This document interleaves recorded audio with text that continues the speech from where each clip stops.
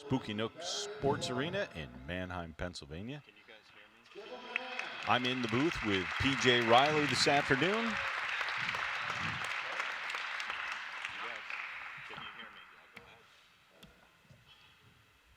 Chuck, can you go? I was going. Where's the announcer? Does he have to go?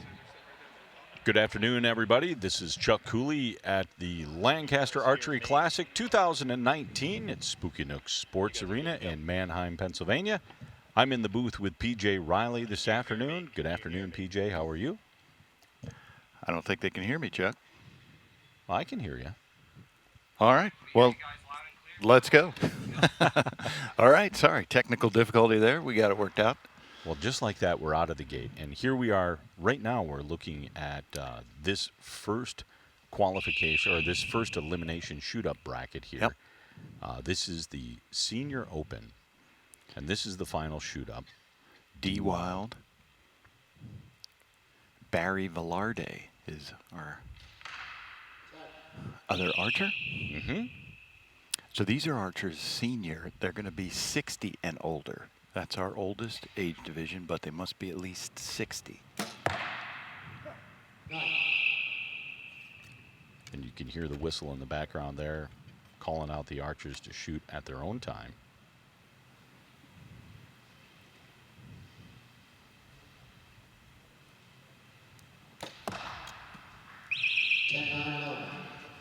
Ten-9 liner there for D. D. Wild is last year's winner of this event.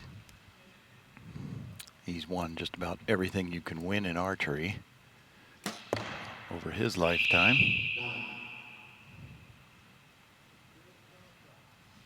And we got here through a process of eliminations. The top 16 archers were the initial cut. You had to be, your qualification score had to be in the top 16. And then they've gone through elimination rounds to get us to this point, which is the shoot-up bracket. And we have the top 4 archers here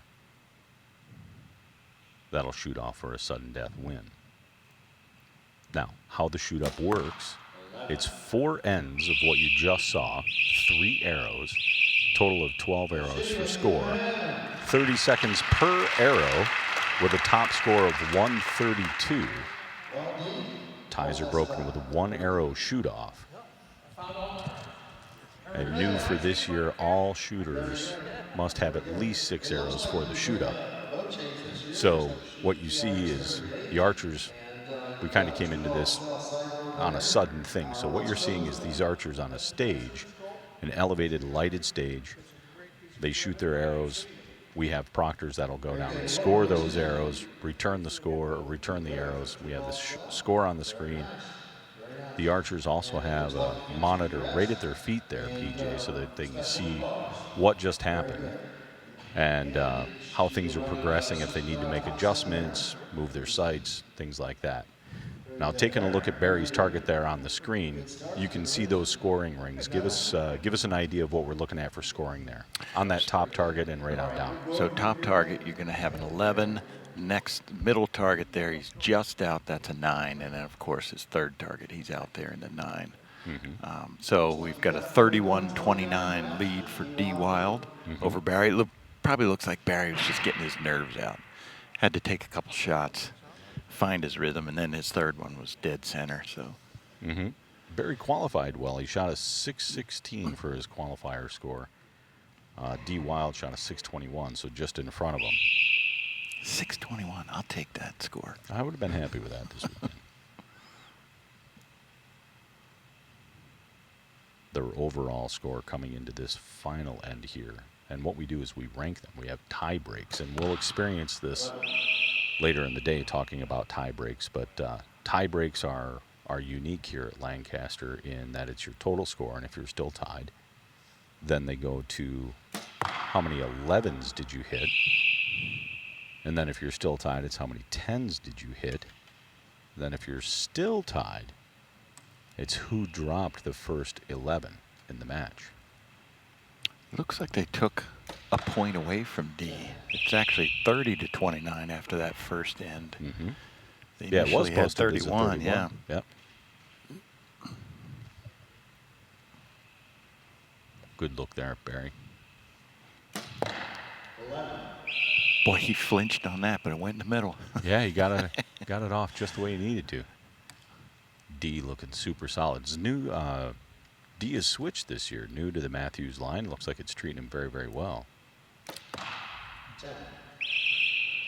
Well, 11, Rio 10, and 10. Logan switched, so I guess D had to go too. It's a family game. If you get one, you get them all. It's a package deal. Guys, we're going to throw to Rob at this end. So what? So Barry let down there, and he's got 12 seconds on the clock. Mhm. Yep. Yeah, Had a keep feeling in that mind one was going these to go guys- bad. Yeah, keep in mind these guys only have 30 seconds to get their shot off. We're going to Rob's mic. All right, you did good to manage your time, let that shot down, and get it reset. Good going. I have to do that quite often. Okay, looks like Barry's running a one of the brand new Hoyt Hyper Edge. Pro. It's an old one. Okay, I'm sorry, a Pro Edge Elite, and you're running dead center bars, an Easton bar on the front, True Ball Excel sight, AA Freak Show rest, and True Ball tension release, Abyss. Oh, it's the thumb model. Excuse me. Okay. Well, nice shooting. What do we have for score here today?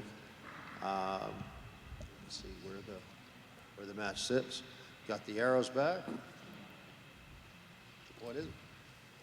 Okay, it looks like we got 61-58 with D Wild leading.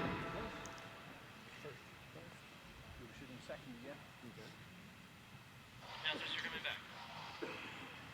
So Rob was able to give us some insight on who's ahead and who's behind in the match, and then we have our director of officials there, who will instruct the archer which one will go first and which one will go second, and then Larry Wise, will give the signal as soon as D is all set and the clock starts. Now again, we were talking about that just a second ago. They only get 30 seconds per arrow, so as soon as this arrow fires, the clock starts. Exactly. And you would think 30 seconds is a lot, but sometimes it's not. Mm-hmm. Sometimes it's an eternity as well.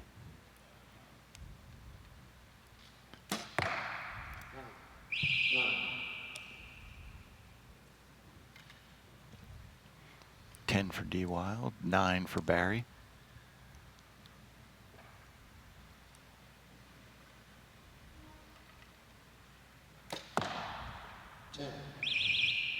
D looks like he's getting into a groove on that second arrow. Yeah, he's keeping them in there. Now with a maximum score of 132. Again, we have 4 ends of 3 arrows. And Barry's going to need to step on the gas if he's going to catch up with D at this point. Yeah. Which You can brings up see D's stabilizer there. It's moving a little bit, his hand shaking a little bit. I mean, hey, these guys are over 60 years old. That's going to happen. But I'd be nervous he can up still there. keep him in the tent. Yeah, not to even mention nerves. Mm-hmm. And so how this ladder shoot, this bracket shoot works, this is a true ladder. So you've got the number 4 seed against the number 3. The winner will advance, shoot against number 2. That winner will advance, shoot against number 1. That's what we love about this tournament, that you can come in here, qualify in last place for the final shoot-up. You can win it. Mm-hmm. Yep. If you can make it to the ladder, you Just can get in. All That's you got to it. do is, the first job is make the cut. Yep, just get in there. And we saw some upsets today in the elimination rounds that are going to Unbelievable upsets today. reverberate throughout the entire sport, which is going to set up some really exciting matches for today and tomorrow coming up later on. No doubt. Great shot of Barry's quiver there. So we're in a new venue this year. Well, the same venue, but a new part of the building. And I love the new dramatic lighting that we've got. We've got the overhead camera. We've got spotlights. We've got replay. Well, there's a youth tournament going on right now in the main range. And last year when we had the finals of the senior and some other divisions on the main range, we couldn't take the house lights down because we needed them for the youth tournament. So Now we're separated, and so in here we can do whatever we want, and the kids are out there. They've got their field set with the lighting as well.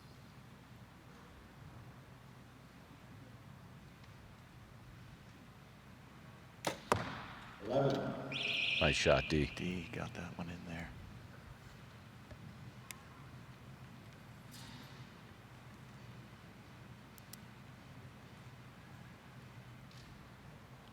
Good look at his bow there.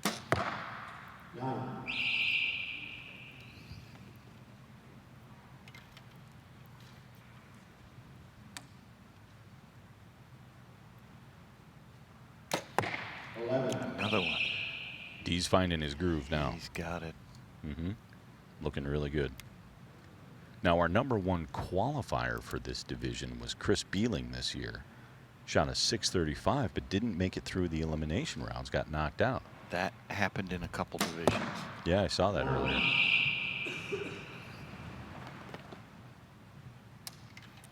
Let's see if D can make the 33 here.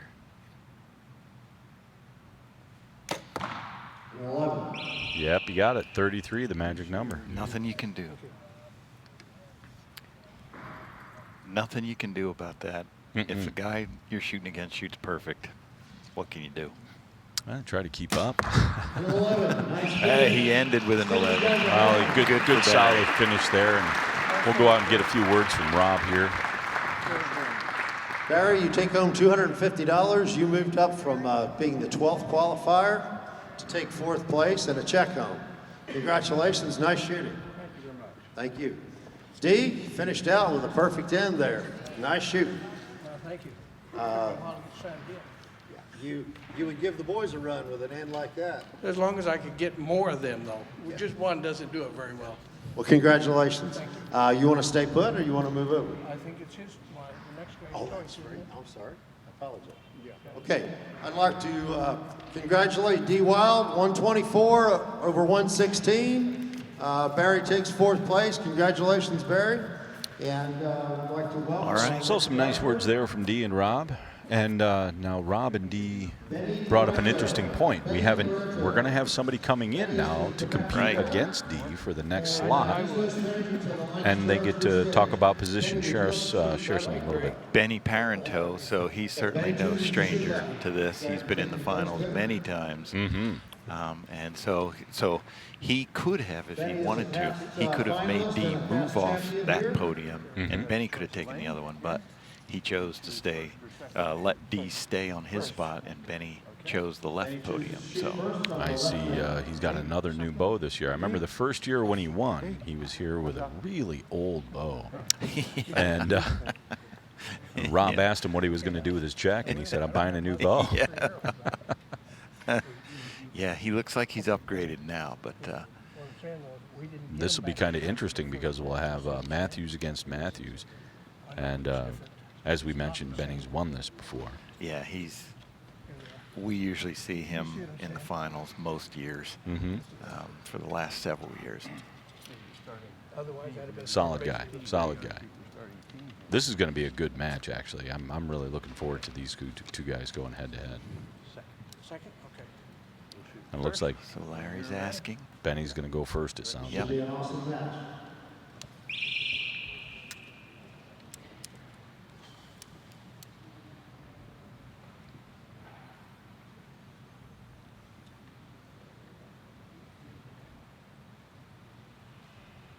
Look how small the dot on the scope is, man. Just a tiny little aiming Little reference. speck there in the middle. Yep, no fiber, no nothing. Center 11. Wow. That's the way to come out. That's a really good start. Let's see if D can keep it going where he was. He does. Oh. 11. Oh yeah. That's That's close. They might change that to a 10, but it's close.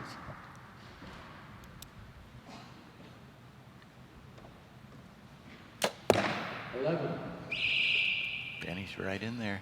He's in a groove. Got a good warm-up session before this, it sounds like. He must have been practicing. That's in there for sure.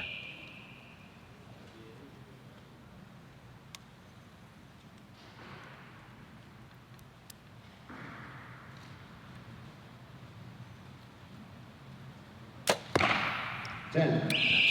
Just out. So So it- 11, yeah. 32 for his opening end. Let's see what D See if D can capitalize here, maybe pick up a point. 11. 11. Nice shooting. That looks Wow. good. So a 33 to open, so he'll Looks have like a 1 point unofficially lead. we've got 32 to And that's 33. really, Great really start, important. gentlemen. Give 'em a Yeah. hand. When you've only got That's- 4 What a ends, show. you know, That's incredible shooting. How are you that's a feeling great up there start for those tonight? guys. D to back it up like that. Pretty So, good. Pretty good. you know, Excellent, excellent. Benny, let's go over your gear. Yeah, I It looks wanna like see you're shooting what, a new Matthews. You're shooting that a top top I Sorry, guess Sorry. they're, yeah, I guess that's an 11. I you're guess shooting they're a not Viper changing. they look scope pretty close, but and a Carter Target these 3 guys are really, plus really good release. at calling those arrows properly. We have 24-12 the East officials End. down range. Yeah, she's look at that. Magnifiers. She's looking at that top Yeah, arrow now. she's got a light out there. She's looking Yeah, at it. I had a I had a feeling that was close. Let's see. She if made the changed call, it. but I haven't seen a score change yet. But No. she did make a call. We'll wait for the official score to come in. We want to thank Dead Center Archery Products for providing the live scoring through archers.com. RCHERZ. They took it away from him. They did. Yep. So 32. So it's tied after this first end. Yep. So if you want to follow along the live scoring at home, other than what you're seeing on your screen, you can go to archers.com and see all the scoring from the entire weekend. You can see Yep. how the brackets went. As you mentioned, Dead Center, yeah, they're our sponsor for that, which is great. And Hoyt is providing the live feed for this Mhm. broadcast. We want to thank them for that. That's a huge benefit for everybody. Benny opens up with a 10 on the second end here.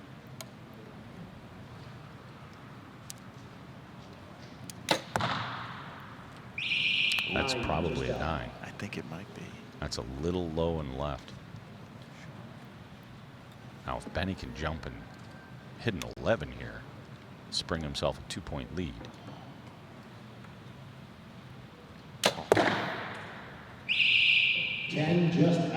He was holding that one a long time. Still had the 10, though, so he's got a 1-point lead now.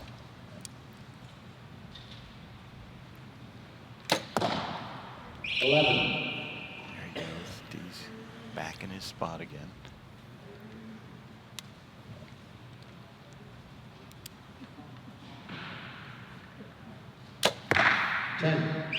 Timing looked better on that one. Yeah, yeah.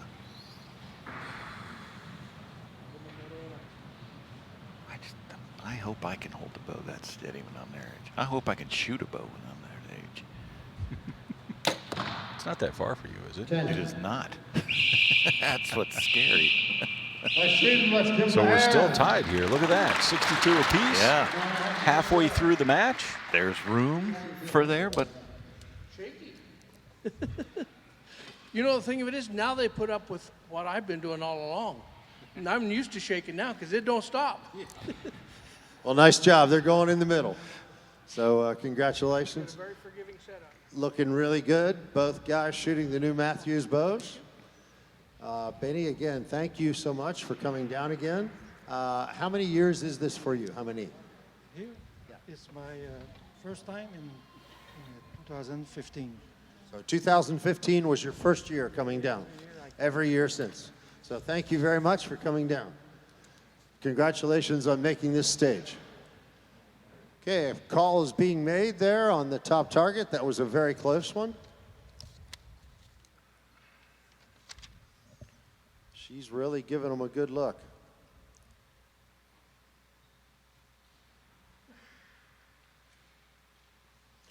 Everybody, let's give You know, it's Susan important Ludwig with a the way that hand. our Sue officials Ludwig. work on this.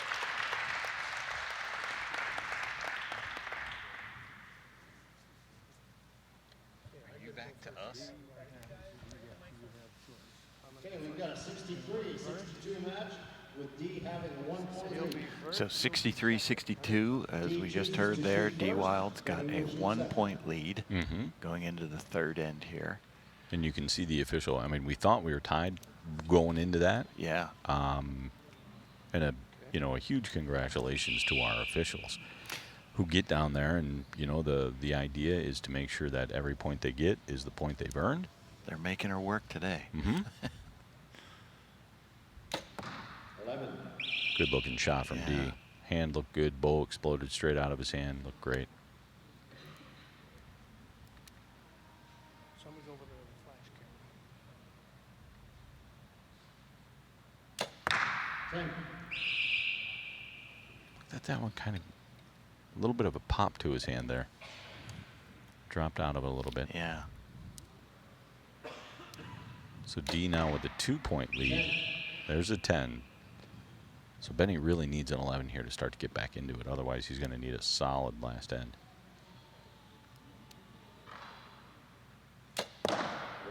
There That you go. was a great shot there. Now, do you think there's an advantage here that D's been up there for a few hours to get Well, so here's the thing. nice shot from D with an 11? It takes me a while to warm up. I'm not at their age yet, but I'm a little bit older, and it does take me a while to get going. And so I'd probably do better the longer I was up there. If my nerves could handle it, let's be honest. Benny pounded those last 2 arrows. Absolutely so. He's back on it there. If I can, I'd like to ask that everyone please check your cameras or your phones. So we'll wait for the official score to So pop yeah, up there there on was. the screen. So I know what happened there. D was worried, concerned about. He said that there was flash photography, but what it was is the photographer's focus light came on. I just saw it, and A show against anyone of any age. You wouldn't want to go up against you guys. And we should all be so fortunate to shoot so well at your level of experience. I have lots of it. I turned pro back in 1986. Very good. There you go. That's an important point, folks. 1986, he turned pro, and he's still learning. Of course, I guess at my age, I forgot a lot too. Okay, let's check on the progress of the match. They're still tight, just 1 point difference. so 95-94. Yes, as we were saying, Rob was concerned about a flash down there, but I see our photographer, Dean Alberga, he has since turned off his focus light, so that's what D saw. And you can't have a flash in here in this. Or No, it not could- with this that would dark be lighting bad. like that, boy. That would stand right out. That would get you good.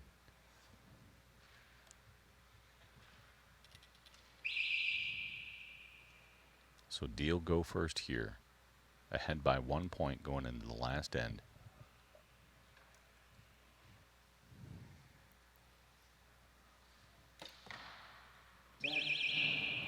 Just low Benny's got a view. door here. He's just got to put a little bit of pressure if he wants to stay in there.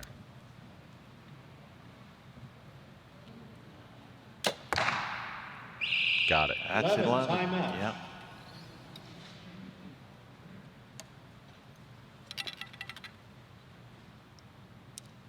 Real tight on his face there. 10, just out. So now he can actually push up by a point.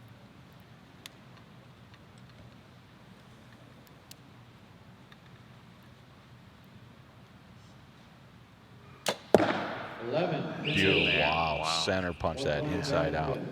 So maybe D is getting a little tired there. We see that blue button there. That's an eliminator button D is using to anchor on his face. 11, shot. Gets to the same point every time. Seemed to work. So 11 to win. 10 to tie.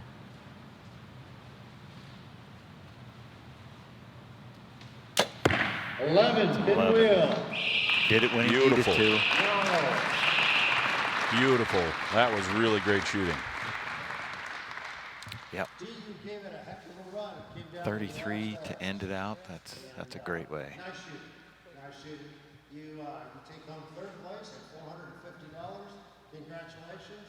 Let's give it up for D. Wild.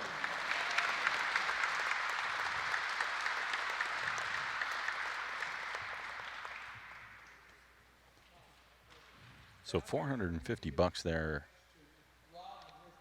I mean, work that they put on for this tournament. The boys and I, and we've told Rod, have been here every year since it started. Larry and the rest of them have put out a lot of efforts, and without it, I mean, it's what helps our sport grow, and thank you. We, from the bottom of our heart, thank you, D. We appreciate it. Benny Parento. Yeah, go ahead and step down. The next person will choose, but congratulations. That was a very tough match, and you shot a perfect 33 to be able to pull it off. Feeling good? I'm very happy. I guess so. Congratulations. Okay, next we have Glenn Talley. Talley, come on up.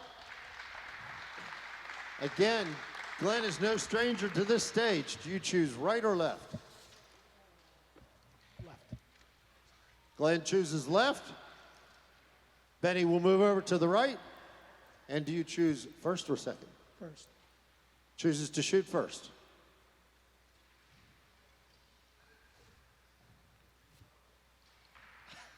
Larry's asking if he needs help up.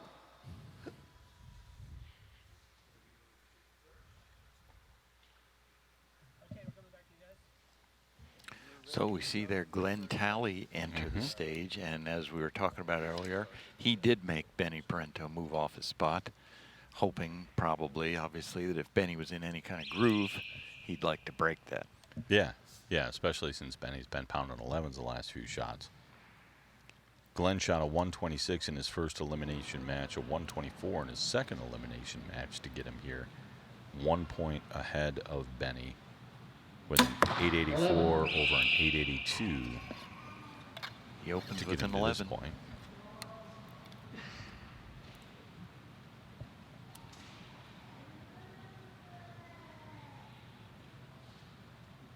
Long hold for Benny. 10. Strategy worked.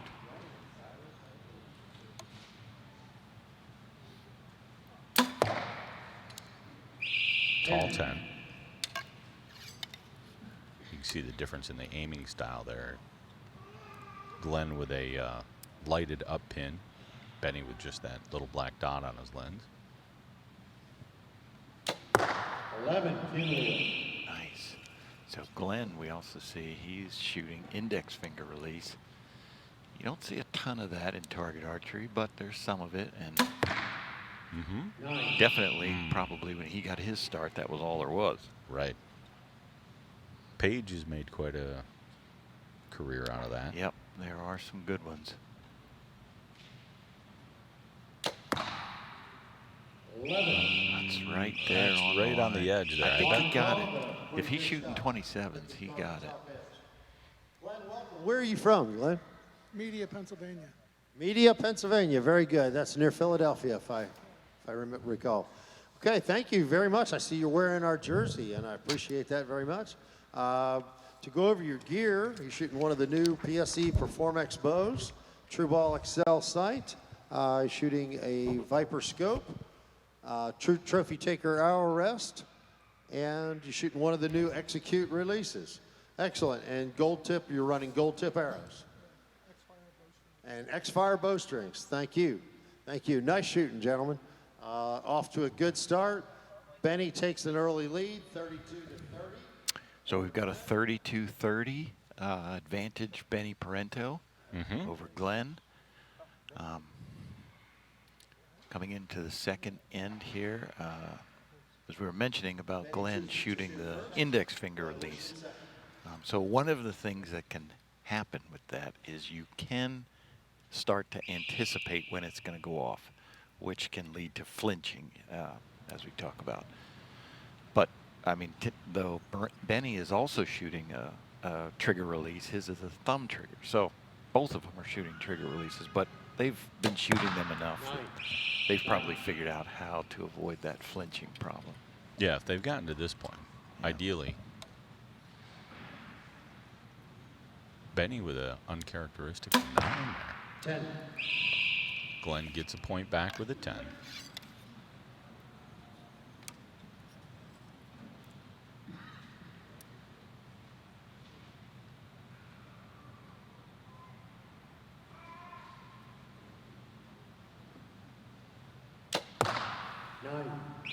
2 in a row. A big breath there. You see that big Yeah. sigh there? Something probably got in his head there a little bit. Glenn's taking advantage, but he's certainly. But not taking every No. advantage. I mean, he definitely needs the 11s. He's getting 10s, so he's picking up a point Yeah. every time. We're looking at the difference here between $1,250 and $700. Oh, 3 nines. 3 nines. And they're all to the right. I don't know if that's a push of his arm or. Getting a little bit weak in his shot, Got the possibly. 11, yeah. Glenn got the 11 on his last arrow, so a really big swing here on this end, going into the halfway point. Yeah, that's a 4-point swing, and 4-point swing, and you now lead by 2. Nice shoot. How you feeling up there right now? There's a good shot of Benny there. let's check this out. Oh, look at him. Yep. Yeah, you can see the look on his He face. knew it. Yeah. He knew it right away. You know, it gets in your head. I've been there where you don't want to shoot it, and I'm and there you do. every time I shoot it. That happens. and you do, and you know what the result is, and gosh, you hate to see a guy go through that. So I'm hoping he can just shed this off and pick up a really solid end here. Now, if he lays down a 33, he's potential to be right back in it. Yeah. Yeah, because as we noted, Glenn's not killing it. He's catching doing 11 every now and then. He's doing okay, but he's not There's- really hammering it. I think that's a 9. I think Rob that's- called that a 10, but I think That's a that's 10-9 liner. I think it's a little high. Yeah. They're going to change that score. Look at that. There we go. There's a 2-point swing. He's cut halfway into his lead there. Ooh, Got it. I think he got away with one there. It didn't Yep. look like he was fully anchored. Mm-mm. Kind of came in close to his face, and see if Benny can settle down and drop another one in here and really seal that. That's dead center, yeah. Wow.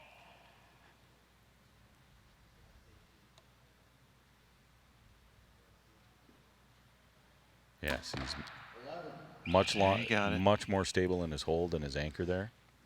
Just that extra second or two. Now Benny really needs an 11 here. Yeah. 33 would go a long ways. But now Oh, that's a 9. Just couldn't get it. that's going to set him back a little bit. Well, he still cut into it a couple of points. I think that it shows 92-90, but I think they're going to take one away from Glenn there. Mm-hmm. She's looking at that top arrow. Okay, we've got some close line calls there. She's got the magnifier. Yeah. That might be closer than I thought. Now she's giving it that honest Yeah. second look. She's got the light on there to get to eliminate that shadow and see if she can see any yellow. Yeah, boy, with the shadow, it just looks high. Get it good, guys. Keep it going. Nice shooting. Put on a heck of a shot. Good look at Benny's target there. Centered those first two and then lost that. One That just last got away arrow. from him, yeah. So I got a hunch that we're going to be down to about a 1-point lead here. Let's see if that score changes.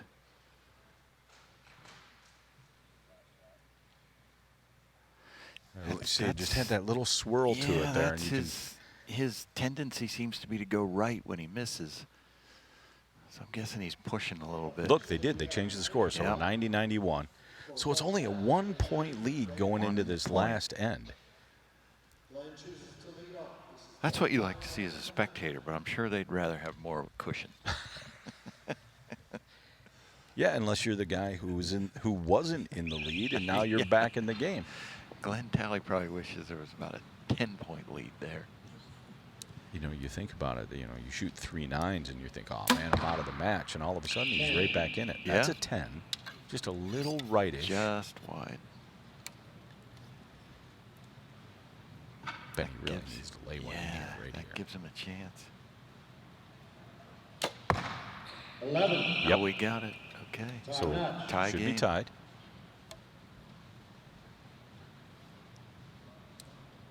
This is where the nerves will get you. 10. Tall 10. take the lead here. This is his target. He's been center punching. That second shot seems to be pretty solid. Oh, that's a little. No. Oh, he got it. He got it. I think, looking at the bottom of the shaft, if he's shooting 27s, I think he's got to Yep. be in the 11 there. Easy. 11, pinwheel, nice shot. Ooh. All right. Here's the pressure. This is the tournament right here.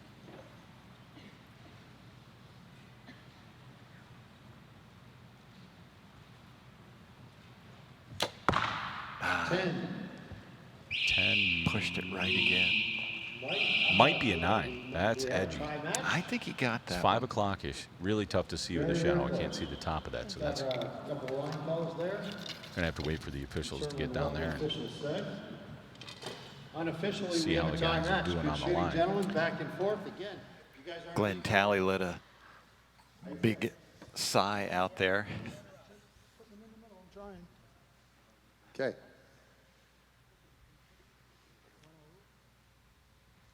We'll wait for the official call. There's some close lines.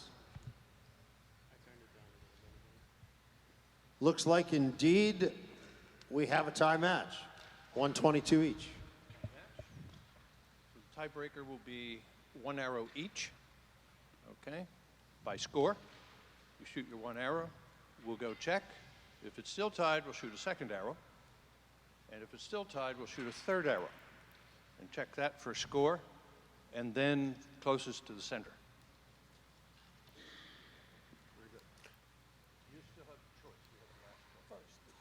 Glenn, shoot first. it's important to understand that shoot-off procedure. Yeah, now on that one, it sounded like Larry said 3 arrows and then closest to center, which Well, it's- hasn't been how we've been doing it. No, it's the first arrow for score. If you're still tied, you go to the second arrow. Right. But it sounded like he said third for score and then closest to center. I think he means just with that one arrow. I That's the would way think we've been so. doing it all morning. Yeah. There's an 11. Oof. That puts the pressure on Benny. But he just had a good end, so if Yep. he just capitalize on that. Just needs an 11 to move to the next shot. Nope. Tall 9. Didn't get it. That'll go to Glenn. Hey, let's give these guys a hand. That was a heck of a battle.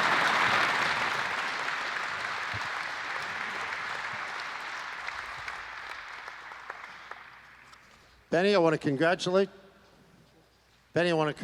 you $750 for your day's work. You made it a very exciting match. Good shooting. Glenn, you're our champion, Senior Open champion.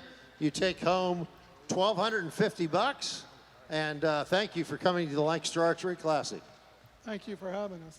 This is my 10th year, and I want to thank you and Carl and your whole crew for putting this shoot on. Well, thank you so much. Let's give Glenn Talley a hand, and Benny Parento.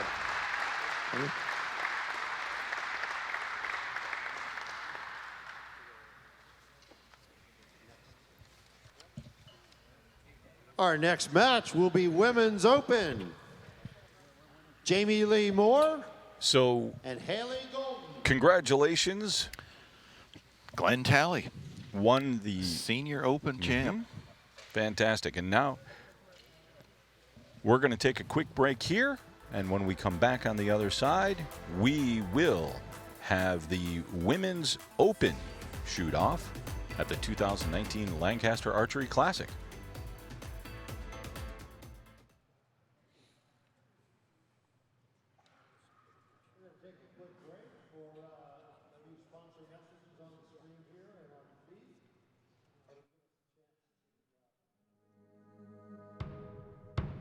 I'm 1,000 miles from nowhere, and time don't matter to me, 'cause I'm 1,000 miles from nowhere. Keep missing you. Who's been kissing you since you went away?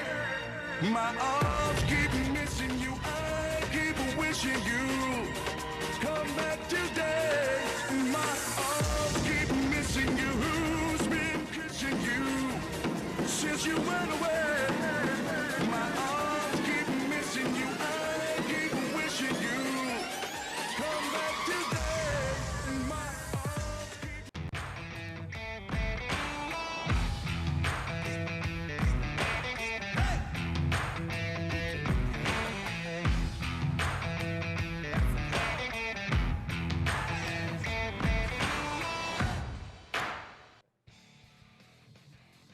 newest innovation in archery is here, Sweet Spot. Sweet Spot incorporates proven strain gauge technology into a complete package that allows you to see how much pressure you put into every shot. And Sweet Spot's lighting system tells you in real time if the shot is too weak, too strong, or is in your sweet spot. Get Sweet Spot Go No Go or the Enhanced Pro with live shot viewing at LancasterArchery.com today. Sweet Spot, because it's no fun to miss.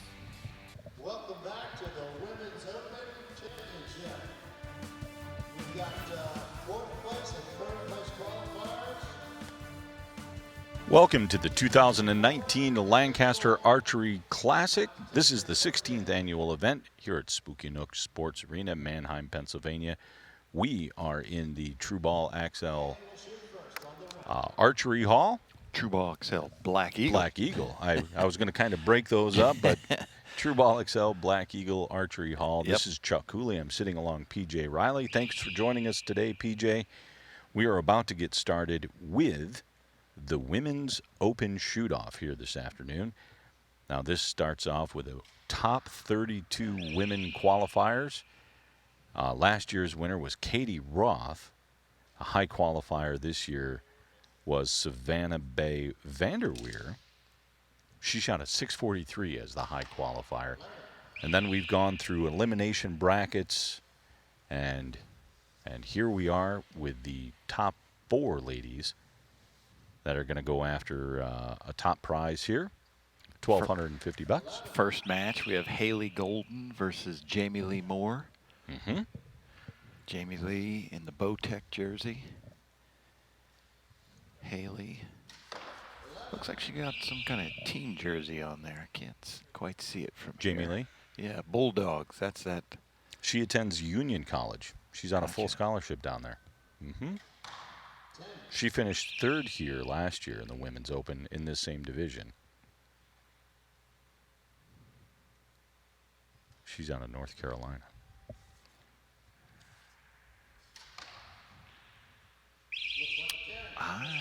That's a close one. You know, that's edgy. That could be a 33 really easily. I mean, it's edgy, but it's really close. Well, you know what? It looks like she may not be shooting 27. I think she's shooting 23s. They're Yeah. pretty small. Yeah, that was a really great shot. Really great target.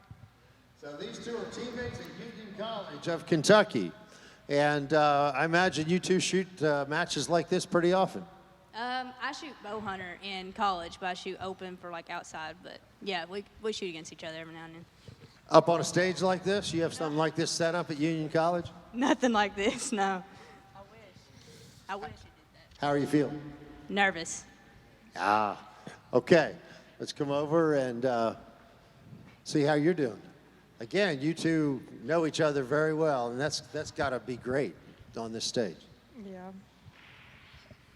How are you feeling up there today? good. Okay, great. I'll take just a moment to go over your gear here. It looks like a brand new Bowtech Fanatic 3.0 CBE sight and Shrewd scope, along with a Hampski rest. And what release are you running? True Ball release, HT. Very good, and it looks like gold tip arrows. Okay, we've got our arrow. All right, so Jamie Lee Moore has a 1-point lead here. Going into the second end, 32-31. That's great shooting for both of them. And as Rob was pointing out, they shoot against each other quite a bit there in school and competition. And it seems like Jamie Lee Moore might be nervous up there. She didn't want to talk too much to Rob. Not a woman of many words at this point. She just wants to get it done. And it's fantastic to see these ladies up here shooting. Of course, there's a huge prize purse here this weekend, $300,000 we have on the line overall for all the different events that we're shooting. And again, these ladies here, top prize on the line is $1,250 for first, $700 for second. Now that was Jamie Lee, ooh, yeah, big well, 9. Haley shot a 9, and then Jamie Lee followed right up with a 9. So there's an opportunity there. Looking at hand. Yep, rolling into it there just a little bit. That's a 10 for sure. Jamie Lee up here.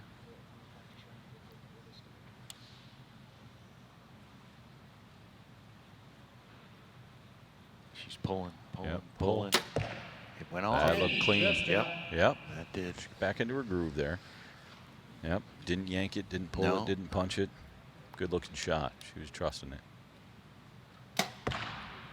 It's like a 10, just I think that's just out. Yeah. She looked good on that shot, though. Yeah. I don't think it landed as good as she wanted it to, but man, she looked clean. and an 11. Yep. Got it in. Really good.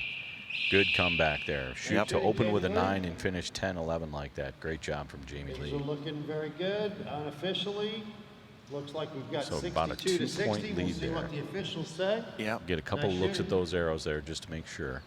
Haley, let's Judge go is over taking your a look at gear. one of them. Looks like you've Oh, got she called it brand pretty new quick. Elite Option 6 in bright yellow. CBE sight Getting and it. scope, right? Want to make sure she gets those calls right. This is a big title to have in your belt if you're, working your way through the archery world, and you're in the Women's Open. If you can take home the Women's Open title at the Classic, that's a good win to have. I was talking to some archers earlier today on the line, and, I asked them, I was like, look, aside from something like Vegas, what would you rather win, like indoor nationals or maybe the Iowa Pro-Am or something like that? And they were like, no, absolutely Lancaster is it. It's grown to that kind of event where there's just, there's a special feel about winning this particular event. Well, these it's a tough series. these videos will live on YouTube, so these people become, recognizable. Absolutely. If you're up here in one of our videos that will live on in YouTube forever, Internet you famous. become, yeah, that's right.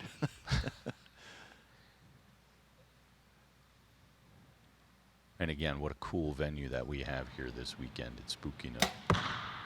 9. Oh, Wide 9. yep. Stay with her shot. Thanks again to Dead Center Archery Products for the live scoring through Archers, and this live video feed brought to you by Hoyt Archery. 11. She Nice, solid held that shot. one rock steady. I was going to be surprised if that wasn't an 11. If you watch her rotation there, she's more of a rotation archer than Jamie Lee is. She's just putting full back tension into it to get that release to go off. Yeah. Steady. Looks good. 11, I think it That's just right there. That's I think between if the she's- two. If she's shooting a smaller arrow, that's close. Yeah, That if one's she'd gonna had be close. 27, she'd have got it. Yeah, for sure. But sometimes it's hard to get those bigger arrows to spot. Yeah, she's You know? probably not pulling a ton of weight. Her Haley draw length is finished probably strong. a little short. Yeah, could be. 11, nice shooting. No question about that one. Nope. Give these ladies a Yep, hand. she's right in there. So going into this last end, She's got a healthy lead. pretty good lead. Would take a major mistake. She's going to look at that, though, see if that's a 10 or 11. Yep, she's got the light out and the magnifier. Get right in there. Yep, she called it.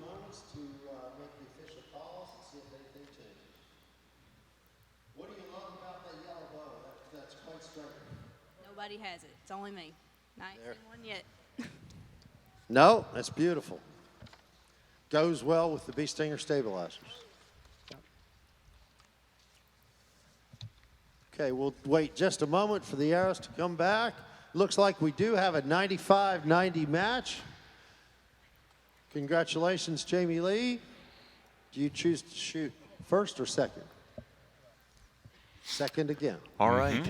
So last end here, Chuck. 95-90 lead for Jamie Lee. That's a pretty comfortable lead. She's just going to want to make sure, she doesn't do anything drastic. Yeah, ideally you put it on cruise control, but you do it. You can't become a spectator, though. No. You still have to be active in the shot. You still have a job to do. You can't get complacent. You still have to shoot the bow. Haley a little more meanwhile, pressure because she, yep. You want to avoid the trap of trying too hard. There's that balance. Exactly. Don't try too hard, don't try too little. But look at the end of her stabilizer. She is steady. 11. I was going to say, Dang. it's Yeah. right in there. She's dialed in, that's for sure. This is going to give her a lot of confidence going into the next match. 10, just out. And presumably, whoever's coming up behind her is paying attention to this. Yeah. Yep, there's the click. Just a little pull. Keep pulling. Oop, see that one? I think she was struggling, probably collapsing just a little bit. A little and bit it of wasn't going hesitancy off. there, yeah. 9. Ah, yeah. Wide 9. She just rolled through that. Yeah. You can see the frustration a little bit. Yeah, that's a shame. Hey, Well, nobody likes to lose. she shot You don't well come there. here to lose. Yep. And an 11. There you go. Yeah, back in the groove on that last arrow. We'll go out and we'll get a couple of words here from Rob. Now that we've concluded this match, Jamie Lee will move on. In fourth place, $250. Congratulations. Nice shooting. And if you step on down, congratulations, Jamie Lee Moore. You get to stay up here and keep shooting. That was some incredible shooting there. You drill in the middle. You staying nice and relaxed? Kind of. Correct.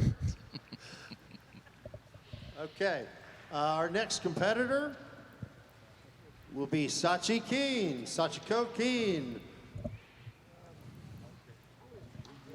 And Sachi's coming on down. Let's give Sachi a hand.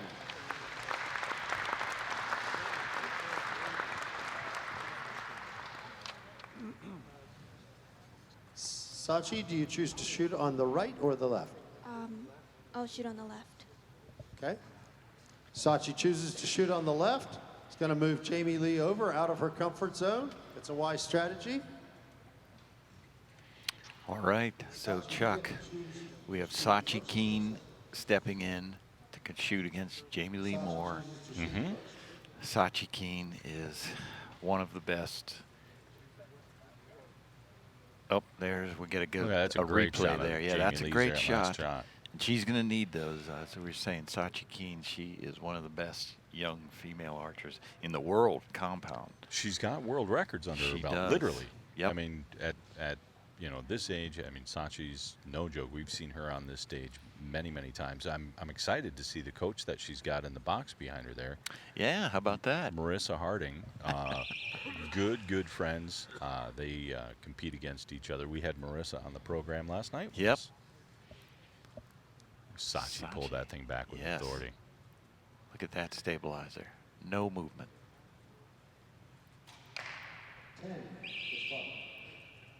It looked like a great shot. Yeah, just a little low. Might have dropped out at the end. But we'll see how Jamie Lee, if she can stay dialed in. 11 just off. Still there. Edgy 11, but I Yeah, think it's there for I sure. think she got it. Yeah.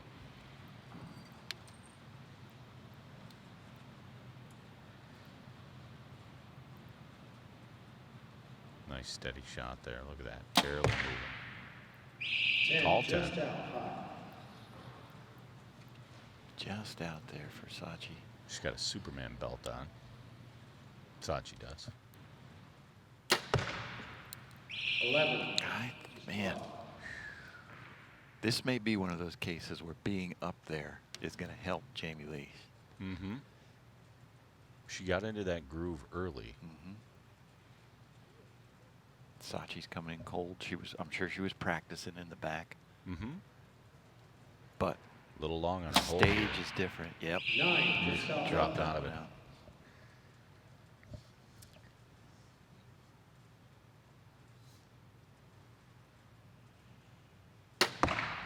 10.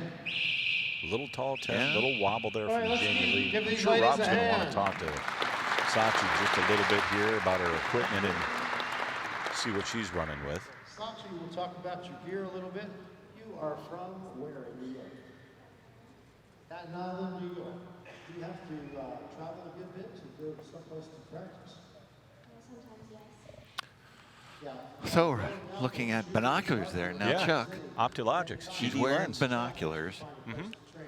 but she's not going to use binoculars out here. Yeah, but it's a comfort thing. Yeah, that's. You know this. You've shot enough indoor that even when there's a look at Sachi. See that little wobble there just Yep. before it broke. Yep. So she's got a chance though. She can dial this right back in. She's not out of the match after the first. No. 10. She's only down by 3 points. It's Yep. not that bad. Anything can happen. But as we were saying, The yeah, binocular she- thing, and like even when I practice at the house, sometimes I'll put on a quiver. Sure. There's no reason for me to have a quiver on. I'm in my own garage, you know. But it's a comfort thing. I think you're used to the balance. You're used to the feel on your hip, right? Yeah. You do that. She can just look at the screen below her to see where her arrows went. She probably can see that better than her binoculars. So. Oh, I'm sure. We have these monitors right at their feet. You can see them in the shot there, those little monitors right down on the floor in front of the archer so that they can glance down and see what they got for a shot or where their arrow landed if they want to make any adjustments or anything like that. And again, that's, we're on a 30-second clock, so we don't want to waste time with, glass and arrows downrange. No. So Sachi needs to dial this end here. She needs to kind of put a little pressure back on Jamie Lee.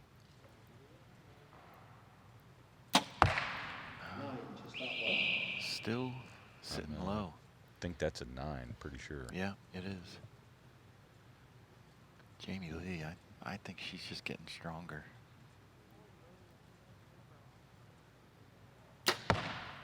Dead center. Man.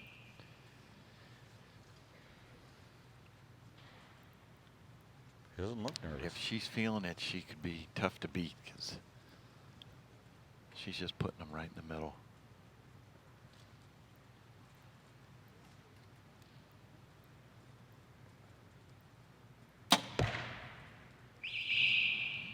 I think that's just out. I think she's in the 10, but Yeah. I think because she runs a smaller arrow, she runs the PS23. I think she's just out. I think she's going to be just out of the X.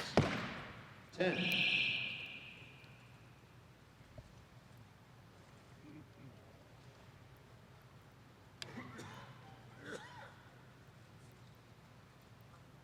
Man, it's so quiet here. It is. 11. Nice There shot. she She goes. Look at her. She breathed heavy on that. She was probably saying, finally.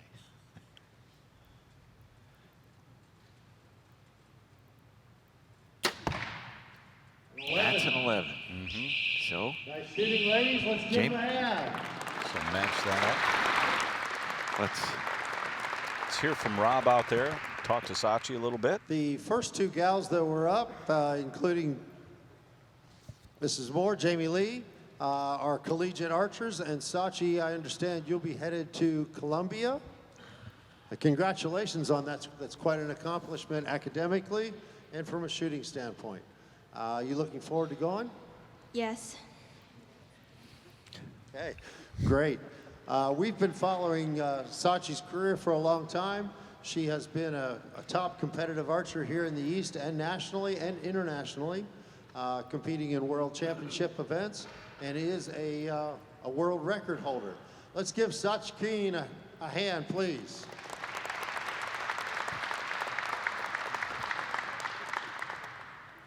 Okay, we've got 64-59 match at halfway. Jamie Lee will have the choice of shooting first or second. So we've got a 64-59 lead for Jamie Lee Moore. 2 ends to go. That's a nice lead, 5 points, but 2 ends. That can get gobbled up pretty quick. So Jamie It Lee's could. going to We- just need to stay in the zone and keep it going. We saw it in another match, 5-point lead, and brought it back to a tie. Wound up going to a shoot-off. So Sachi's not out of it. She's got a road to travel, but 11. that looked like a much more comfortable shot for her. A little less wobble, a lot better follow-through.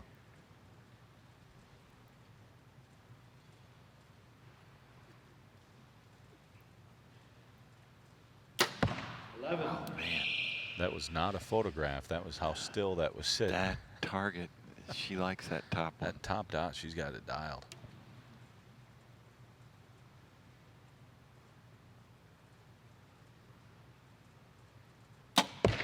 11. All right, we got a match now. Mm-hmm.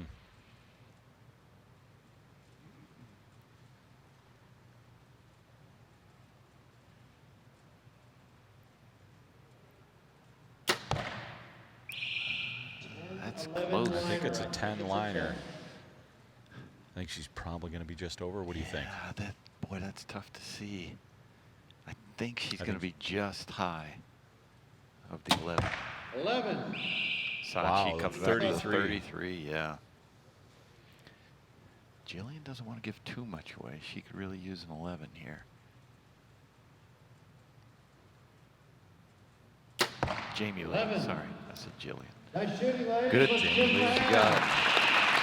So it's either a 32 or a 33. At worst, she gave back one. Yeah, so it's a 4 or 5 point lead going into this final end. Thank Chronotier Timing of France. They have supplied our Chronotier timers for the last several years for the. So we're getting a look here. Yep, it looks like they scored 4 that points, one. Yep, 4-point lead. There, the judge just looked at it. Oh, she's getting the magnifier out now.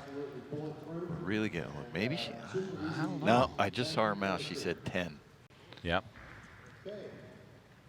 Looks as though Sachi has been able to pick up 1 point.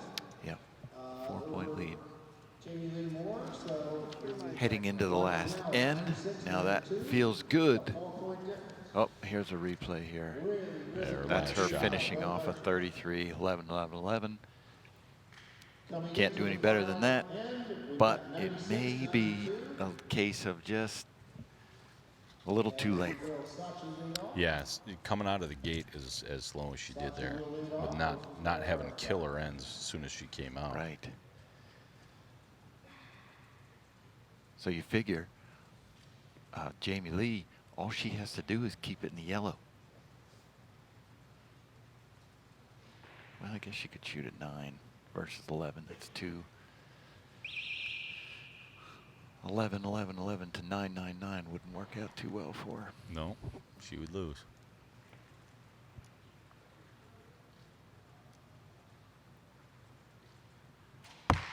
Well, Sachi's doing what she needs to do here. I mean, it's 100%. She is. She's got to hit. She's got to working hit those 11s. lines. Yep. Now this is Jamie Lee's favorite target. Let's see what she can do. That's right in there. She hasn't missed that hole. That's 4 arrows there in the same hole. Good look at the arrow there, that PS23. 11. There it is. Jamie Lee just needs to keep up.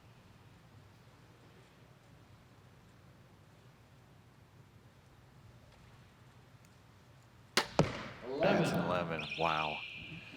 All right. So now, no matter what, Shy of a miss. Jamie Lee hits the yellow. She wins. Doesn't matter what Sachi does.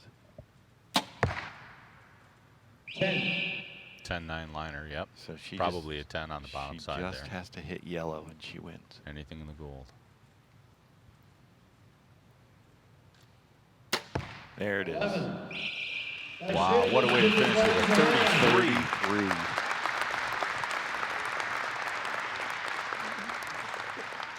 Sachi, congratulations. That was a really tough match. Excellent shooting by both of you. You take home 3rd place and $450. So congratulations and welcome to the stage on the Lancaster Archery Classic. Thank you very much. Okay, let's give Sachi Keen a hand. Sachi Keen from New York.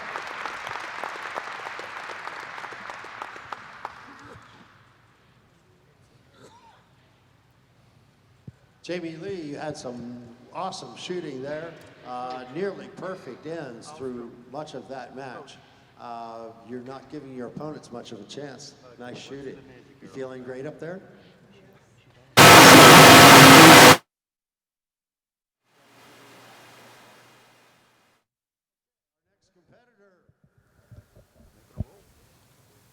Savannah Vanderweer. Savannah Vanderweer. That was a great look at Jamie Our- Lee's our last favorite shot there. Texan. And now we have So I probably would have been a little more excited than Jamie Lee was, but she's probably And like, nope, assisting this, Savannah that's is her just, dad. I'm not there Let's give yet. Savannah So She's trying to stay in her groove, you know. She's trying to maintain her focus here. So this is Savannah Vanderweer. Savannah chooses the left stage And so Savannah, and chooses to she was shoot actually the first. high qualifier for in the round. You know, our first qualification round, our first 660 score. She laid down a 643 as a high qualifier. 643. Wow. Yeah. And then pushed her way through the eliminations. She shot a 131. Out of a possible 132, she shot a 131 in the first elimination round. Just slated. Followed that up with a 128 and then a 130 for her third elimination round. And that got her to this point with a grand total of 1032, 73.11. She was the #1 shooter coming into this morning, or this afternoon now. And so with her shooting that well and what we've seen from Jamie Lee, I think this is going to be a solid match because both of these ladies can shoot very, very, very well. Now you see her setup there. She has V-bar. She's running 2 lower stabilizers coming back. Some archers like that just for a better balance. See that a lot in the 3D world. Yep. Not so much in the target world because it fills up the box too much. Ooh. She got it. Looked Arrow like it for arrow. surprised her, but it got in there. Boy, that first one from Jamie Lee looked good, right? She's got that Jeff Hopkins hand where she turns it sideways. Yeah. Just a little low left. She just missed that X.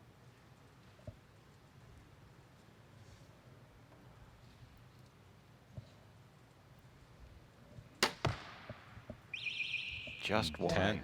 Jamie Lee. Tie match.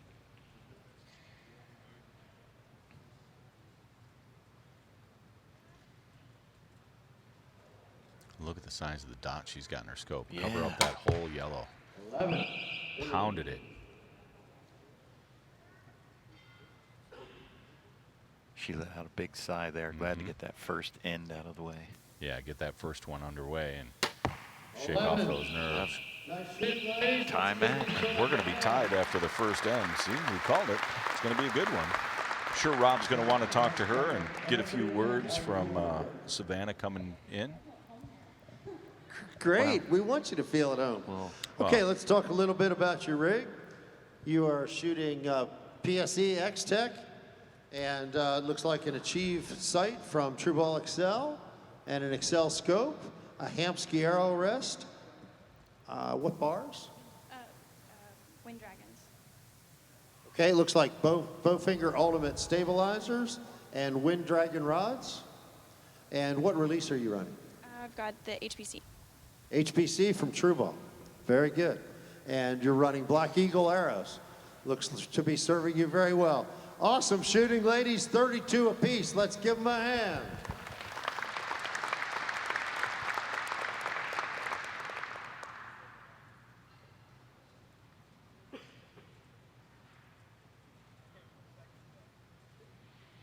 And so now we get into the second end here. Larry gets the instructions. Who's going to go first? Who's going to go second? 32-32. They're not given much, that's for sure. Man, that's a solid start. That's a pro start right there.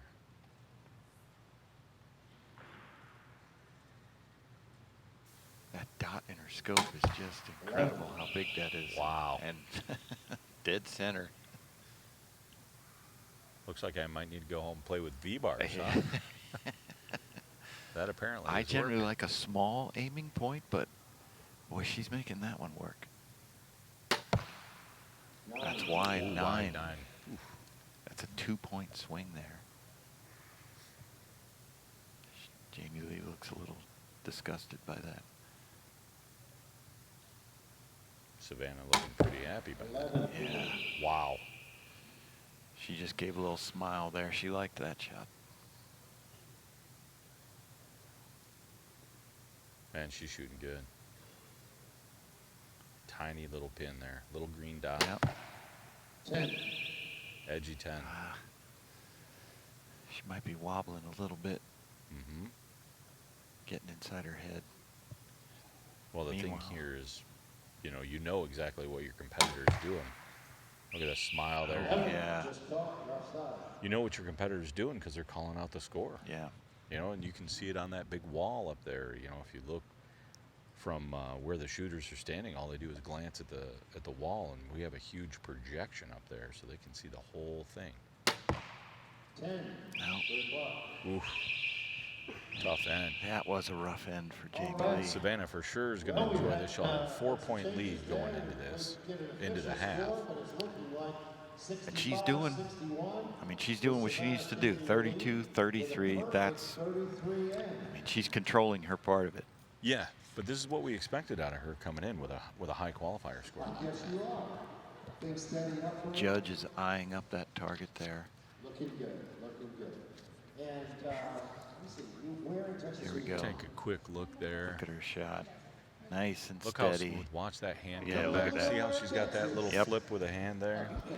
She gives a smile, likes that arrow. The World Championships, Youth World Championships in Argentina.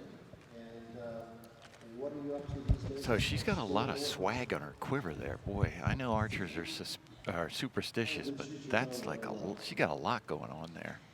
I'm trying to figure out a release pouch. Is that a teddy bear or a koala? I think, yeah.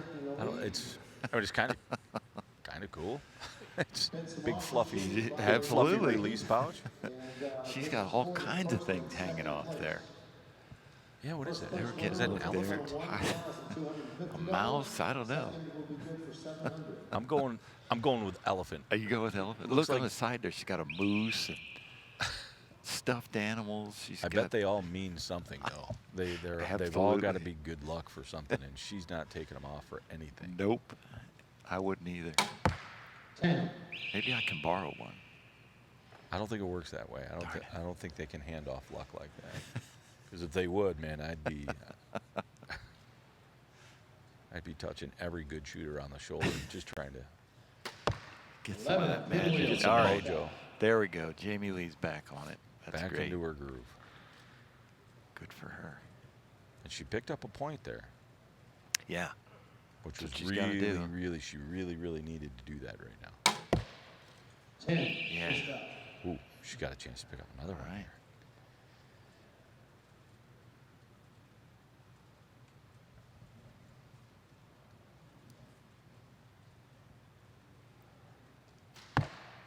A little high.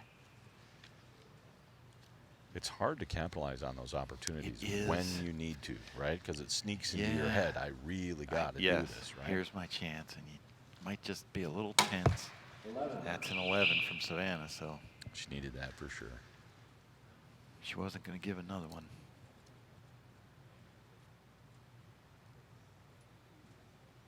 But she did trim it by 1 point.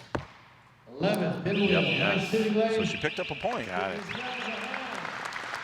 So now down to 3 going into this last end. Last end, 96-93. Definitely needed that. Yeah. We're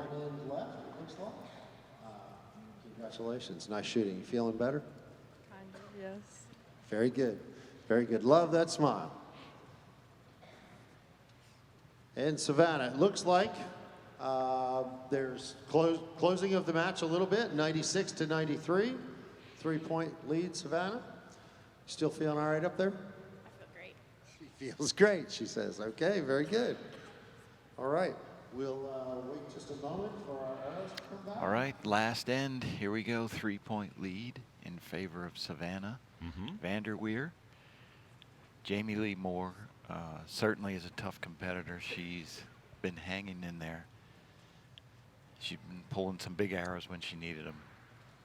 So wouldn't expect her to just give up right now. Oh, absolutely not. She's going to make Savannah earn it. Yeah. Well, we know both of these girls can shoot 32s and 33s all day long. So there's no lifting of the throttle here. A 3-point lead, I don't think means much when you're at this level. Right. It's too easy to slip back and lose those points. You shoot a 9 versus 11. That's That's a 2-point swing with one 2-point arrow. swing, yeah. Savannah's locked in there. 11. That looked good. You could see it on her Perfect. face and her hand. Yep. The way the bow tipped forward, it looked Follow really good. through, everything. Mm-hmm. That follow see through what is really Jamie Lee- important.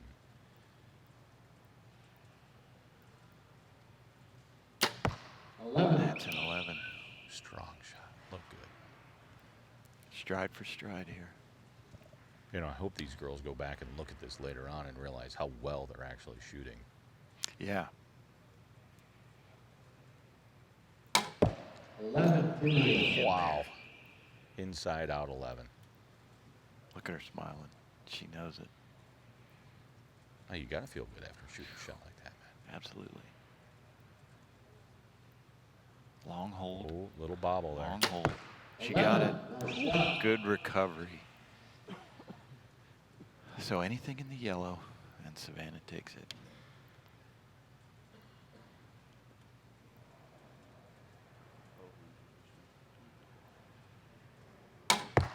There it is. Wow, 33 to close it out. Big smile and a big breath. I'd like to see Jamie Look at her Lee over there. shoot She's an doing 11. everything she can not to cheer. I'd like to shoot an 11 here. I'd like to see her get it. Finish strong. Yep. 11. Nice. What a great She finish. got it. Solid, solid shooting. That was fantastic. Congratulations to Savannah Bay Vanderweer. That's the way you want to see it win. Great match. Wow. Congratulations and nice shooting. Are you enjoying yourself at the Lancaster Archery Classic? Yes. Very good. Step on down. And Savannah, you came in and just took all the oxygen out of the room. Congratulations. You looked relaxed. You looked like you were having fun. What's it like being up here on Lancaster Archery Stage? Feels amazing. It feels great. Yeah, like I said, I feel at home here. This is, anytime I'm on the line, I'm home. And so, yeah, it's cool to be here, so. Well, very good. I hope you come back. We've had a great time having you. You've won $1,250 as our Women's Open champion. Congratulations. Give Savannah a hand. Nice hug from Dad.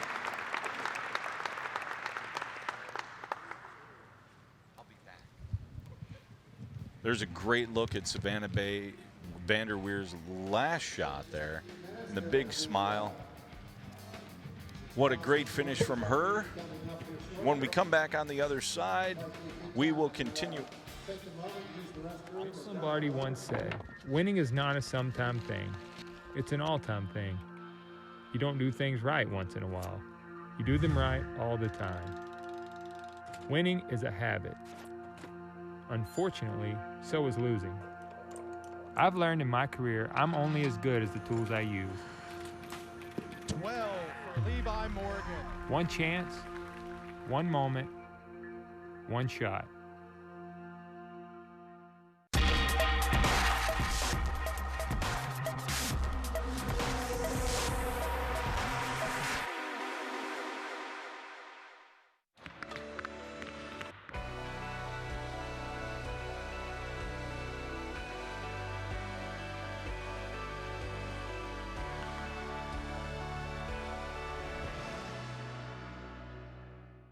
We don't build these bows to be different. We build them to be better. We're the outsiders, the mavericks, the fearless. We forge our own path. We're not chasing anyone, but we know what they're running from. It's an obsession, and the obsessed never rest.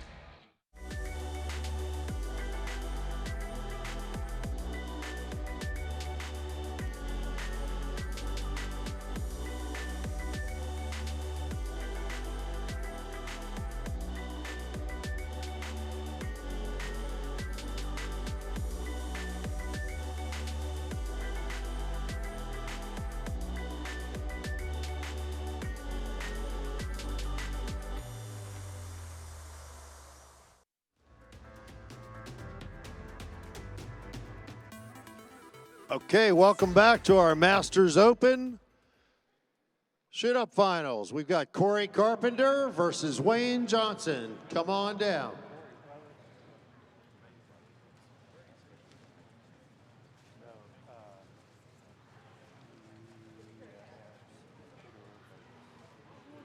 Wayne came in the qualifications at 13th, and Corey came in at 6th.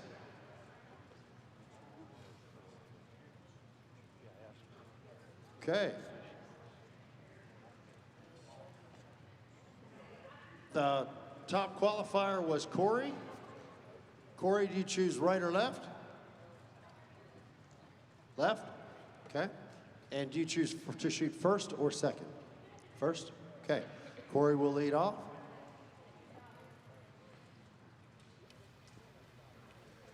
Good afternoon and welcome back to the 2019 Lancaster Archery Classic, the 16th annual event here at the Spooky Nook Sports Complex in Manheim, Pennsylvania. This is Chuck Cooley, and this match is the Masters Open shoot-up ladder. Masters Open is the top 32 archers was narrowed down through a series of eliminations to the top 4, and this is what we're going to watch here is the top 4 archers shooting off for the final win. The high qualifier was Danny Minnick with a 646. Last year's winner of this division was Wayne Johnson in 2018. We're at the Archery Hall, sponsored by True Ball and Excel and Black Eagle Arrows. We want to thank Hoyt Archery for sponsoring this live stream, and also Dead Center Archery Products for providing our live scoring through archers.com.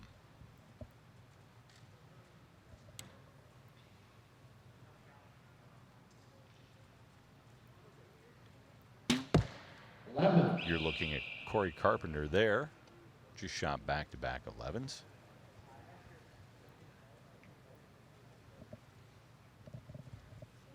This is Wayne Johnson.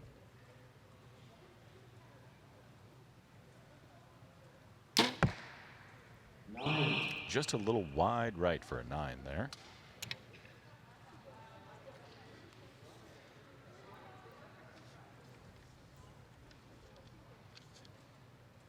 Back to the third shot here for Corey.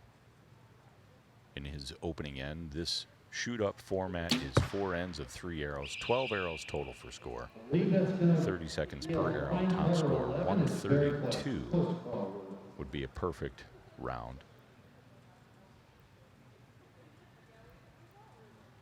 Great look at his arrow there, the Lancaster Archery wrap.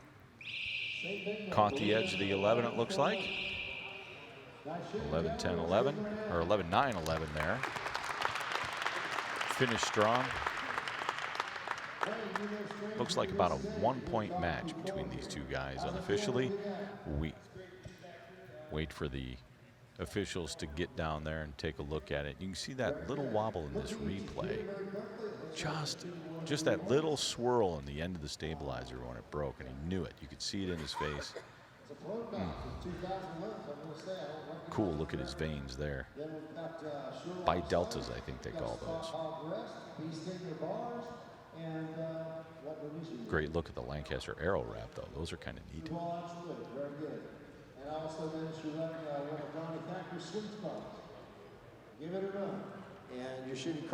So these guys are through their first end of scoring, 4 ends total. A 1-point lead going to Corey Carpenter. This is your first time to the stage here? How's it feeling to be up there? You're shooting well. It's a little different. And what you see there on the floor is Rob Kaufhold interviewing the archers as they're on that elevated platform. This darkened shooting hall that we have, very dramatic, lots of pressure. Of course, you got Rob talking to you and asking you questions, kind of helping you along, either settle your nerves or elevate your nerves just a little. Great look at our venue there. It's a little bit of a change from last year. We moved to a different part of the building where we can control the lighting and the sound quite a bit better. And these guys are just getting underway now for their second end. great overhead shot there. You can take a look at their alignment, see how the archer is set up for the target.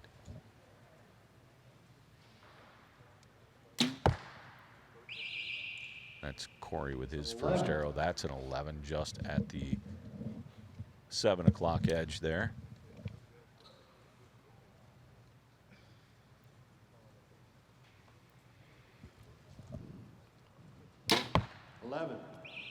All right, Chuck. I'm back to see Wayne Johnson against Corey Carpenter.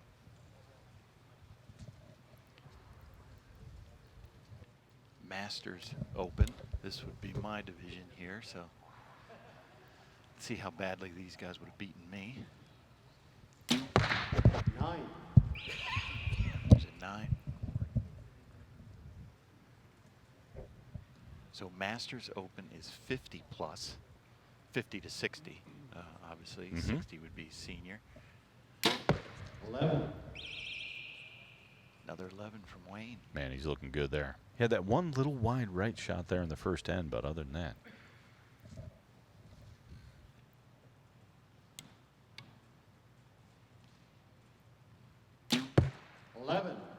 Corey with a long hold there, but he got it in. Wayne's really taking his time on this last one. He's using all of that clock. He's got 30 seconds.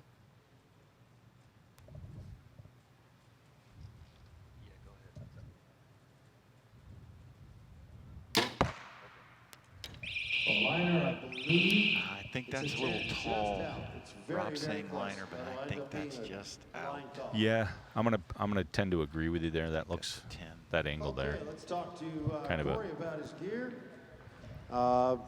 Looks like we've got one of the new Hoyt Prevails. Got a new True Ball Excel sight, a CR scope. We've got an AE Pro Blade rest, and AE bars. And what release are you running, Corey? Fulcrum Flex. True Ball Fulcrum Flex. And it looks like you're running Easton 27 arrows. Okay, very good. Very good. You guys are looking really good, really smooth up here.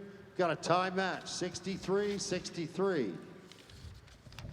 Scores of 32-31 each end. In the box for Corey, we've got a good friend of ours, Christy Collin. Christy is one of the all-time best open female compound shooters in the world. She's traveled extensively all over the world. How's it feel to be back here helping out? It's exciting. I have a local friend that I'm supporting. Excellent. I want to give Christy a shout out. She spent 3 hours with us the other morning helping to dial in this lighting. Let's all give Christy Collin a hand for giving us a hand.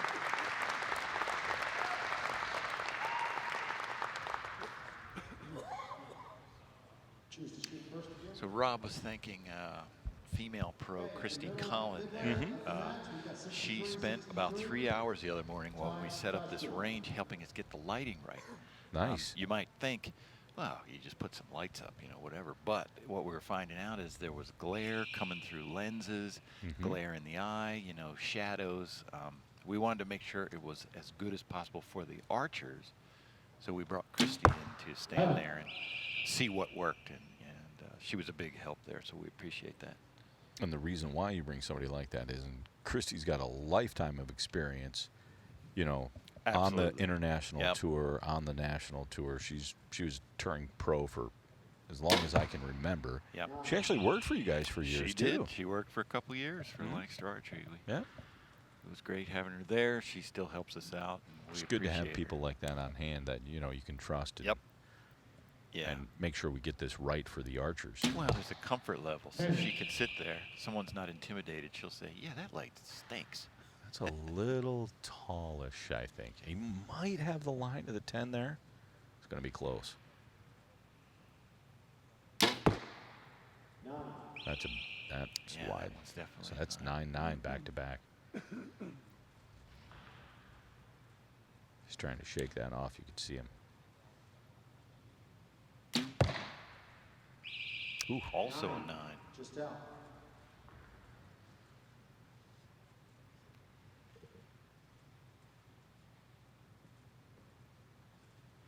See the tremble in his hand Yeah, there, his just a hand's little bit. shaking I think pretty he's good. just a tick nervous. And he had that kisser button. Did you see? It was just touching on the tip of his nose. Right. Yep. Excellent reference point there. Okay, It let's worked. give these guys a hand. That was awesome Got the shooting. 11 there. 1 point split. It's going to be tough going into this last end now. Just 1 point, push them apart. It is, Right. Can be very intimidating. You've got to have the attitude. Lots that of it's the pressure. Same distance, the same target. A lot riding on the line. Times. How are you doing with that? And so Wayne, you can see, is using those unique Yes, you are. fletchings Nice there. shooting. It's kind of, Okay. it looks like it's The 3 two point away in the separate match. We've fletchings got a 1 Yeah. point each lead one, but it's by actually Corey, one. It's just got 93, two 92. fins to it. Mm-hmm. And so they It's like a long 4-inch base, and it's just Yeah. molded that way with that gap in there. There's a good look at his arrow. There's Oh, a you can see that replay little here. swirl there? Yeah. Yeah. Wayne just rocks over here, buddy. Nah, that was the one he Nothing missed. going on. Yeah, he's got Just kind like of a, another league night. maybe that one, the follow through was definitely odd on that one. His hand kind of went out to the side. Yeah, kind of dropped down to the side, yeah.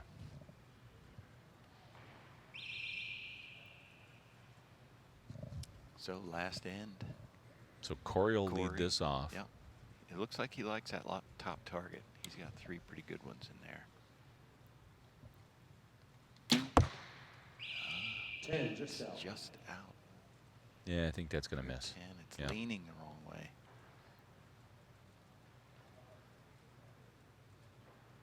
See that kisser button just touching his nose. That's that extra, Oh, extra. look. See the blinking Yeah. lights? He's got a sweet He's spot got a in sweet there. spot, and you could tell. He was right on the back end of it. Dead center. That little So- red light coming on to tell him when he's pulling too hard. Well, so that blink that he was getting, that's his timer. He Yeah. was saying that whatever the time he set for his shot, he had reached it. He was there. Yeah. Yeah. Either send it or let it down. 9 out left. So the sweet spot is a device in there. There's a series of lights in his scope that tell him when he's at his optimum pressure. Mm-hmm. That's that gray wire coming down into his scope there that you can see in the shot. If he leaks pressure, the light will go out. If he goes hard, the green light turns to red. Mm-hmm. Green means go. Green means go. There's some competitions, USA Archery, World Archery, where that's not allowed. We allow it in the Classic, NFAA, ASA, they all allow it There's a 10 there. as well, yeah.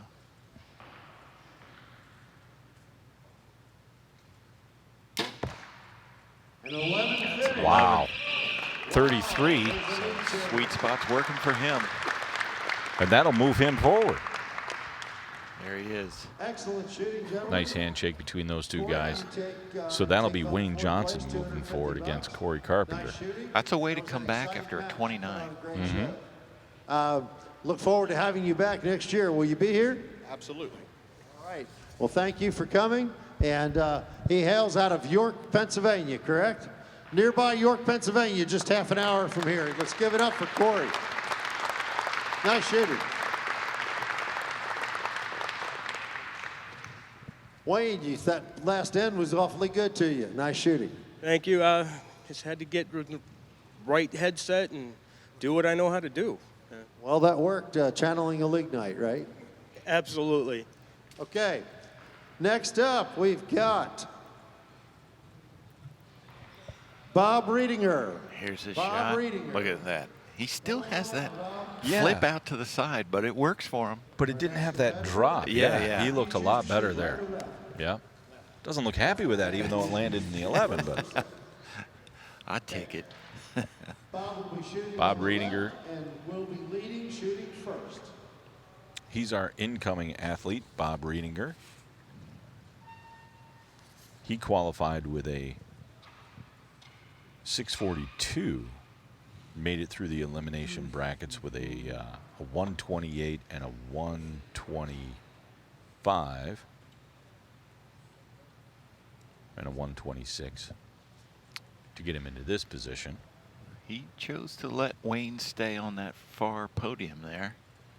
Yeah, would you have moved him, you think? I would. I'm looking for any advantage I could get. Yeah. And so what we're talking about there is when you're an incoming athlete now, right? So Bob has the opportunity to choose which stage he wants to shoot from. And there are times when the incoming archer will make the other guy move from his position, you know, so that he's not comfortable anymore. Yeah, with the thought being if that guy was getting comfortable, I want to take him off of that. Get him out of his groove. Yep. There's an Solid. 11. Yep, that looked darn good. He might not have needed any help.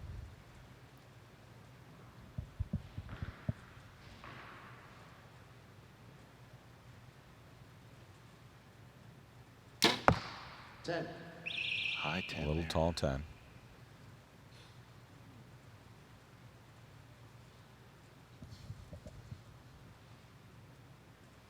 Oh, that's dead center. Man, good shot. Bob's been around for a long time. I've shot with him on a few different events. Pretty stout shooter. Now, he got 11 there. Yeah. His timing looked a little faster there. The red light was on his sweet spot the whole time. Or if he was just pulling hard into the wall. I think he must have. 9 Ooh. just out. Knew that as soon as it left the bow, you could see the look on his face, man. He was unhappy.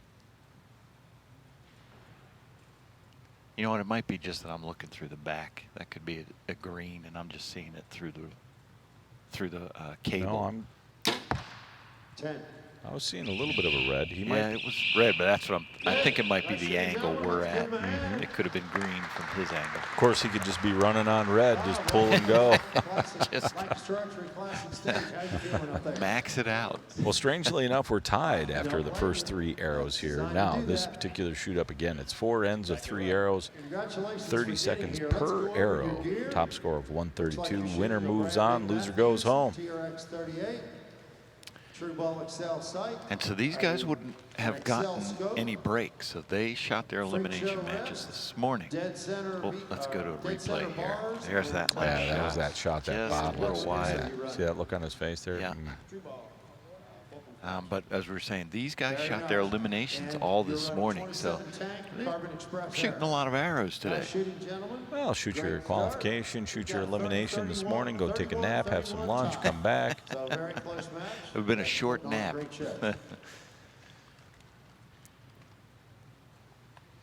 Bob chooses to remain shooting first. Bob's obviously a shooter for Dead Center, which is the sponsor of our scoring. We thank Dead Center for that and for all that they do. Todd Reich, one of my favorite people in archery. The Good guy, head great man at company. Dead Center, absolutely. Yep, he's done an amazing job with bringing that company forward. 11, Finland. Nice shot, Bob. Wow. Center punch that. That is He looked comfortable extra doing middle. that. Yeah. When you put a 27 inside out on an X, you've made a good shot. You can see I'm the, looking you can at see him. the reflection in his glasses. It's Well, going back and forth. I saw that. I watched that time, and he is pulling through the red, which means he's pulling harder than he should, according to the way he established his shot. Mm-hmm. That's going to be just out for a 10. So there, blink. Now he's in green, and he's back to red again. So he is pulling extra hard into the wall. 11. Probably the nerve. Hey, but he's putting it in the middle. So Whatever he's doing, it's serving him well. Yep. Can't argue with the results. 10. Ooh, wide right again. You see him reach up and give a couple clicks to the sight there, too. Yep. A couple of confidence clicks, maybe. That looked good. Yeah. I want to say that's probably an 11. It looks like It's it. probably a 33. I think you're right. Yeah. So as Rob mentioned, he said channeling your lignite, and for these guys, that probably. Feeling here, so. Oh, let's go to Rob here. How the second, knees? quick. Better than last year. Good. That's great. That's great. Again, really solid shooting. Let's give these guys a hand. We got 64-62 match with lead change and Wayne taking the lead. So as I was saying, the league night, that's probably where these guys do their most of their archery, and you know, they're probably regulars at their local clubs, their local shops. They're shooting leagues. Just a good time. League night. I always love that. 64-62 heading into the third end. Wayne Johnson with a 2-point lead. And he needs this. This is last year's winner, by the way. Wayne Johnson. Yes. 2018. So he's trying to go back-to-back. Wow, Bob's got a good-looking top target. Right in the middle. Man, he's just pounding that top X. Wayne needs to just be a little more firm here. You know what? Did you see his hand didn't kick out? Yeah. Just wide. Hung the 10, but no kick out on his hand there. 10.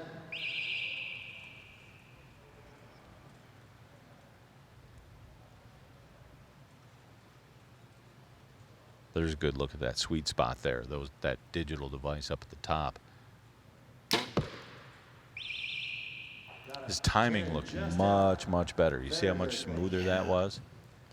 Just went a little low, but I think he got the 11, though. It's going to be close. Probably a 10. Maybe. The judges are going to be busy. There's a great shot of that sweet spot up there. That little gray cord leads to that box. That's that. There's the See, lights. now the heat is definitely pulling hard. That's why that He's red just light- pulled right into Yep. it. Yeah. But he got the 11 on it. He got the 11. That's a 32 or a 33. Unofficially, it looks like a 32-31. But it's close. Match, and Wayne will maintain a Yeah, we could one-point see lead. a change here once the judges call these arrows. You guys are working out, There's a couple real tight ones there. That top one's, there's no doubt that's in. All right. Here's where the questions come in on Wayne. Yeah. How She's edgy? looking. How edgy are those? There we go. That's a sharp-looking set. Boy, that looks just out. Got a red Even with a paint scheme 27, going it's on got with that line on the 10 line cut. Usually that doesn't get you in for an 11. Whose strings are those? Jordan Wonder, Cedar Hill Archery down in Spring Grove. Is a local guy. That was Wayne's target. So Where are you from, Bob? Well, they scored it at 31. An hour and 15 minutes. Oh, 32 changed they it. gave it to him. Yep. Wow. Well, welcome to Lancaster Archery Classic. That one's Yep. definitely an 11. That one's definitely, yeah. That second one is No question. just leaned the right way, Yeah, biting enough of the hey. line. There you go, man. If you can get it to tip up there or lean up there, you're You good. bet. Mm-hmm. As we've said before, the judges, they don't want to take points away. If you shot it, they want to make sure that you get it. So Yeah. is there any evidence that says this is not an 11? That's more what you're Right. looking for. Yeah. Can I ethically call it in? Right.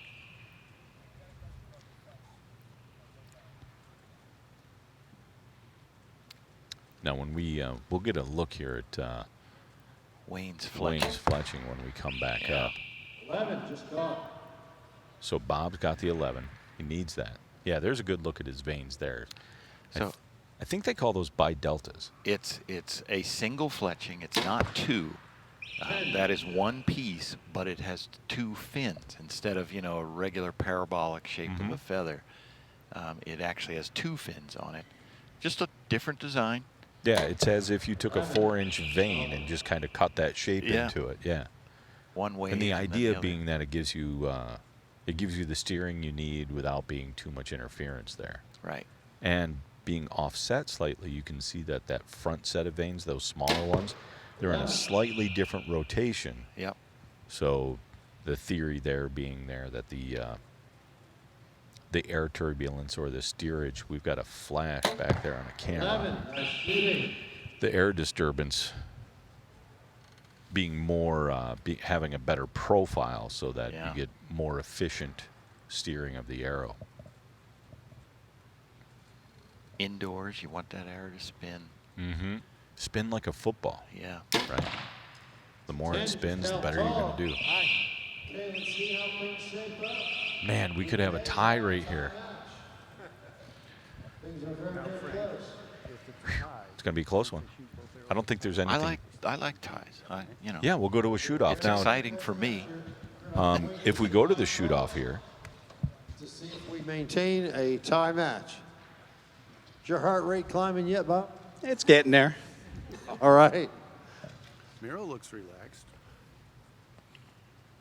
One.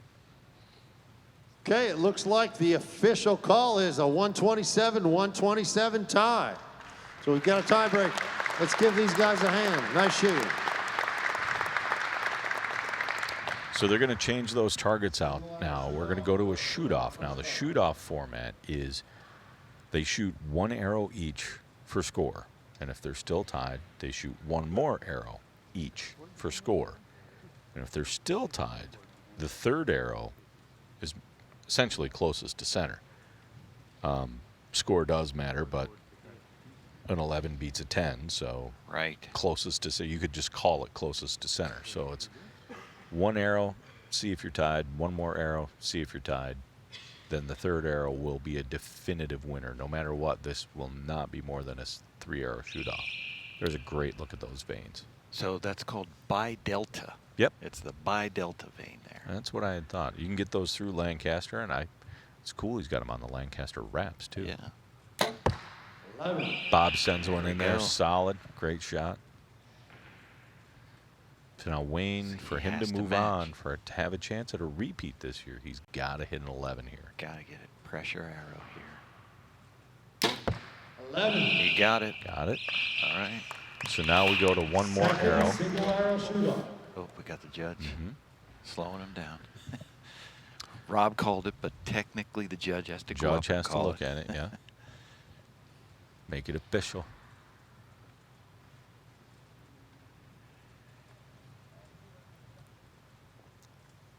You can see the arrow runners there bouncing back and forth. Bringing the arrows from the target back to the shooter. Yeah, we required them to have 6 arrows this year to make sure that we could keep it moving. You didn't have Yeah. to wait for the same 3 arrows. Right.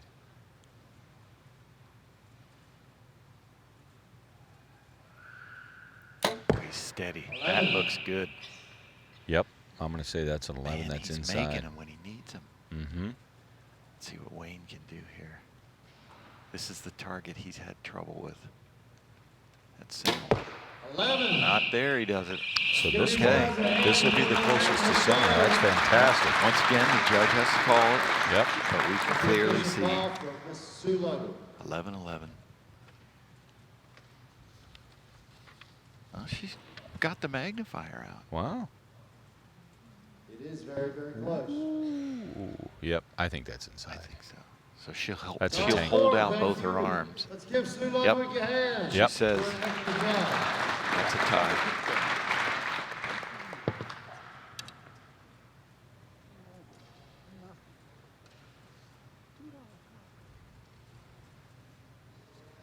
This arrow would be closest to center.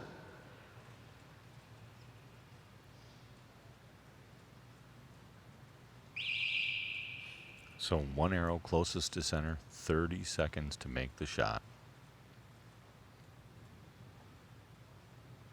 Wayne up first.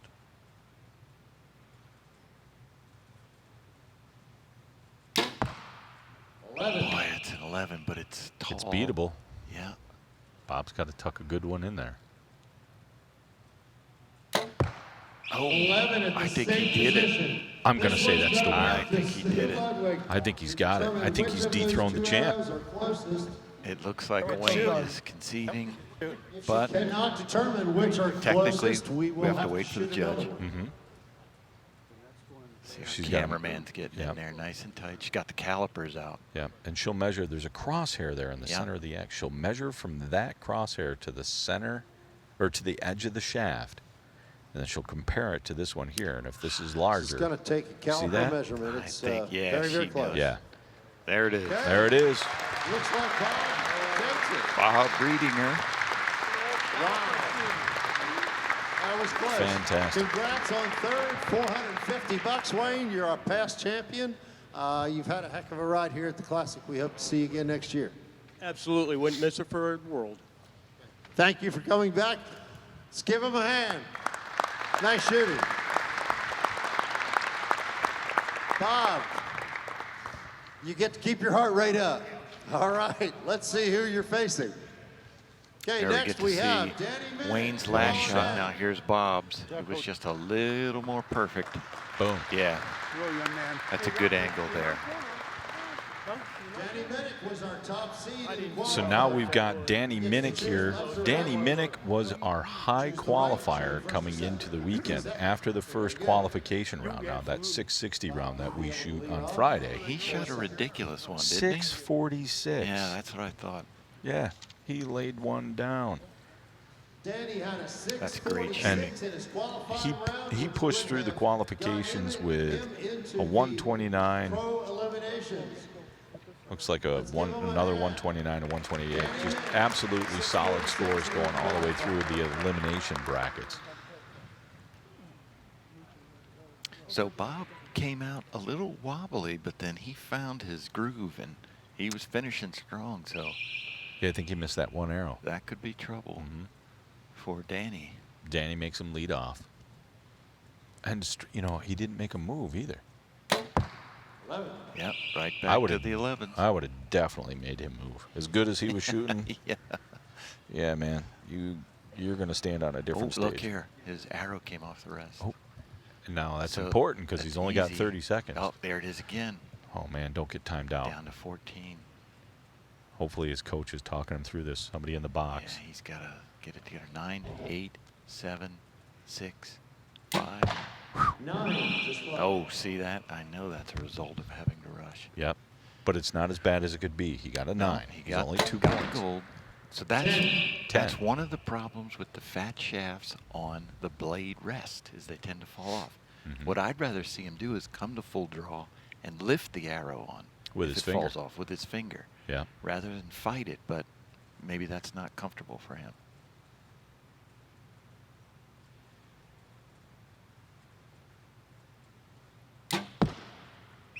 Good comeback. 10. All right. Needs to give it a couple of Just- clicks, maybe. Yeah, he just did. Yep.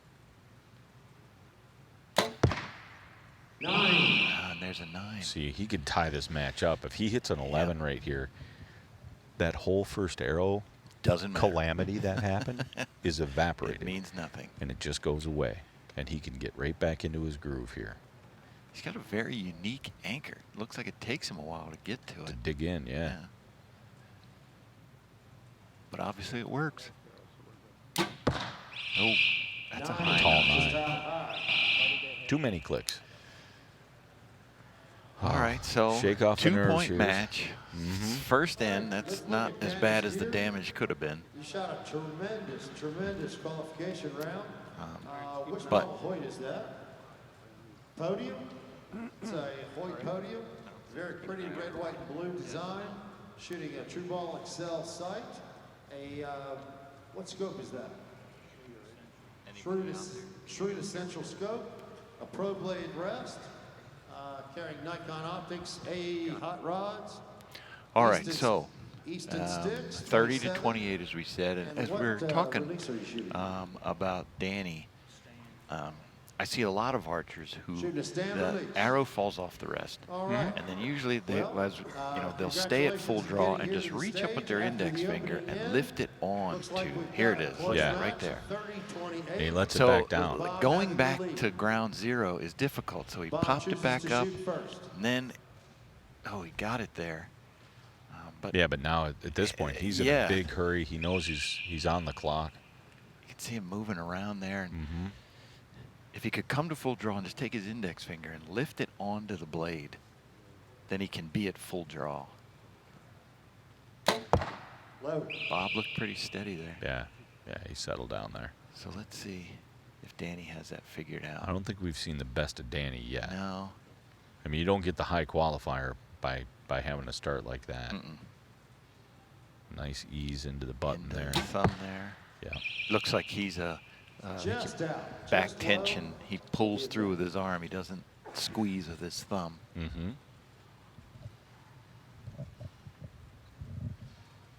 There's Bob. That's an Another 11. 11 Just from Bob. caught for an 11. There he goes.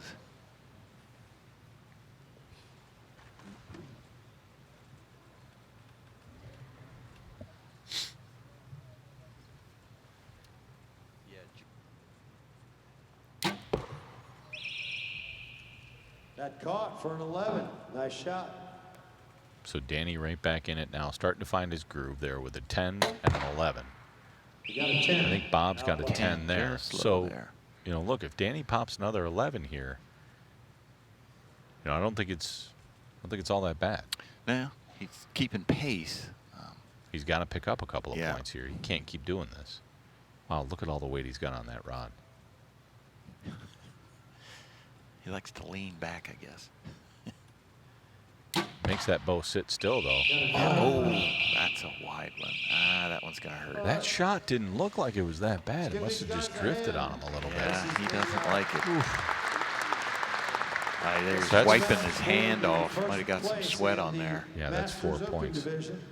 And how's your heart doing, Bob? Slowly coming back in. Okay. All right. Are you enjoying this? Oh, I love it. Yep, this is great. First time ever doing this, and this is great. I mean, first time in a shoot up like this. Right. Have you been to the Classic before, Bob? I have. This is about my 5th Classic that I've been to. 5th Classic, but it's your first time up here on the final stage. Well, congratulations. I'm first time in senior class, so it's a good start. Very good start. Very good start. Awesome shooting. Awesome shooting. All right. Danny, where are you from? Amherst, Virginia. Okay, where in Virginia is that? Central Virginia, a little north of Lynchburg. A little north of Lynchburg. Very good. Very good. All right. At the halfway point, it's 62-58. Bob will lead off.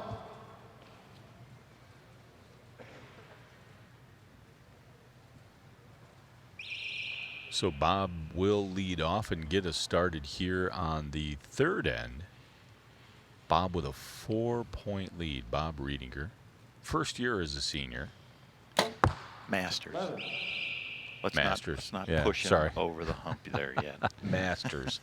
Masters. 50 plus. Yeah. Versus 60 plus. Hey, I'm a master. Yeah, me too.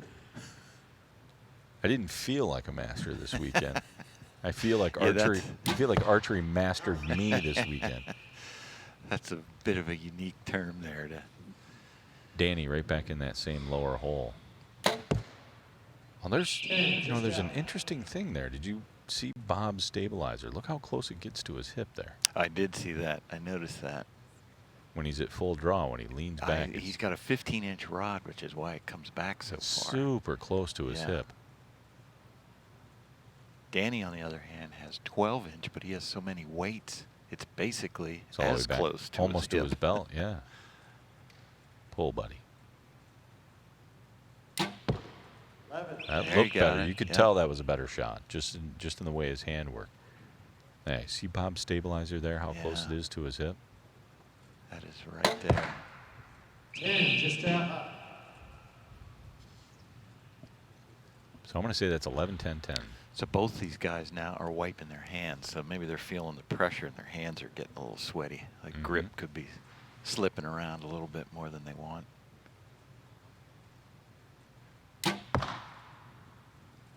A little faster time. It's Going down close to to the the 11, but I think he's 11, low. 10 line. We're going to let Sue Ludwig, the line judge, make that call. Sue's going to be Very, very close. taking another hard look at some of those arrows. Those are super close. 3/4 point. If these results stay the same, 31-30. Very close. See arrow. I think Man, that is I that think close. that bottom one's got to be Might in. have got it. That's right. Like it. That middle one's a little edgy. Yeah, she's checking that one out. If the bottom one got it, boy, it sure looks like the middle one got it. There she goes looking. Wants to get every angle possible. You got to be a contortionist to get in there and get a telling good look ya. at those things. So, we'll see here on electronic scoring what she gave him. They'll call that in and they'll post that right up on the board here. Looks like those results have stayed the same, 31-30. Looks like the match is Let's get a look 93 here. to There's 88. Bob. Bob Replay Riedinger his has shot. the lead. Looking nice and comfortable. Yep. It's the fourth and final Good and end. steady. Yep. And Bob will lead Went off. high, but I think it that didn't. could have been for a number of reasons. Yeah, I don't think it landed as good as he shot it. Yeah. You know?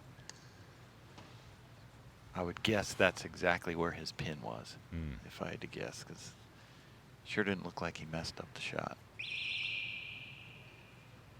Bob's going to lead off here on this final end.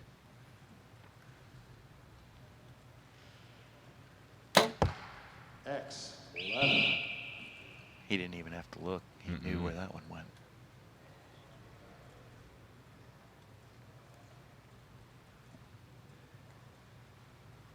Danny reaching around for that thumb. It's an 11-10 line, but I'm going to say it's out. Just out low. Freak show arrow rest. I wasn't. That's another 11. That's an 11. I wasn't writing down the score, so I can't. Oh, there it is. Here we go.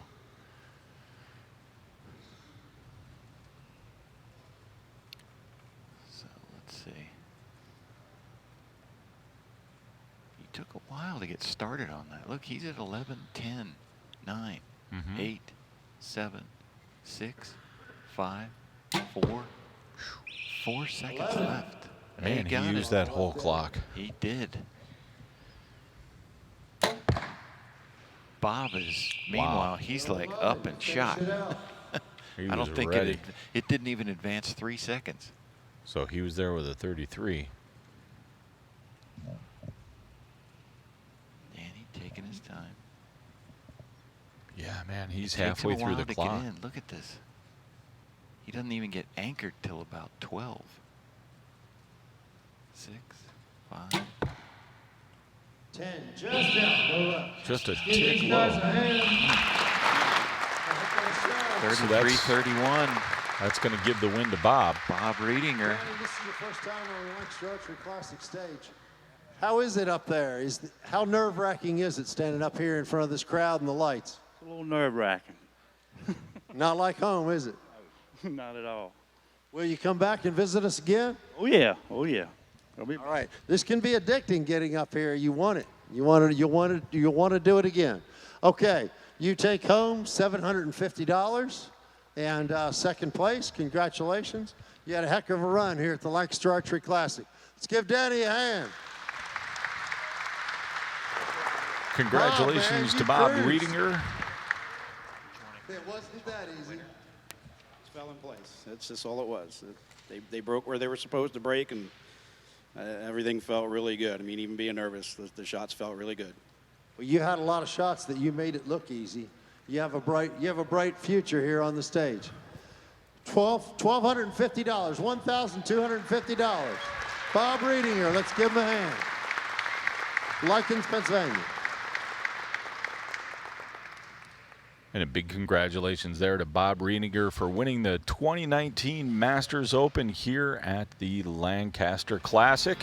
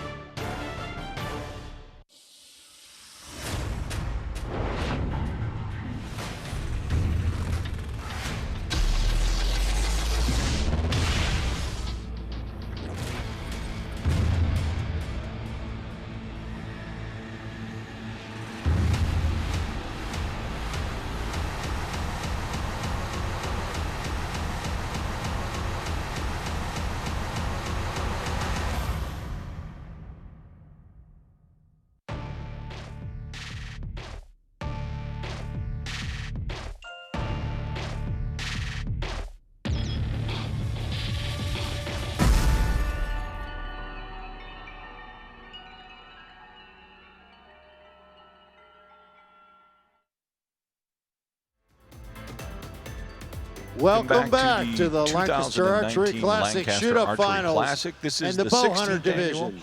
We've got Matt Dillon versus Charles Hunnell. Matt Dillon came in as the 9th qualifier, and Charles Hunnell was the 3rd qualifier.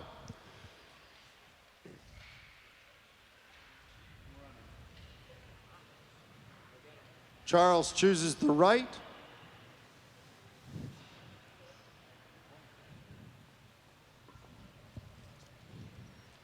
Charles will shoot first. Matt will shoot second. Welcome back to the 2019 Lancaster Archery Classic. This is the 16th annual one. We are at the Spooky Nook Sports Complex in Manheim, Pennsylvania. This is the Archery Hall, sponsored by True Ball and Axel and Black Eagle Arrows. We're getting ready to watch the bow hunter shoot up, the ladder shoot up here, and I'm joined in the booth by PJ Riley and by Matt Zernzak. Justin Czar. Justin Czar?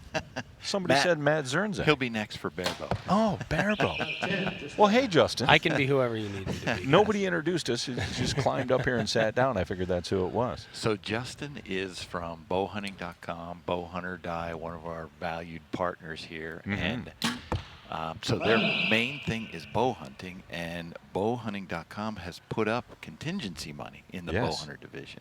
So we figured if Justin's going to give us some money, we'll let him sit here and talk a little Well, I'm bit. not giving you the money. I'm giving it to the guys actually shooting out on the range right now. But yeah, I mean, this is great. This is my 2nd year here at the event. And the intensity is a lot more than I ever thought it would be. Well, so now, Justin, you talked about how nervous you get on the big line here. What do you think about this? What this must be like? I don't know how these guys do it, to be honest with you. And it is, it's amazing. You watch some of these guys or see the scores they shoot in qualifying, and then they get up here, and not everybody handles this pressure the same way they do out on those qualifying shots. So Right, the kudos. high- My hat's off to the guys that are shooting well. The high qualifier here was Adam Baker with a 644. Now, the last match we just watched, that was their high score with Yeah. full freestyle rigs. Yeah.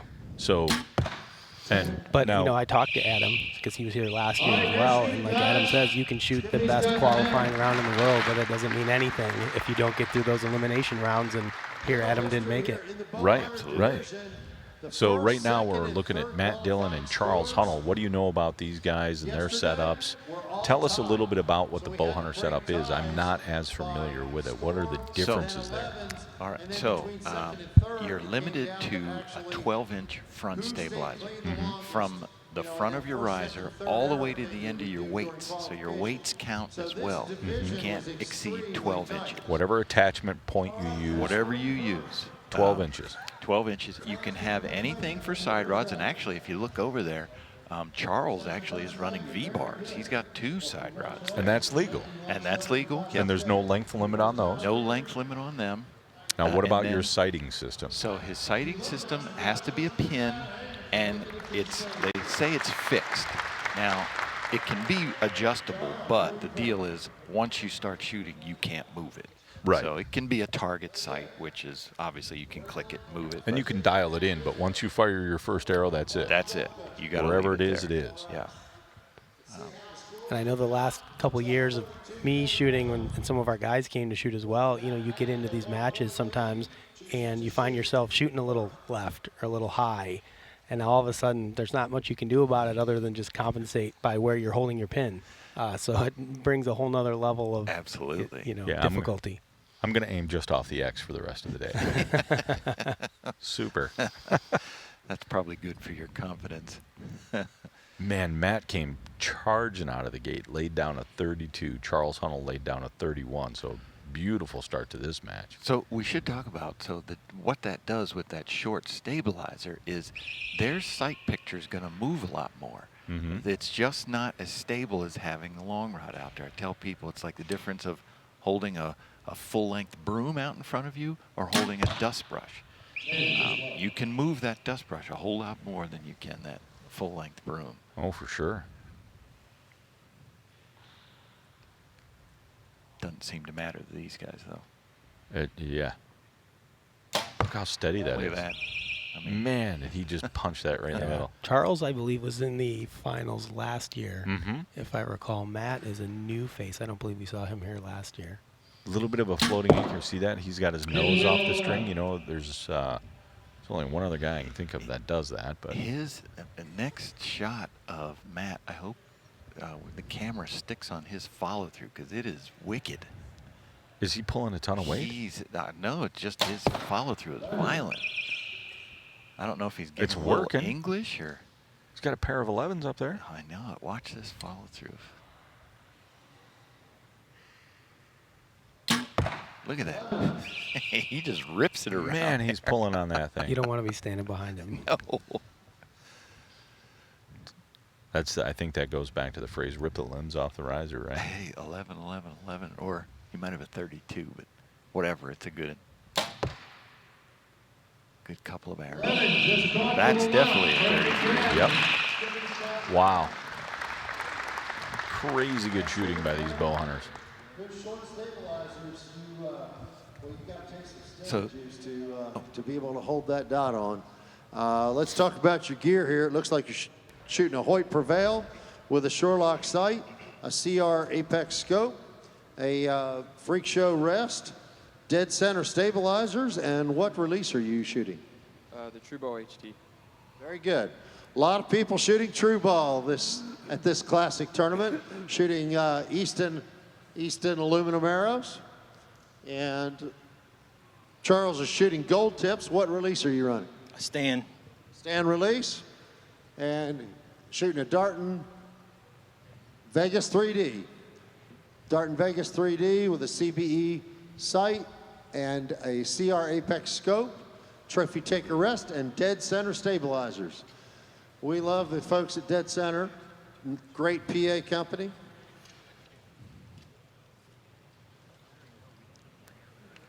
Okay, 64-64 tie. Matt so will continue tied at shooting the half first. there. Tied at 64. So quickly, Justin, let's go over what your contingency. Tell us Sure. what you're doing. So, since we don't actually make any archery products, our contingency is simply based on the guys who finish on the podium wearing either bowhunting.com or Bow Hunt or Die apparel when they're up there on this big stage shooting right now. So we can see Charles has got one of our hats on. And you're for first place? We've got $750 for first place, $500 for second, and $250 for third. So if you're the winner of Bow Hunter, you're pushing $2,000 prize money, which is unheard of for the Bow Hunter division. There's probably nowhere else that you're going to make that kind of money. Yeah, we had several of the competitors come up to us yesterday and today, and say, hey, thanks for putting up the contingencies for this division because, they shoot a lot. They shoot as much as a lot of the Open and Open Pro guys do and, don't always get the big rewards for it. So, it's our way to try to help maybe bridge that gap between the bow hunting community and the target community. So I think these guys are doing an awesome thing out there. Man, I'm amazed at how well they shoot.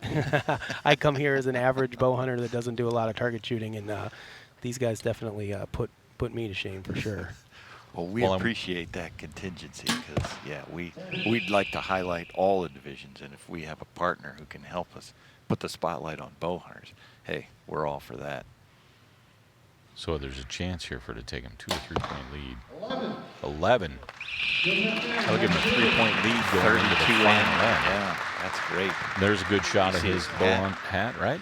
Yep. Is that the hat you were Yes, talking sir. about?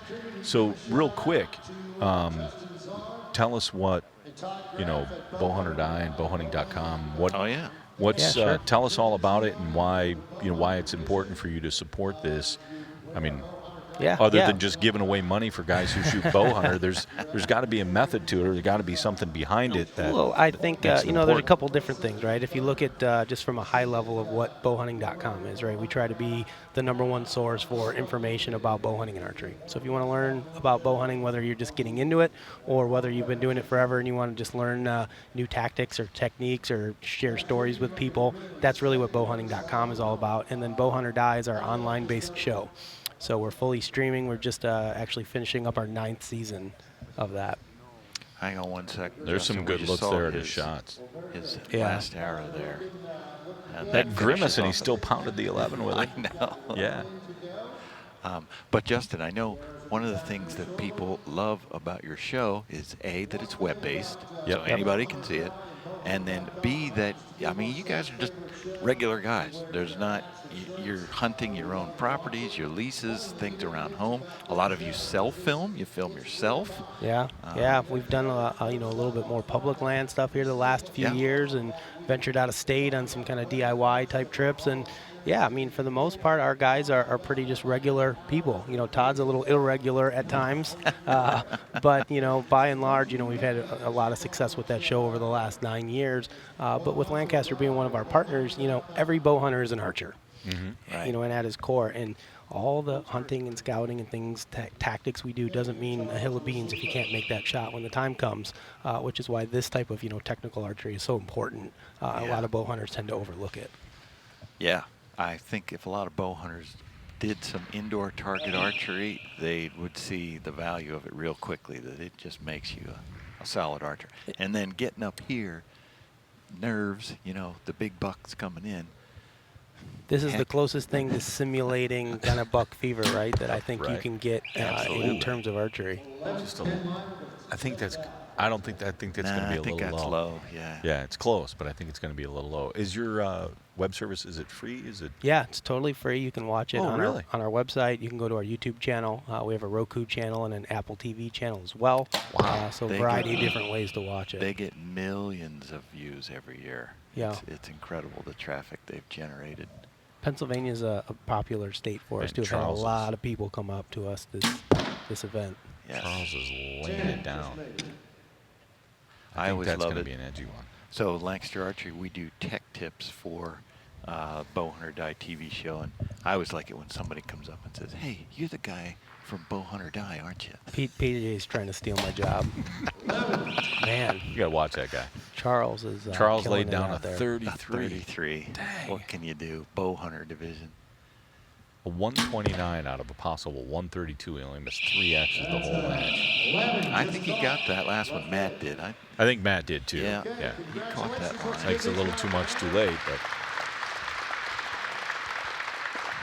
Matt, your first time to the Lancaster Archery Classic stage, you take 4th place and $250.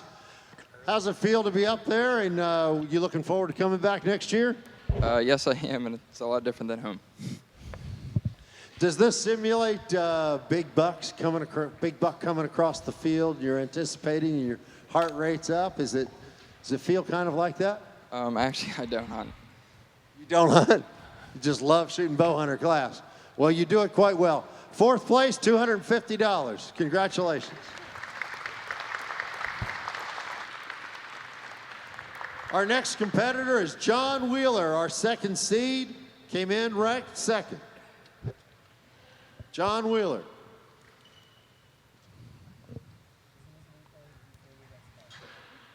There's a good shot of John. John's a pretty accomplished shooter in his own right. So here's Charles getting that last arrow in there. He knows it. He hit it. Little sigh. Yeah. Little look of confidence there. So I gotta say, John Wheeler, I am excited to see this. He is shooting a gearhead bow. That's what he's shooting there. Some people may have never seen one of those before, but that is a unique bow. And it is, some of the top shooters are starting to get into shooting for gearhead. It's gaining ground, gaining popularity. It's certainly new on the market. But what you'll see is there's sort of 2 pieces to the riser. It's like a steel cage. Yeah, it looks like bridge work. Yeah. And then the grip is in the middle. Every bow is either right or left-handed. You just have to switch some components. So you get a good look at it there. That grip is right in the center. He can actually move that grip left or right to tune to his hand pressure, to get the arrows to fly correct. It's an awesome bow, and it's gaining popularity. And so to see someone on the big stage here with a gearhead, I'm just thrilled about that because it's an incredible bow. Well, Aaron Tedford's been running around with these guys for a couple of years and doing really, really well with them. Eric Griggs used one of these bows in Vegas. He won I think Vegas he won Bow Vegas Hunter with it, right? Last year, yeah. So, and Tedford's done really, really well with his. Now to have a guy like John shooting it, I mean, he's an indoor national champion bow hunter, won Vegas. I think he was I know he was the first, but I still think he's the only guy to ever shoot a perfect 900 in Vegas in bow hunter. Wow. Well. And there's a pair of them. 32 there. Just his first arrow was a little drop, but I think he made him up. 11, pinwheel. Nice shot, Charles. Amazing. Wow. Another You got it. Yeah. That's fantastic. Inside out. Look at that. Yeah. ASA 2007 champ. Yeah. ASA champ, bow hunter. Yeah, these guys can flat out shoot. Now she's getting a good hard look at one of his arrows. I think that's in though, right? Man, it's angled down. I think the angle may have taken him out. We'll see. See if they change that. That was Charles's arrow. That was that Charles' she was looking arrow. at. Yep. And they have it at a 33, so it would switch if, in fact, it did not make it. Now, do you get to see these guys, Justin? You get to interact with a lot of these guys, or no? Yeah, actually, John stopped by the booth earlier today, and we were chatting with him actually about Gearhead and kind of how he got started with those guys, and met him at I think an ASA event. I think he said last year, and just got interested in the product, and they ended up kind of just making him a deal on one, and he said, hey, I'll give it a shot, and he said he loves it. He said it's the stiffest bow that he's ever shot. Thanks to that unique riser design, which really makes their bows, very unique. You can tell them when you see them. I think the one that he's shooting is a new model, right? That Target model, the longer axle to axle. Because the original ones were like 24 inches. They were very, very short. Yeah, they and seem small. to be compact. Yeah. But this one I think is like 38 or something. They had like a bunch. They had like 30, 34, 36, 40. That's not the 40, but I don't think it's the 40. It looks a little shorter than that, but it might be the 38. But they did take that point away from Charles. That so they're center tied now. arrow. Yeah. Yep, that was a 10. There's a great look at his form there. Look how steady and smooth that is. Yeah. That's a liner for sure. I think it's. So that grip that he has in there is more like a pistol grip than your typical bow grip. 'Cause he can get his hand all the way around it. It's separate from the bow. It's just a different type of grip there. I think it was. I think it was one of the Tenfords was telling me there's a way to pull the side plates off a 1911 and put them on the grip. So for the new versions from Gearhead this year, yes, they have a 1911 grip. You can use any of those. Brass, bone, wood, whatever. Holy cats. Look how good those guys are shooting. Look at his stabilizer. It's not moving. 11. I mean, that's... And with a solid 11, too. Yeah, I think that top arrow is probably going to be called an 11 for John. It's pretty close. I just looked at it through my binoculars from this side over here. It's pretty close. I know Rob's going to get some words in here and chat with these guys for just a couple of minutes. These guys do not have the stabilization that the open shooters do. And I'll tell you, it separates the men from the boys as far as who's rock solid steady. This division is very tough. Again, I want to give our thanks to Justin Czar and Todd Graff at Bowhunter Die, bowhunting.com for sponsoring this division. Let's see what the final says. It looks like we've got a perfect 33 end for Charles Hunnell. Give him a hand. And very close, 32, so 65-64. Charles, first or second? First. The halfway point, it's 65-64. We're still waiting on some arrows. In the meantime, Aaron, tell us a little bit about that new bow he's shooting. That's our B40. It's got an adjustable draw length on it. We were draw length specific cams before. It's got 4.5 inches of draw length adjustability, 340 IBO on a 40-inch ATA. And the biggest thing with that bow is the adjustable brace height. So you can move it 1.5 inches total. You can move it 3/4 inch forward, 3/4 inch back. So it's pretty neat. You can set up a real radical bow or a real forgiving setup like John's got it set up right now. Just by moving the grip back and forth, it affects the speed a little bit. Yeah, well, to There move was the some grip, great you'll have information to from him. adjust your draw You know, length. we So were that talking is a about 40-inch So bow, shorten the yeah. brace Yeah. height. You'll have to Doesn't look like Doesn't it. look like it, but it is. Yeah, that's Aaron Tedford from Gearhead Archery. Paul Tedford's brother, longtime target archer. He's shooting for Gearhead. I got to shoot all the new Gearheads with Aaron earlier this year. They're great bows. Charles going first here with a low 10.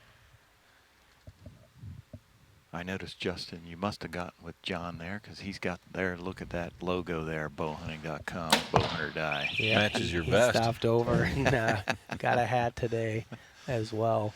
You know, it's funny to me. We meet a lot of these guys that shoot, and obviously a lot of them bow hunt too, and have watched our show in the past. And they come up and say, "Hey, man, it's great that I've watched your show and watched you guys for a long time. And hey, while I'm here, I'm going to grab a hat because I made it into the finals." Why not? You're just leaving money on the table if you Yeah, don't. for sure. Charles dropped a couple of 10s there. Ooh, both of them missing 10s now. You think they're tightening up a little bit? Could be. Pressure's getting down there, you know? Well, they talked to Rob. Maybe there's a... So Charles has one hole in that bottom target he's shooting at. And he put it right back in it. Yep. No doubt there.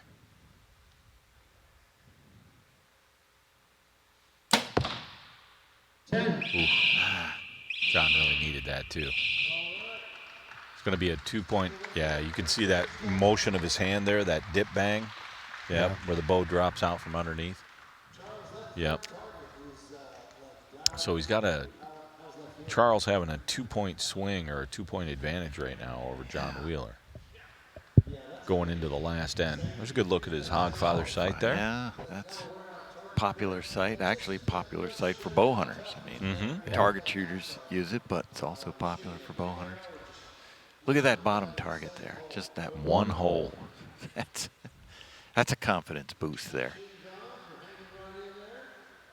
One of our arrow runners who... That's Danielle Woody. She's a very accomplished young archer. She was on the stage last year. Yeah. She shoots with us a lot at our academy, and just a great kid. Her whole family, they're just love target archery. She made the cut. Did she make it through eliminations this year? I don't know that. I know she made the cut, but I did not see how she did in eliminations. So now we're down to the last end.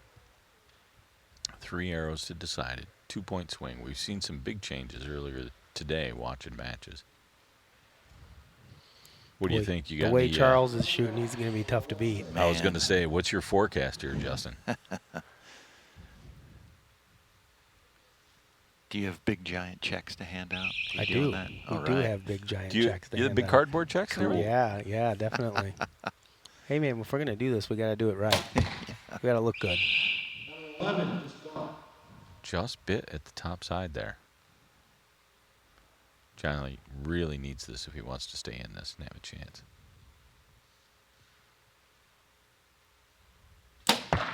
Yeah, I was going to say, he looked pretty comfortable. Good. Yeah.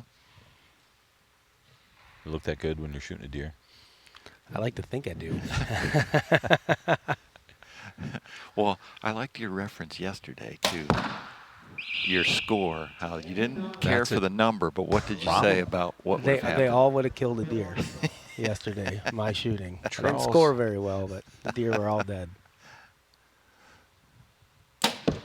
That's a dead center, yeah. Yep. Boy, that center arrow for Charles is so close to being a 9.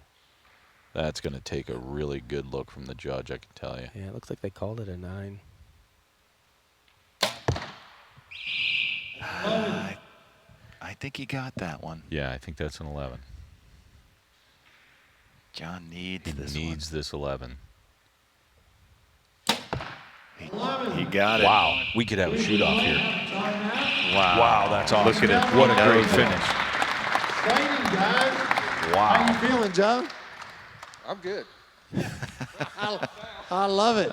A 33. I love He it. had to do Nice that. shooting. He got it. You've been super solid. Let's I'm see not what as the cool as judge John. says I'm a here. little nervous. On that center arrow. Oh, she's looking at that one too. The bottom one Yeah, it's- too.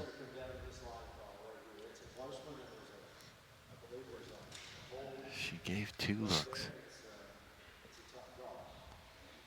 Jennifer Lau from Michigan.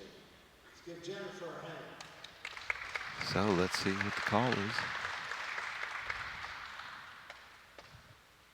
Larry. Okay, officially, it looks like we've got a tie match. There it is. No, excuse me. No. Just changed. They gave 128, 127. Charles takes it on that arrow Wow. cut. Man. That must have Congratulations. just been in one of those arrows.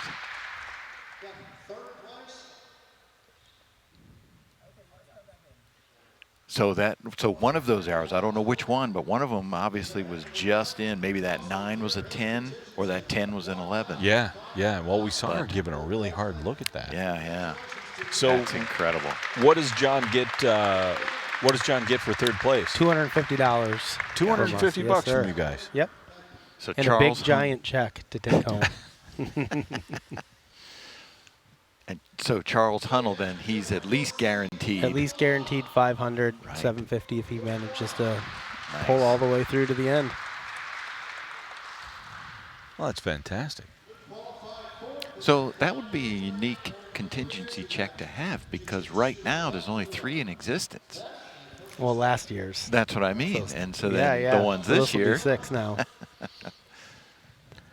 So this is Luke Long here coming in as our top seed.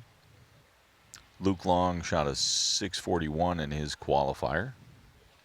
Made it through the elimination 128, 127, 130 for a 1026. Now, this is where it gets really interesting. Remember when we talked about tie breaks, and this is something I really want to bring some light to, right? The Lancaster tournament has a series of tie breaks. When you shoot your arrows into the target, you have to number the target in the order that you shoot your arrows, whether it's top to bottom, bottom to top, doesn't matter.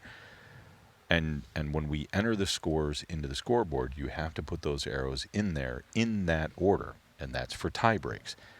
So we use score first, and if there's a tie, we go to the number of 11s, and if there's a tie, then we go to number of 10s, and if there's a tie, then we go to the first arrow dropped from the highest score, right, or the first 11 that you missed. Now, the last 3 archers that we just saw here, so Luke Long, John Wheeler, and Charles Hunnell, all qualified in different positions, all made it through the eliminations in different positions, but their total score at the very end was 1026, first through third. 11s were also tied. 10s were also tied. And we had to go back for second and third now. For second and third for their seeding, we had to go back all the way to the first qualification round between John Wheeler and Charles Hunnell to see where they landed. And John had dropped his 4th arrow. And Charles had dropped his first. That's pretty incredible. That's how deep that tiebreak can go. And that made all the difference in where these guys landed here on the stage to see how much they're shooting for. Well, it looks like Charles Hunnell preferred being lower because he's cruising right now. He comes out with a 31 to Luke Long's 30. And I see there's a shot of Luke Long there with his bow hunter die hat on, right. Justin, so you're going to have to pay him one way or the other. Now, let's see where that arrow landed. That thumb had a little punchy to it. Did you see that? He knows it. Yeah.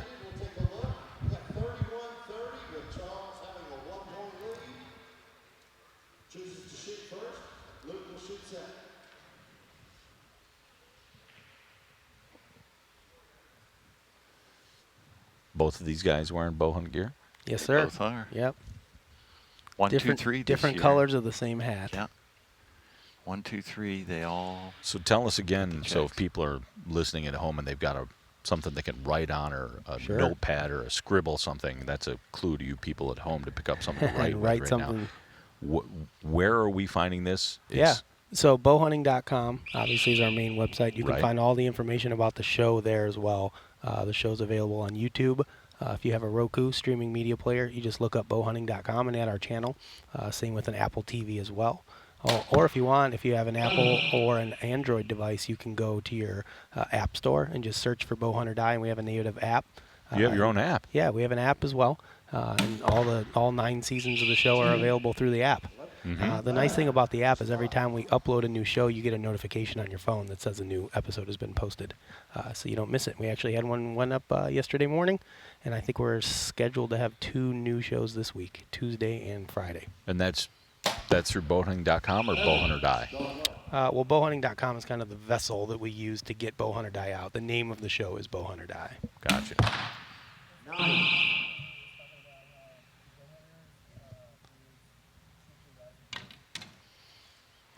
That was So we had a question there about, do bow hunters use shoot-through risers? I mean, they can. Yeah, I have. absolutely. I mean, personally- the gearhead basically is a shoot-through riser. So. Right. Yeah. I absolutely have. I know there's more and more companies coming out with bows with shoot-through risers now. So yeah, I don't see why you couldn't. 11. Solid shot. When you lean left out of the tree stand, it'll keep that arrow from falling off. I definitely. Let's talk about your gear a little bit. You're shooting a Hoyt bow, True Ball sight, True Ball scope, or Excel sight, Excel scope. You're running what bars? A little bit of everything. I got a Doinker rod, Shrewd, Bee Stinger. It's just a whole concoction of a little bit of everything. Did you pick up that at rescue? Or? Okay. Well, looks like 50 cent. Looks like Johnny Cash Chevy kind of, or Cadillac, you know. It's an interesting setup. Looks good though. Looks good. You're rocking the pink veins and the pink threads. Whose strings are those? I had a buddy make them. Very good. That's a friend indeed. Okay, and what stable or what release? Shoot off, stand shoot off release. Shooting Easton aluminum arrows. Well, you're doing it well. Nice shooting, looking good. Got the Bowhunter Die hat on, and it's certainly a favorite hat of ours. All right, looking like 63-61.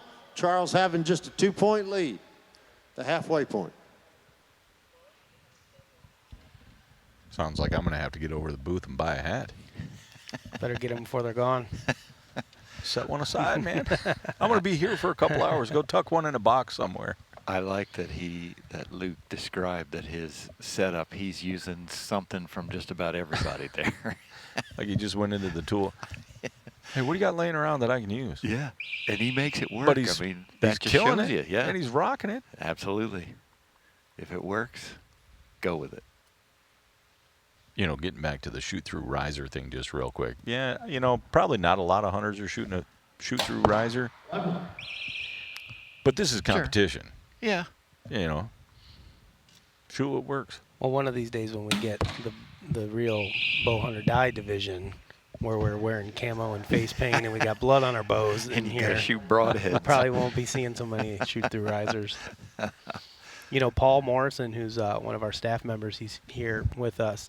He shot a deer a week ago in Kentucky. No, I'm sorry, in Ohio, where he lives, and he shot the tournament with the exact same bow that he's bow hunting with.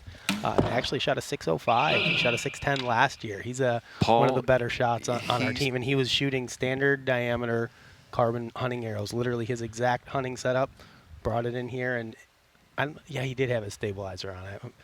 At first, he didn't have one. He's my hero. Last year when he came in here using his boot as his quiver, I was like, and then just killed it.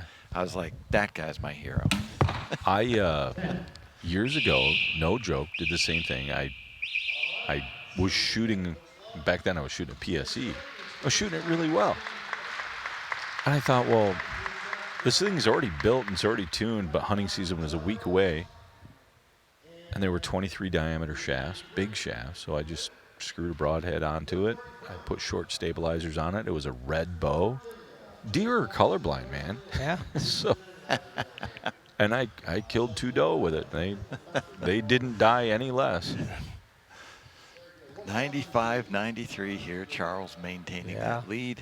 Both He's of just those in guys. that groove He now. is 31, 32, 32. I mean, he's just not missing much. And you can look at his target there. His misses are just barely missing. She's giving that one a hard look, though. That's, Ooh. got to come around to the other side. Here's a replay of that shot, I bet. No, that's his last one. Beautiful. Beautiful looking shot, though. So his second one that she's looking at, it could be, you know, if that arrow's leaning away from the line, you can get a gap in there. Yep. Where if it were just straight or leaning the other way, it would definitely be in. And that'll cost you a point. Let's see if they leave it up there. So let's see who's going to start off this last end. This is for all of it right here. Yeah, it's still there. They did not take it away. The leader will take home $1,250, second place for $700. There's $550 going to come down to these last 2 arrows, the difference. Plus, of course, the bow hunter die contingency. That's a big factor. Thank you again to Justin Czar and Todd Graff for that. Looks like, you know, Luke's getting a little stronger. Although, look, they took a point they away. took it away. So Right he's at the got last 3 second now. there, yeah. So it is a 3-point lead for Charles.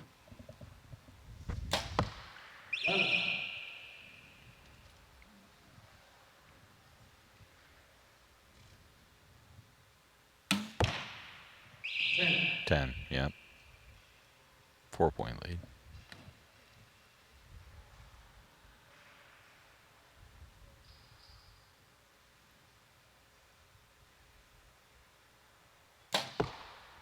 Oh.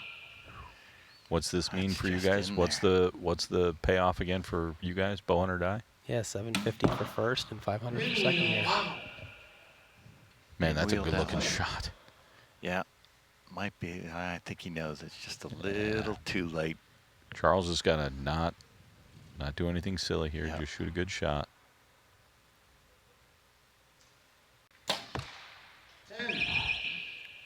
That's That's going to be good enough. Yeah, wow. Nice shot. Great finish out of Luke. Great finish. Cut it down to a 3-point lead, but couldn't get past that. Justin, we appreciate it. Rob's calling you over there. He wants you on the big stage. I'm out of here. Thanks guys. for I joining appreciate us. it. Thanks for joining us. We'll see ya. Thanks for your commitment to the event. Thanks for your commitment to the classic. Thanks guys. And save me a hat. Congratulations. And I believe Justin's on his way up to offer contingency money, and congratulations as well. Justin, the mic is yours. Well, thanks, Rob. I went from one mic to another mic. But, man, great shooting today, guys. Hats are looking good. We appreciate you guys and appreciate everybody for obviously coming out to the event. Rob and his team do an amazing job here. This is my personal second year. This is our third year as bowhunting.com being here at the event and helping to do some coverage for it and hopefully, you know, grow the sport of archery. We reach a lot of bow hunters out there, and not all those guys translate into what you guys are doing here. But I think we would all agree that everybody can benefit from becoming a better archer if you are a bow hunter. And you guys are an inspiration. Doing what you guys do up here with this equipment is amazing. I know I get up here with my equipment and shoot, and it doesn't look anything like what you guys look like. So congratulations to both of you. We've got some big contingency checks that we'll give to you. We appreciate you wearing the stuff. And again, thanks to Rob and his whole team. Let's give Justin Czar and Todd Graff a hand. Bow hunt or die. Congratulations, Luke. Congratulations, Charles. You ran the table, man. You made it look easy.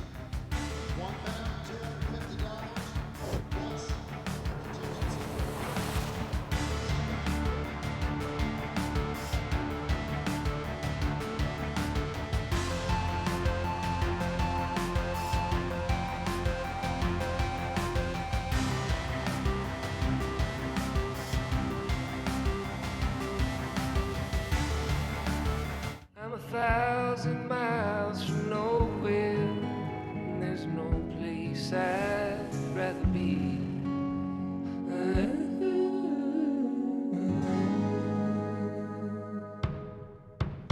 I'm 1,000 miles from nowhere, and time don't matter to me, 'cause I'm 1,000 miles from nowhere.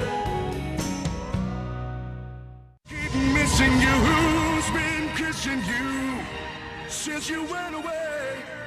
My arms keep missing you. I keep wishing you come back today. My arms keep missing you. Who's been kissing you since you went away? My arms keep missing you. I keep wishing you come back today. My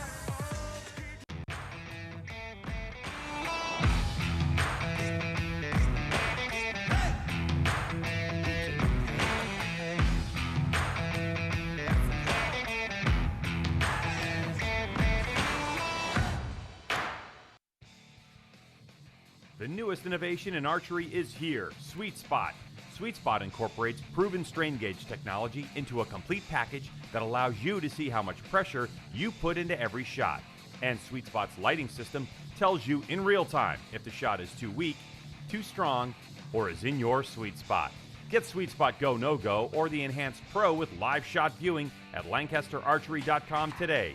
Sweet Spot, because it's no fun to miss. Welcome back to the Lancaster Archery Classic final stage.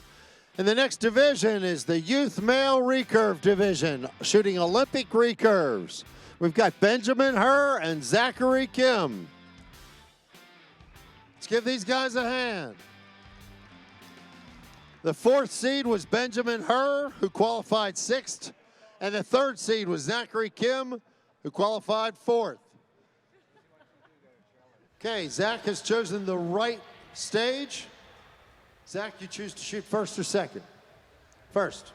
Okay.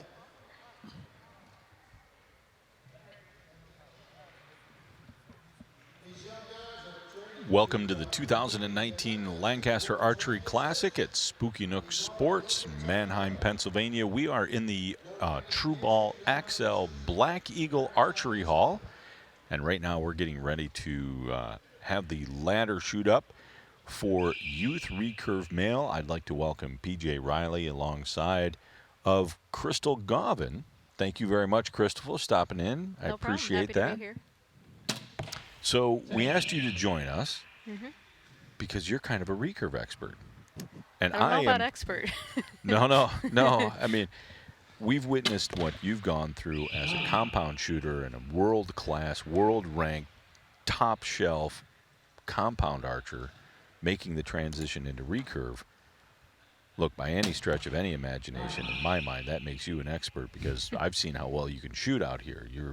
It's not like you're at the bottom of the pile with that thing. So what's a little different here, or what's the expectations? What do you see out of these kids with the youth recurve? Well, in this match in particular, we have 2 USAT members. You see them wearing their USA jerseys. Both shoot, I believe, in the cadet division at the USA Archery events. And Ben, who is on the left side, is actually just newly become an RA. So that means he lives and trains full-time out in Chula Vista. And you'll see his coach behind him is Junie Kim, who has been an RA for the last 2 or 3 years now. So definitely, this is, Ben's kind of in that next step. I don't know necessarily for Tokyo, but he's definitely that young coming in and getting ready for that next cycle. And his competitor here is another, like I said, top USAT member. Zach. Yep. Yeah. So. Now the USA Archery jersey, what the RA, that's resident athlete. So tell us or tell the viewers here what it means to have one of those jerseys. How do you? I mean, you can't just go buy one of those. You have to earn that, right? Yes, exactly. So, but and what's it mean? So I believe in the youth divisions, it's top 3.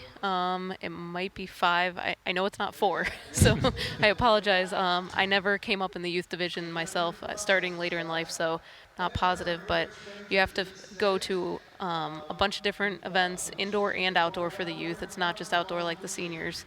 And they get up points. There's a ranking system, and at the end of the year, you're ranked, added up all the points, and whoever's top 3 or top 5, like I said, becomes part of the national team and gets the jersey.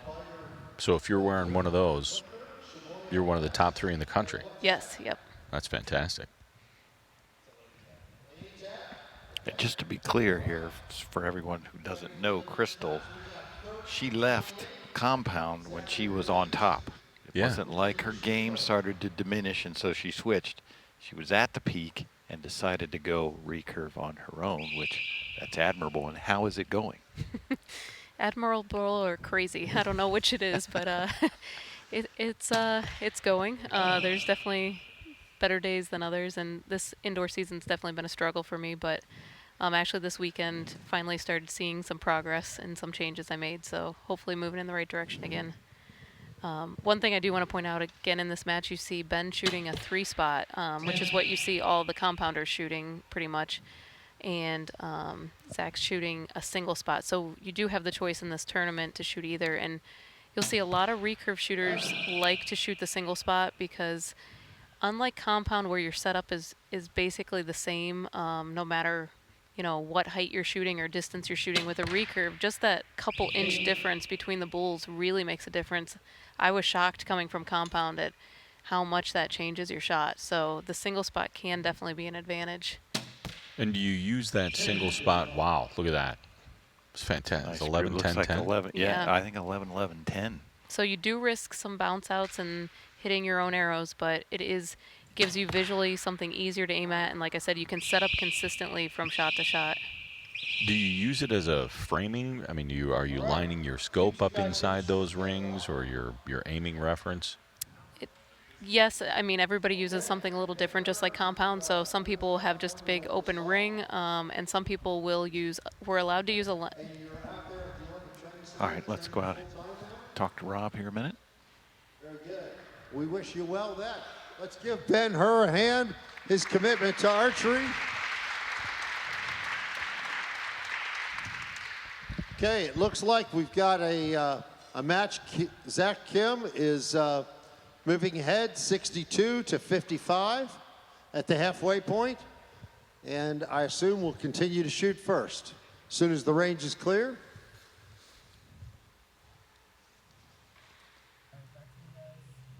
Now, Ben came in with a 582 qualifying score. Zach came in with a 589 qualifying score. In the round of 8, these guys, they take the top 8 out of this group and they cut it down to 4. And then here we are with a ladder shoot up. Shot a 115, Ben did, to advance, and Zach shot a 117 to advance. So both very accomplished shooters, both very, very good.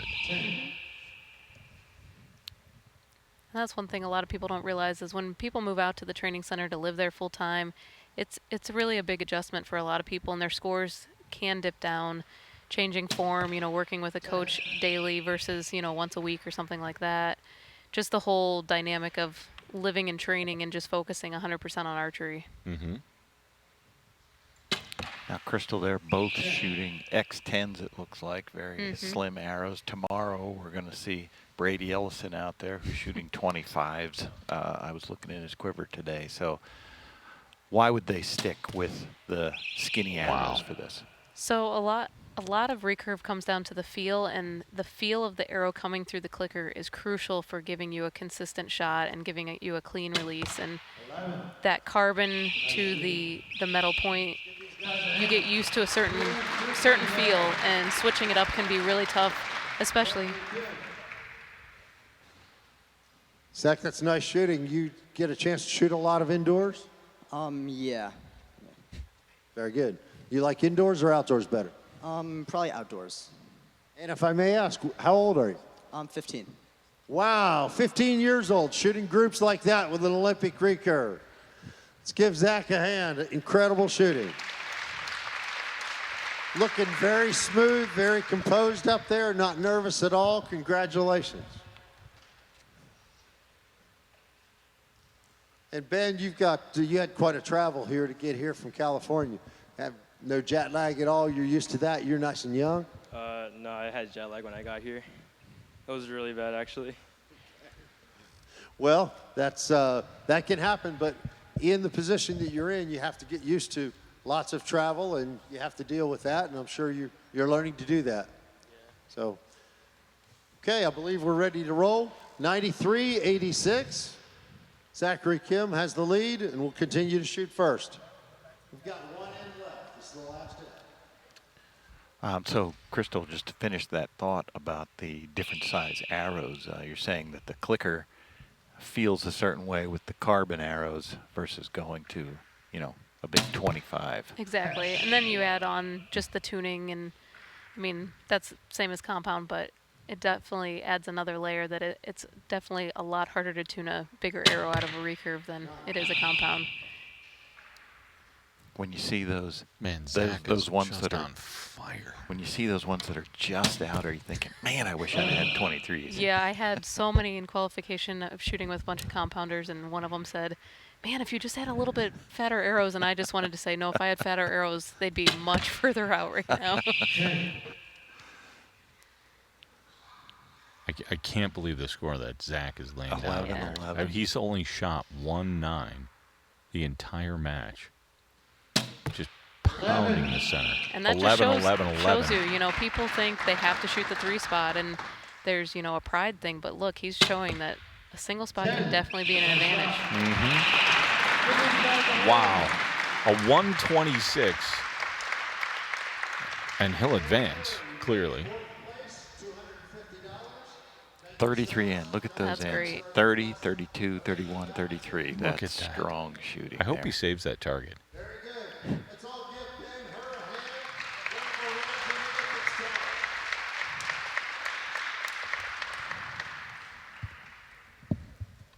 Zachary, that was a heck of a show. You only had one arrow out of the 10 ring there, and you make it look easy. You're packing them in there. Awesome shooting. How are you feeling up there? I'm really nervous, but yeah, I'm happy with how I shot. Incredible shooting. Let's give Zachary a hand. Heck of a show. Second seed is Junsa O, and he was our second seeded archer. Junsa's making his way up.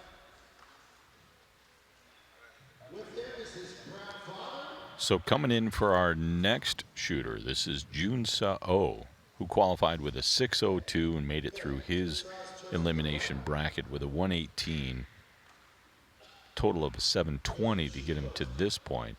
Want to give a shout out to the Wea Wiz people. Am I saying that properly? Wea Wiz. They took care of this booth for us, our broadcast booth. We appreciate that. They had a seminar the other day. I heard it was a really, really good seminar too. Yeah, they definitely had a lot of the background technologically, really showed the research they put into their limbs. They're a really important partner with Lancaster Archery Supply in all of they do, and clearly their equipment is performing very, very well. I see he's got Wea Wiz stabilizers, Wea Wiz bow, limbs. Junsa O, Crystal, do you know much about him? I do not. Again, he's wearing the same shirt as Zach, and I realize now I don't think it's the USAT jersey. I think it might actually be the Dream Team jersey, which is a little bit different. That gets selected through some camps and different things than the national ranking system. Right. And so the Dream Team, is that a type of a funnel system to bring archers through the training program and up into conceivably Olympic stage? Yes, and it was. I think they've disbanded the national level, and it's now a more regional-based team.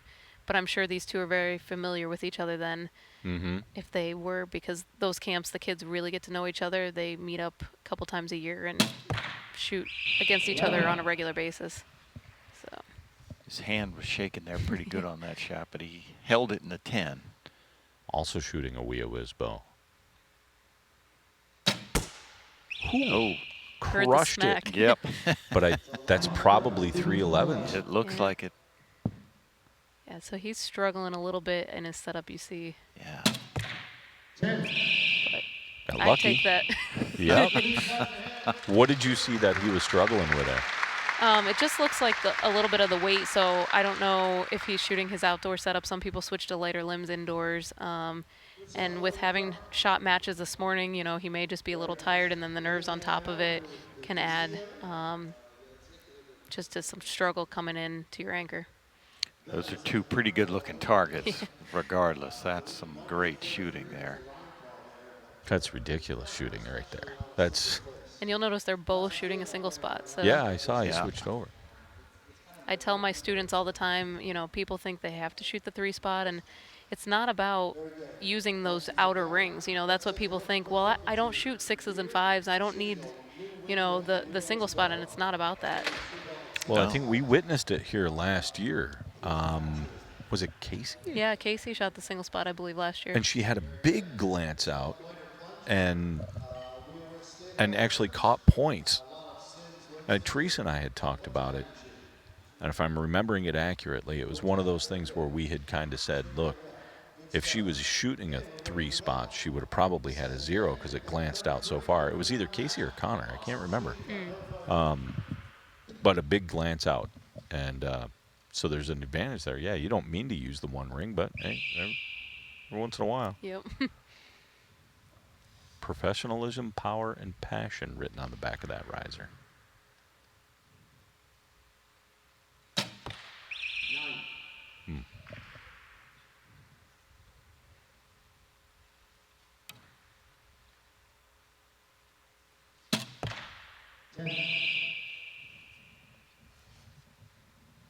So the lead down to just 1 now. 1 point there. Oh, these guys being just kids. I can't imagine in the next 3 years what they're going to be like. Looks like Rob calls 10 it just out? Yeah.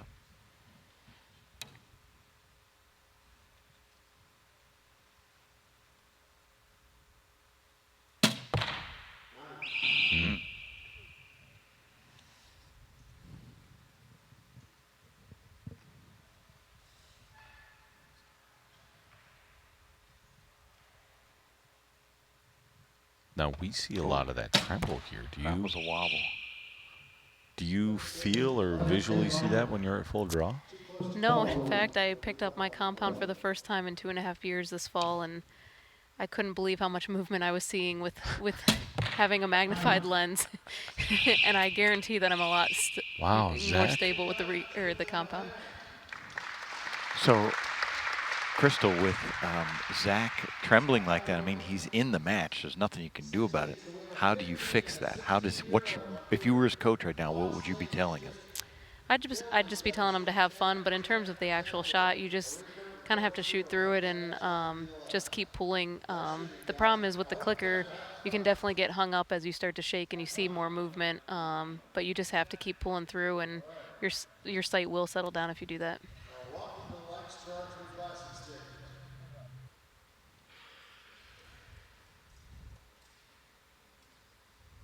Okay, it looks like we've got Junsa Oh with a 3-point lead, 62-59. Chooses to shoot first. Halfway point, three-point lead. So when you have a lead and you have the option there, Crystal, is it, would you want to shoot first or second? Most people choose first. I really, depends on my opponent and it depends on how I'm feeling that day, but I would say 95% of people elect to shoot first, just like compound.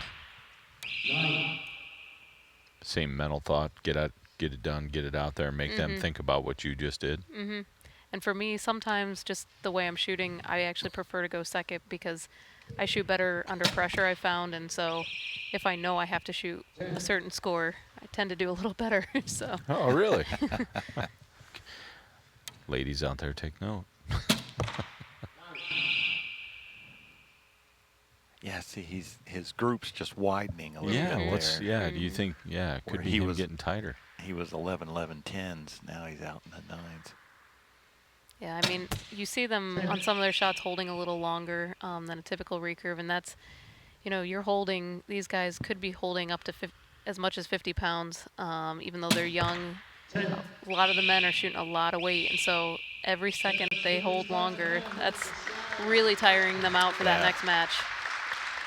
Yes, as mentioned, unlike a compound, there's no let off, so whatever that bow, whatever the limbs are, that's what he's holding on his Yeah, three if it's fingers. 48 pounds, it's 48 pounds all the way back, right? So yeah, and if you have to shoot your way up matches, you're gonna really get tired.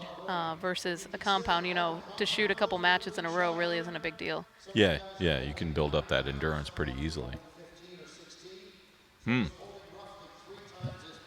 So we have a 5-point advantage here for Junsa Oh over Zachary Kim going into the last end of the match. And now think about Zach's ends in the last match. They were 32, 33, 30. I mean, Yeah. now he's got 228. So, yeah, as Crystal mentioned, probably just getting a little weak there.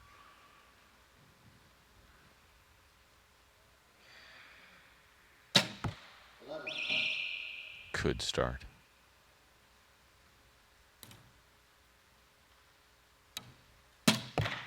Well, back into his groove. Yep. I see his coach giving him a nod behind his head there.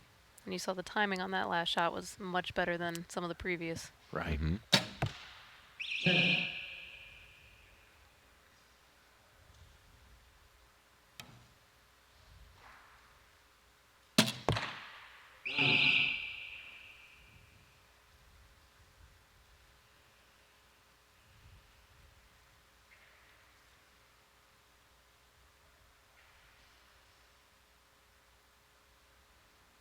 That was a long hold. Good decision there, but he has to come back quick.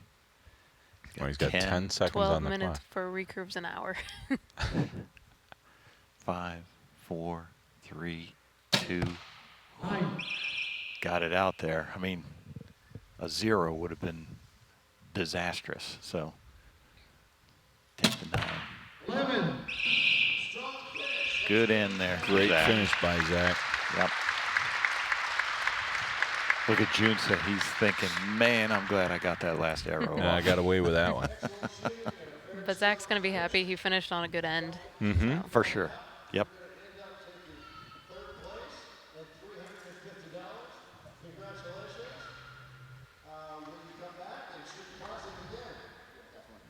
Okay, I hope you've had a good time.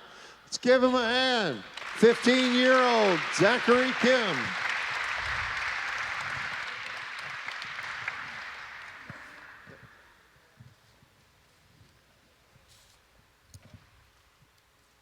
Junsa, nice shooting. Boy, your groups were terrific. Your timing was very nice.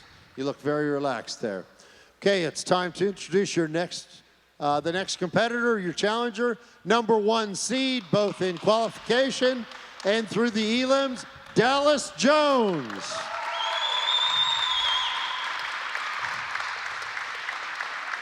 Welcome, man. Dallas, you choose right or left. Okay, Dallas is going to go on the right. Kick Junsa back over here to the left. Do you choose to shoot first or second, Dallas? First.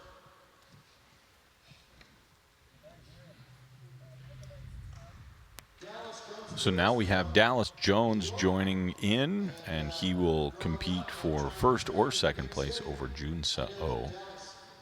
You heard the big cheer for Dallas there. He is well known here. We see Dallas a lot at our competitions in Lancaster, so he's got a lot of friends down here. Great archer. And actually, one of his biggest friendly competitors is Rob's son Connor. They have a lot of head-to-head matches together, so great to see Dallas out here.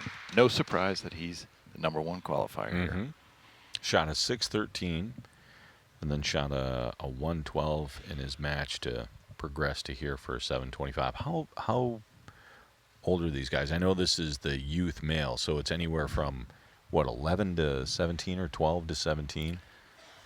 To be honest, I don't know how old Dallas is. I believe he is 16 or 17. And you can see behind him his coach is Jack Williams. We're going to see him tomorrow in the men's recurve final. He qualified for that.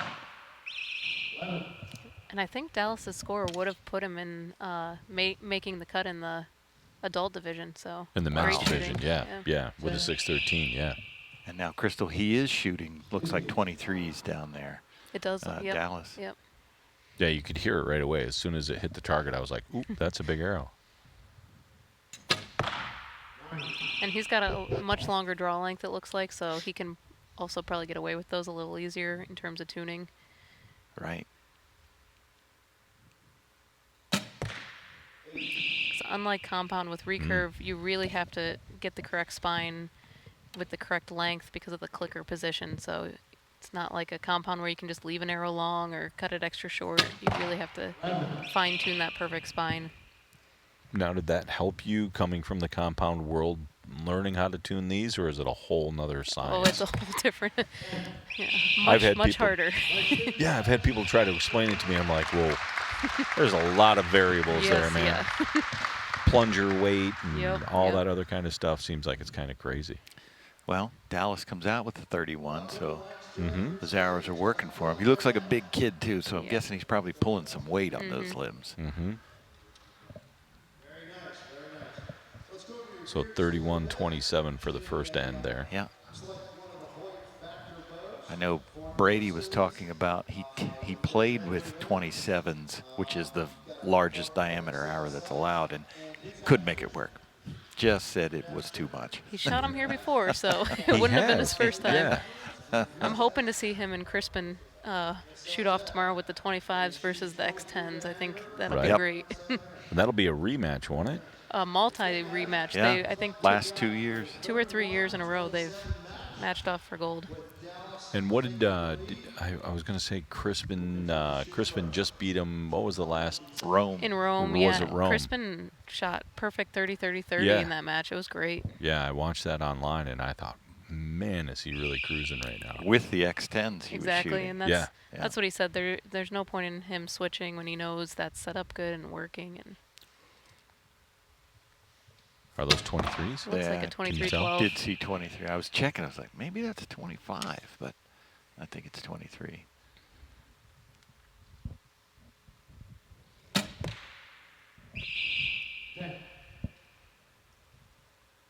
So matching 10s there. Man, he's got a lot of weight on those bars too. yeah, that's a big difference you'll see between the American recurve shooters versus a lot of the Korean shooters is the amount of weight on their bows. Really? Mhm. Do we shoot more? They shoot We shoot more? a lot more weight on our stabilizers. See a lot of the Koreans shoot very little, mostly just the bar and maybe an ounce or two. Wow. Is that just through different training or is it a whole different theory? I think a lot of the American coming from the compound, and we shoot a little bit different style than they do, and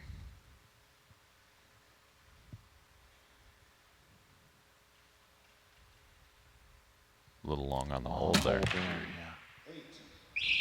Took him a while, yep, and he paid for it. Mm. Couldn't get through the clicker. So 30-28 on that one, and we're at the half, so we'll talk to Rob real quick. Out there. Dallas, you shoot very well indoors. Do you prefer outdoor shooting or indoor? I definitely prefer outdoors, in my opinion. I think indoor, it's kind of a lazy time while I shoot. Outdoors, where it's all at. That's where the Olympics is held at. So that's obviously where I'm going to put most of my work towards. Very good. Dallas, describe what you have to do to commute from your home to training, both indoors and outdoors. Indoors, we shoot at Pro Line Archery Range, which is about, sometimes it's a 30 to 45-minute drive from my house to there. And outdoors, sometimes maybe like an hour, 30 minutes to 2 hours, depending on also the drive, and traffic and stuff like that. New York City traffic is pretty steep. Yeah. Again, huge commitment from Dallas. There's a quick look at Dallas's shot here. That's that clicker there. See the clicker pop off the front of the shaft? Little quiver, but it went in the 11, so he knew it. Got away with one. Is that Yep. what you call that? And you heard both of the archers that Rob's interviewed, whether they're like indoor or outdoor, and you hear all the recurve shooters pretty much say outdoor. And yeah, that's unlike compound. We don't really have many big indoor tournaments. Now this has become a much bigger tournament for the recurve side, but Vegas isn't the same on recurve or anything like that. So right. it really is a focus on outdoor. Yeah, I mean, as you mentioned, I mean, that's the Olympics. That's what you're going to shoot, 70 meters. So. Yeah, there was 33 guys in this group to start with. That's a pretty great. good-sized group. Mhm. They took the top 8. I know the women's recurve has really grown over the last couple of years, and Rob upped our cut to 16 from 8 this year because of it. Right. We were really glad to see that this year. I want to see those recurve archers grow. Do you think that's because we're heading into Olympic year? Any relation to that? Or is it just there's just more women recurve? I think there's more women recurve, and I think Rob's done such a great job with promoting this, and those of us that have come to this have told the others, you know, what a great tournament it is, and more are just coming to check it out and give them something to do over the winter instead of just shooting lots of blank bail. Well, we appreciate you spreading the word like that. And yes, we don't want people to suffer through blank bail.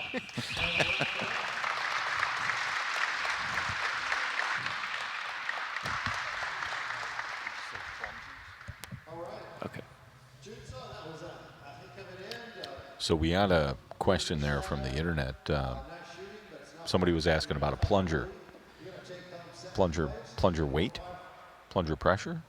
Probably two big differences there between Dallas and Junsa with their plunger weights.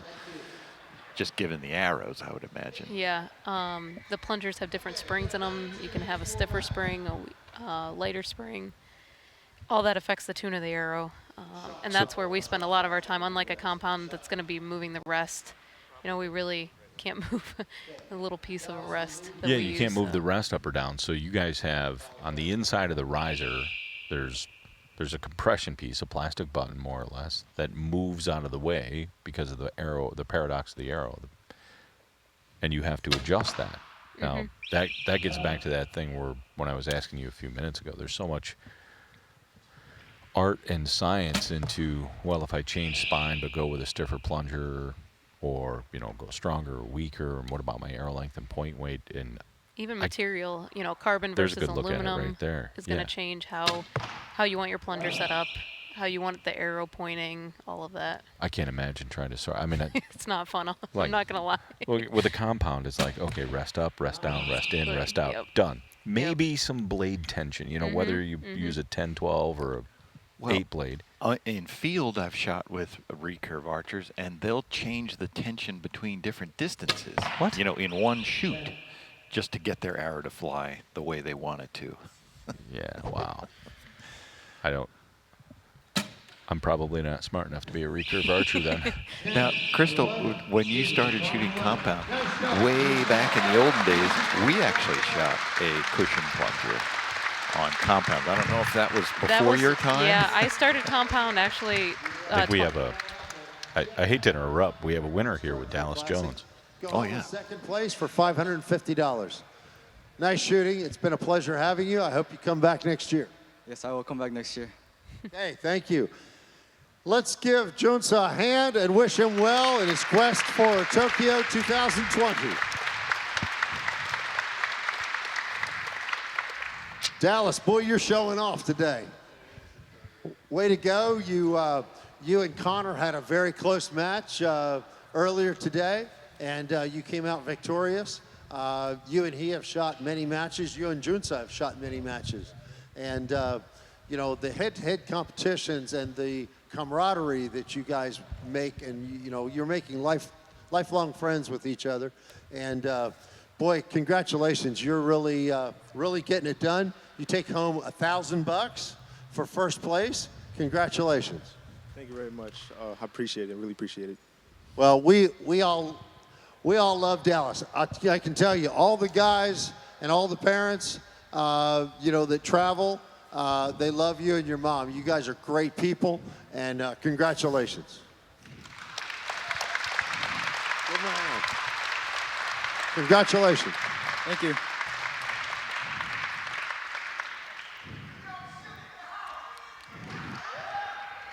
A nice personal message. Nice personal message there from Rob to Dallas. Clearly, good friends of the family. So we had a great match there, a great winner. Congratulations to Dallas for winning the Youth Male Recurve 2019 Lancaster Archery Classic. Good shot of an 11 from Dallas. Mm-hmm.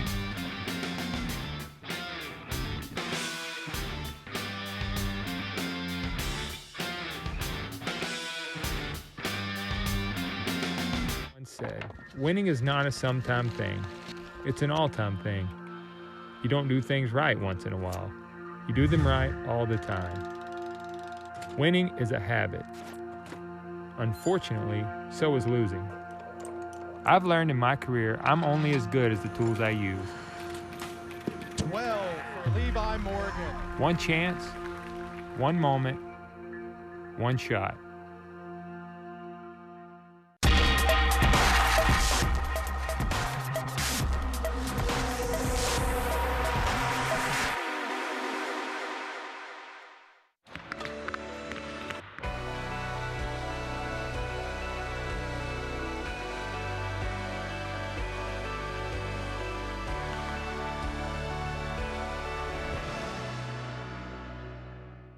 We don't build these bows to be different.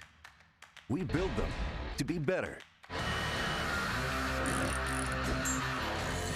We're the outsiders, the mavericks, the fearless. We forge our own path.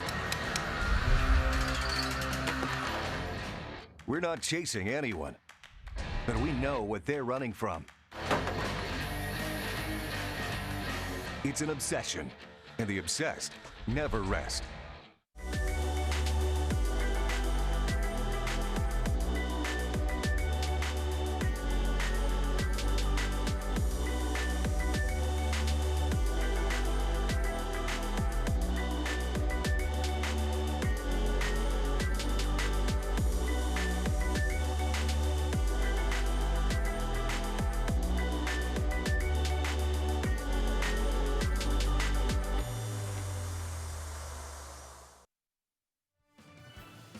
Welcome back to the Lancaster Archery Classic stage. In the finals, we have the youth female recurve division. And our first qualifier is Imogen Grzymski. And our second is Hannah Yee. Let's give these ladies a hand, young ladies a hand.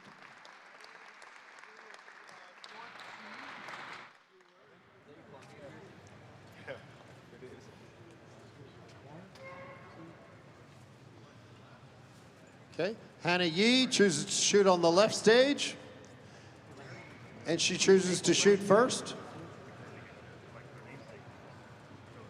Second, Hannah Yee chooses to shoot And welcome second. to the 2019 Lancaster Archery Classic at Spooky Nook Sports, Manheim, Pennsylvania, just outside of Lancaster. We are in the Archery Hall, sponsored by True Ball and Axel and Black Eagle Arrows. We're getting ready to do the youth female recurve shoot-up.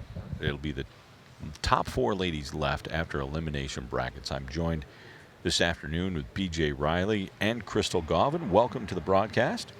Thanks, Chuck. Glad to be here. Thanks for spending some time with us, Crystal. So, you making the change from compound to recurve, these young ladies obviously getting a start early in their career for this particular division. When we talk about youth female, is 11 to 17 years old. Do you have to shoot with any of these ladies? Do you see them on the line? I actually know Imogen from back home. She lives in Massachusetts, shoots at a range near me, and I know she's been a member of USAT, I think the Junior Dream Team. So I'm familiar with her. I'm not familiar with the other girl. I just lost her name there. I apologize. Hannah. That's all right. We didn't give you a cheat sheet. But yes, so like I said, I'm familiar with Imogen. Definitely seen her put up some really good scores. And then we see Hannah shooting win and win. Imogen with the Hoyt, so both companies represented here. And we want to thank Hoyt for doing this, sponsoring the live broadcast and our live scoring, which you'll see up on the screen from time to time. Sponsored by Dead Center Archery Products. Great first end by these ladies. So Hannah looked like she was struggling there, but I mean, this is from the get-go, so. Probably just nerves. Just nerves. That would be my guess. Yeah. 17 And we talked in the last match there, Crystal, we see Imogen shooting the single spot and Hannah shooting 3-spot. So we'll see how that plays out. Now, we had another match earlier that we were talking about today. I think they have the names backwards actually on the targets. They are moving. I thought so. Yep. Because I know Imogen usually shoots a 3-spot, so had to do a double take there. Flip that around. Is our 4th place qualifier. Where are you from? Connecticut, East Haddam. Okay. Very good. From New England, Connecticut. And how old are you? I'm 16. 16. Very good. 16 years old. She's shooting a Hoyt bow, True Ball Excel Achieve sight. And what aperture is that? It is the Shrewd. Shrewd aperture. And shooting ramrod stabilizers, a biter plunger, biter arm guard. And we'll get started here. Let's check it out. We got 28-27, very close match. Hannah Yee with a 1-point lead. All right, so we got the names worked out here. So it is actually Hannah shooting the single spot on the left podium and Imogen on the right shooting the 3-spot.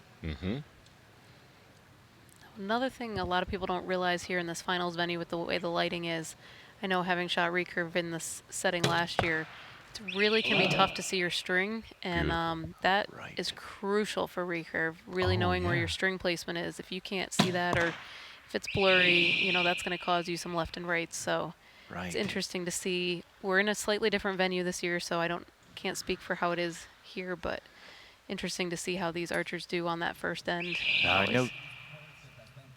Would you rather have a lighter string or a darker string? It's personal preference. When I shoot a dark color riser, I like to shoot a bright colored string, and vice versa. I like the contrast. For that contrast. Yep. Now, Crystal, we try to set up our practice area just outside of this to match the lighting here. Last year when you were shooting, was that match there, or was it still a little off between practice and the finals? It was very close. Having shot a lot of world archery events where the practice range is totally different, I will say it was pretty close. About as close as you're going to get. It never can be exact because you have shadows, different angles, but yeah. 11, 9, 10 for 30 on that end for Imogen. Definitely notice they have a lot more blue light in here this year, which I think helps. It's not as sharp. Yeah, it fills it. Yeah. So 57-52, Imogen with a lead over Hannah. How you feeling up there on the stage this afternoon? She's giving a good look at that arrow. Very good. Very good. Looking good, looking relaxed. I know Rob loves this. Well, he loves any of the recurve divisions, but especially he loves the youth female recurve with Casey, his daughter, being of this age, although she's shooting women's recurve. But this is certainly important to him. Now, Hannah will age out of this this year, because I think she said she was 17 when she was talking to Rob just a minute ago. So she'll age out of this. But Imogen, 16, she's got. Yeah, she's in high school, so she's definitely got some time left. She's got a year to go. Yeah. And behind her, you'll see actually Coach Jim White down in Atlanta, and he does a lot of coaching with the junior national teams and helping out the up and comers. And I think he's a level 5 coach for those familiar with the ratings.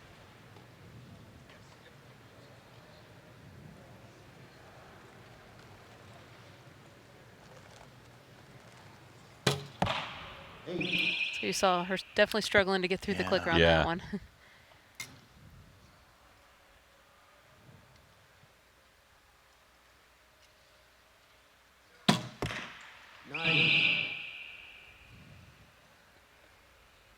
Looks like Hannah gave a couple clicks to her sight there after that shot. 8. As did Imogen on that shot.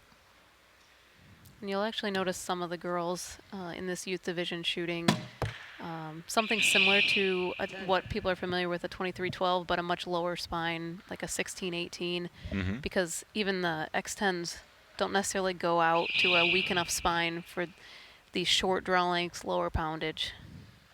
So they'll actually be shooting an aluminum arrow. Do you have an idea of what Imogen is shooting for poundage? I Nice don't shot. know. I know, at this age they're going up every 6 months or so in weight probably. So I'm not sure what she's at currently. What do you shoot for a draw weight? I shoot anywhere 42 to 44 pounds roughly, depending on where my arrow's spine. Wow. 27 apiece there. 84 for Imogen. 79 for Hannah. What were you going to say, PJ? I was there? going to kinda ask cut you Crystal off. if so. There is the option for a clicker extension off of their sight bar. What would be the option to not doing that and going to a longer arrow? That maybe you could go with a stiffer spine because it would weaken it. Yeah, you'll see people putting it off their sight block instead of off the clicker plate, so they can have run the longer arrows. And in fact, in the pro division, we had Molly Nugent was shooting full-length arrows. Actually, she said she didn't take anything off of them, and so you saw it off her sight. How does that affect the dynamic then if it's that long? It can be less forgiving in some sense, but it really comes down to how you get it tuned and what you feel comfortable with. She was shooting a little bit of probably about double the size of an X10, so it's still a very small arrow, but in comparison, it was definitely bigger than what a lot of us were shooting. 10 Looks like maybe? a 10 there. 9-10 liner. Right on the line.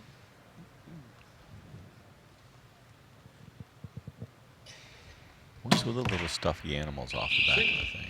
I see that a lot. Yeah, I think it's just good luck, fun, whatever makes you happy. There's a good look at that achieved sight there from True Ball XL. Nice shot landed in the 10. Looks like Hannah's shooting a Shibuya sight. That's an important sight to us at Lancaster Archery. I love mine.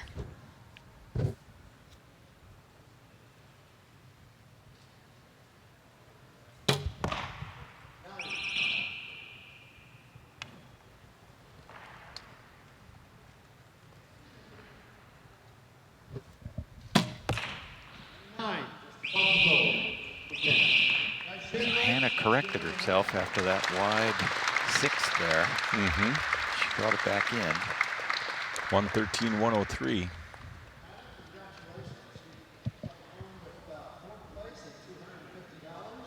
So yeah, I can see that one. She was just, her elbow was actually going left and right before she released that one. So. Okay, I hope you found it to be exciting and that you do come back. But $250, let's give her a hand. Thank you.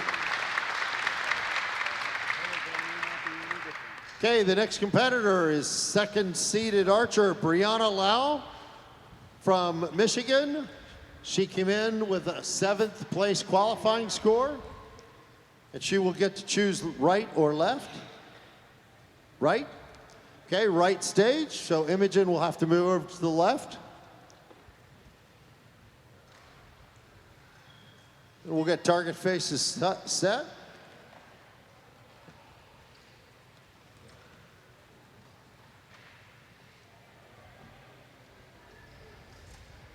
So Brianna shooting a 547 as a qualifier score, and then a 118 in her elimination round for a 665 total. That put her here as the number 2 seed. See Brianna at a lot of competitions. She's certainly well known in youth female recurve. Yep, she spent some time out at the training center this summer. When I was out there, she was actually out there at the same time, and you'll see behind her Holly Stover, who spent quite a bit of time out there herself. Absolutely, that was her dog there, Nisu, who I just found out this weekend has his own website. Oh, I did not know that. How are you not aware of that? I didn't know that either. I didn't know that. Nisu the Superdoodle. And the Facebook page, so he's famous. Is it weird that I actually know that and actually follow it? So Holly is a coach herself. I forget what level she's at, but she's gone through several of the trainings. So she's Pretty worked sure with she's a Brianna. level 4. Yeah, I think that's what I remembered. Nisu's awesome, man. So she corrected after her first shot. Yeah, Sawyer just gave a couple clicks there. A couple more clicks.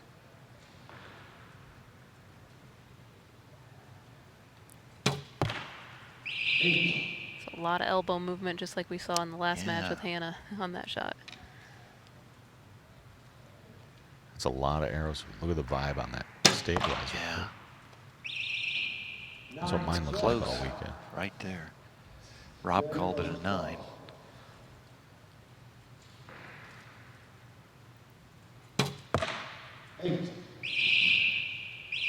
Both of those almost in the same exact spot. Yeah. I wonder if she's starting to now. In compound, you know, when you miss left or right, you know, it's a strong or a weak kind of a thing. We've always analyzed it that way. Is it similar in recurve? Yes and no. There's a lot more variables at play. So you definitely have, you know, the same dynamics, but you have other things too that factor in that can make it more difficult to figure out what you're doing, because the tiniest little thing. There's a great video World Archery's done where it shows, you know, a couple millimeters at your end equates to over a foot at 70 meters. Yeah. So it just shows you Absolutely. what minuscule differences, just huge changes, even at 18 meters. When we're talking about the size of this, you know, that easily puts an arrow into the red. Just, you know, a fingernail, Just that 2 millimeters yeah. different That gripping tiny the little string. adjustment, yeah. Yep. We had some shots there of their various things they have hanging off their quivers and tab pouch and all that. They like to accessorize their quivers, and why not? I mean, you got to look Archery's fun, heck yeah. If you don't look good, you know, you're not going to shoot good. Yeah, you can't shoot good if you don't look good. I like the color of that bow, that pink white. Yeah. She's Little got archer that nice lip. archer sticker on Yeah, there, the matches. I archer. like that. That was a low one, 7. 7.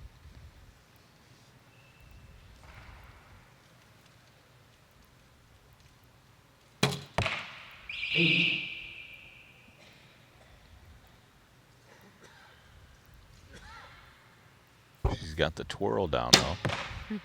Yes. Think she adjusted too much there, maybe? Possibly.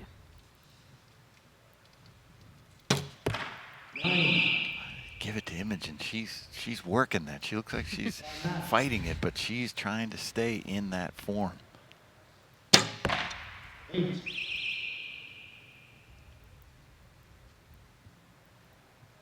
Yeah, Imogen shoots a much more traditional NTS style shot. You'll see between her stance, a little bit wider stance than Brianna's. She's keeping it in the yellow. I mean, at this youth female recurve, if you can live in the gold, that's a good place to be. Take the lead, 51-50. Let's give her a hand. Your coach is gonna back.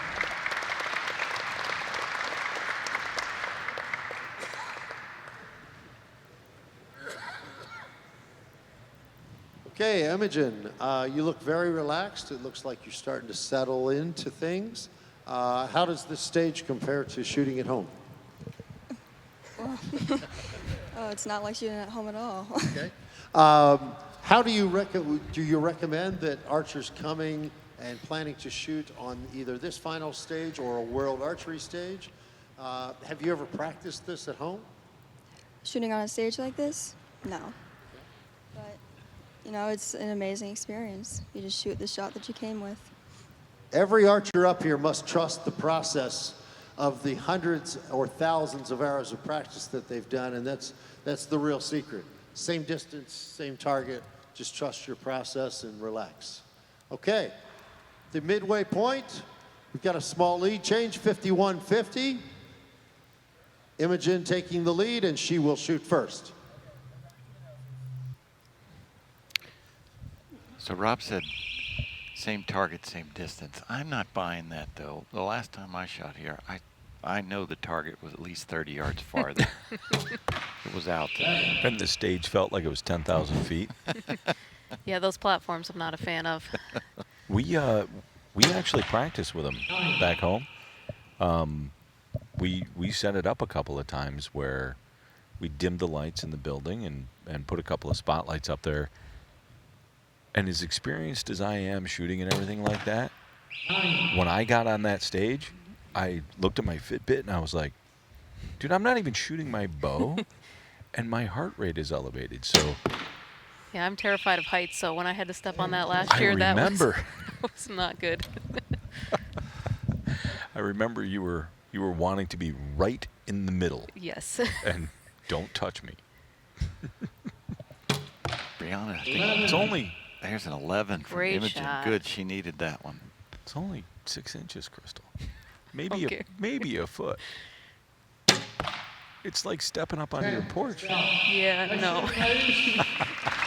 Good last 2 shots from Man. Brianna. She got in there inside the 10 Yeah. 11s. Which is great. But Imogen dropped a couple 11s there, so 82-79. 3-point difference. Mm-hmm. Let's get a couple of looks at her shots here if they've got them. We'll keep watching there. Good shot of Troy Walters there. Works for us, Lancaster Archery. Good guy. Here we go. There we go. Yeah, you can Pull. Yeah, you could see that. What could you see in the clicker there? What were we seeing where it was kind of wanting to go? Oh, almost. Went in the 11. My husband likes to call that sawing wood. Sawing wood. Yeah. Starting a fire. Yeah. Just 2 points separating the two, and as you know, with recurves, anything can happen. 82-80. You know what? You're right. There's her shirt says Junior Dream Team. Yeah. On it. We Mhm. talked about that in Yeah. a match earlier today. That special shirt, meaning that you've been selected for the Junior Dream Team. Imogen felt like she got into a groove here on the last couple of shots. Yeah. Yeah, that's what I give her credit because she's fighting, but she's getting them in there. She's gritty. Some of my best scores have been shot when I'm fighting it every single arrow with the recurve. Those days where it feels easy, they don't necessarily go in the middle. I mean, her arm guard, just look at the wavering there, the tabs coming off the back. You see nice tight on that grip. That's what you want to see. Yeah. That's excellent. A lot of people have too relaxed of a grip. You saw her thumb there pointing Right. up. That Mhm. shows she's keeping the tension around. Good Nice shot.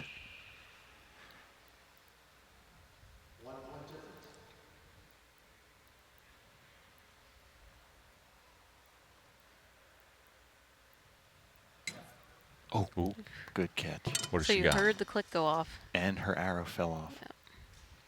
We have 11 seconds. Got 10. That's lots of time 9, for a recurve. That's 8. like an eternity for you guys, Here isn't we it? go. 6. Yeah, there's people who 5. purposely will wait the clock down. Darn. 8's better than a miss, so Yes, that she'll is take true. it. An 11 can. You saw a little bit of collapse there right at the end. Yes. It came forward off her face and then pulled back through. So she's lucky that landed where that did. Wow. What it?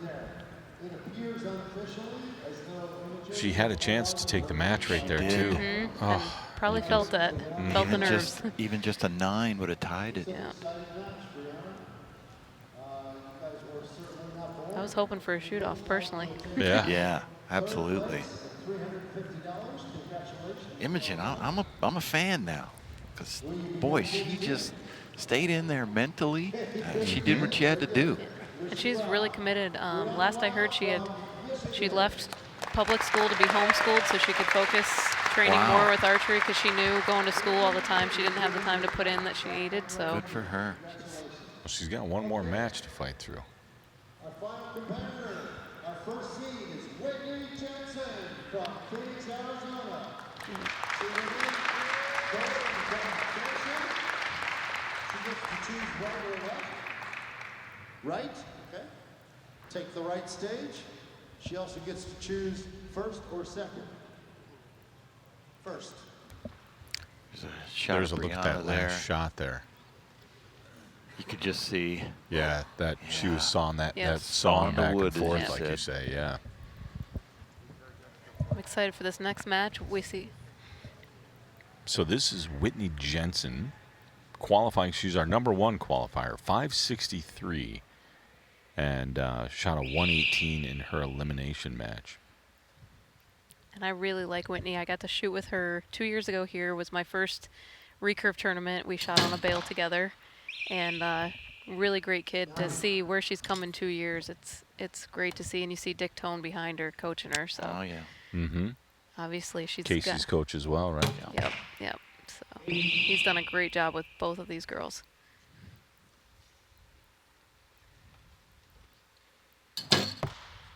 A little bit of a wobble there, it kind of looked at. But she reaches up for the sight, gives it a click or two. See if Imogen can.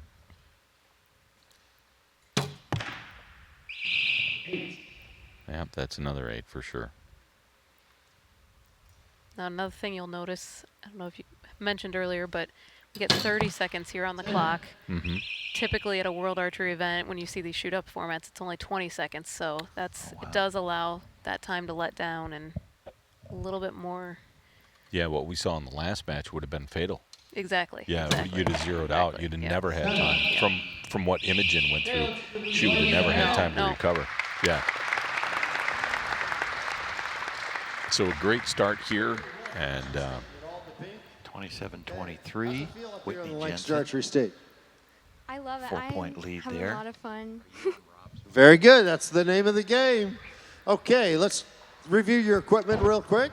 You're shooting a Hoyt Factor. You're shooting the Formula limbs and Shibuya sight and an AAE plunger, rods, and X10 arrows. What finger tab are you shooting? Custom tab. Okay, I think I know where that came from. Coach Tone. Coach, you having a good time up here too? Always, always. Okay. Yes, it is. Yes. oh, getting some kind of a conversation from Larry. Okay. All the I've been officials. told that there's a question on some of the scoring.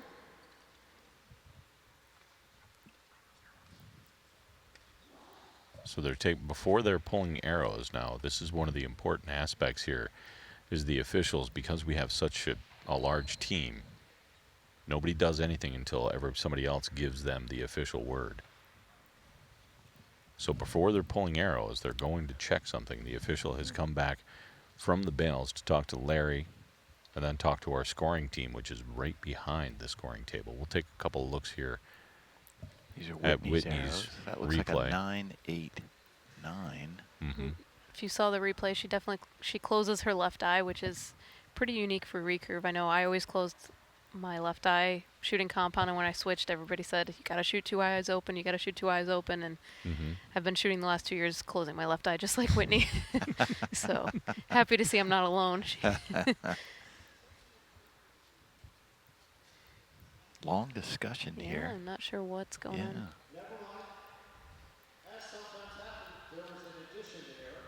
Oh. Looks like in this match, go ahead and score, please. In this match unofficially, we've got 27-23 with Whitney Jensen taking a lead. So Rob giving Apologize us some for the delay, the clarification confusion there there. on the scoring issue. So Once we Imogen get after these the scored- first end 23, Whitney after the first end 27, and we're waiting for the official scoring tablets to be returned to the bales. Go ahead and score.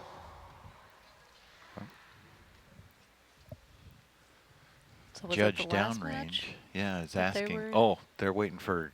Here comes Gary Reynolds. He has the scorecards. Oh. Yeah. Can't do it without the scorecards. Got to write it on something? Yeah, right. Okay.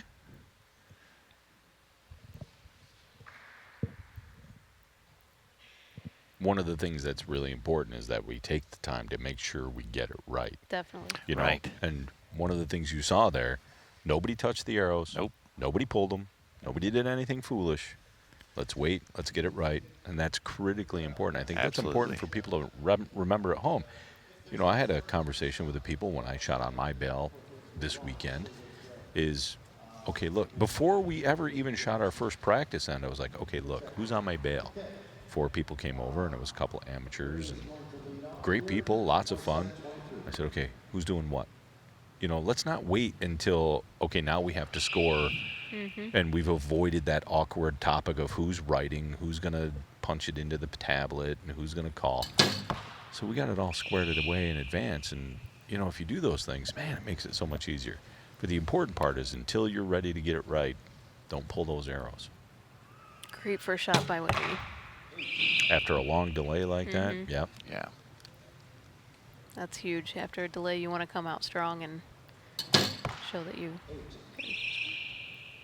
That was a pretty fast shot from her. Landed really close to that same hole, though.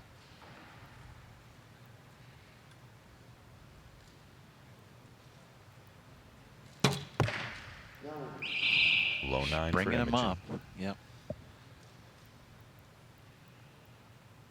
So you're struggling a little bit as she's trying to anchor. Yeah. Yes. But solid 11, so. Does that face contact have a dramatic effect like it does with the compound? Oh yeah, any little thing drastically changes. 11. Nice shooting. Nice shot, Good. Imogen. Imogen, you could see her. She just was low, a little higher. Finally got it on the third one. Yeah. It's a great way to finish that end. Great way to get into the half. You're from Arizona, so I imagine you don't get a chance to shoot indoors a whole lot. How does this stage compare to anything you've done indoors at home? Have you ever practiced up on a stage like this? I have not practiced on a stage. It's really dark in here, but that's fine. I don't know. It's kind of fun, a little different. Very good. Shooting well, nice and relaxed. Both of you are shooting extremely well. Keep it going. We got 56-51 with Whitney having the lead. 5-point advantage. Chooses to shoot first. Kind of dark in here. What? No, don't let the director or the producer hear that. They spent days getting this lighting right.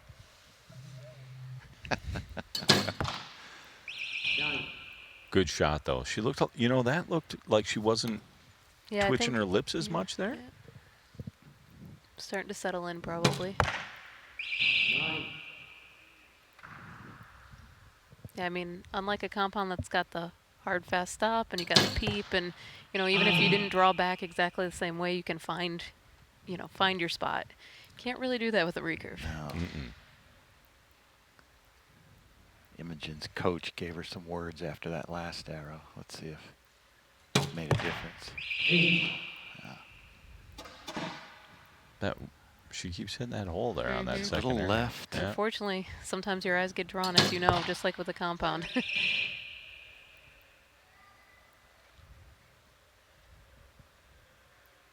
So 9-9-10.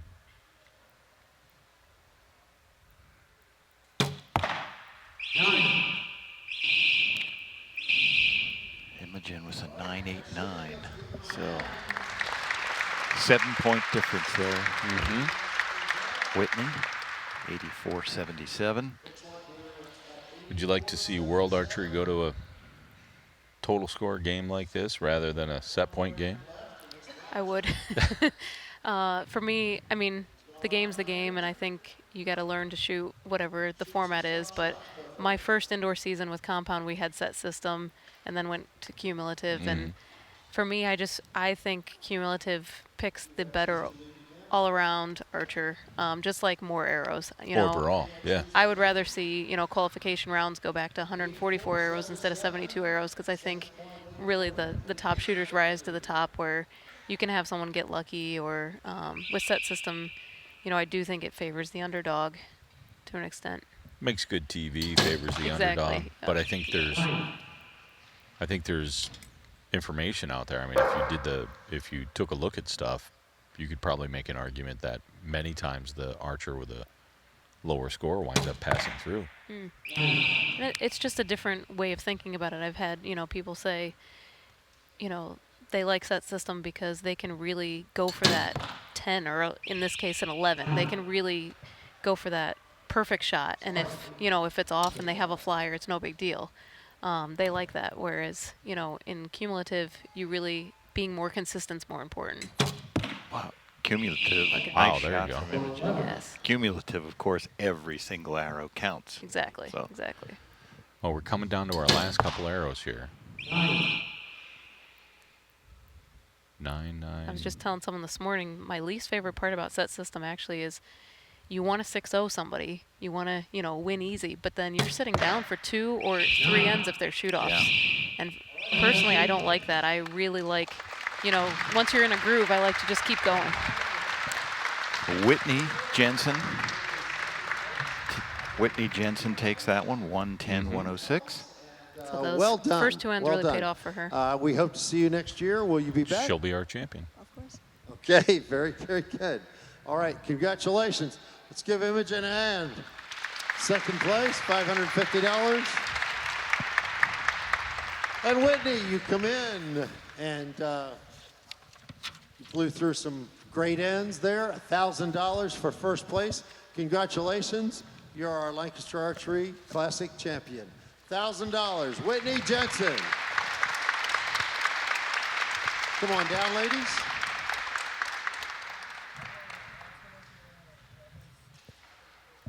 So congratulations to Whitney Jensen there. Yeah. Big giant winner.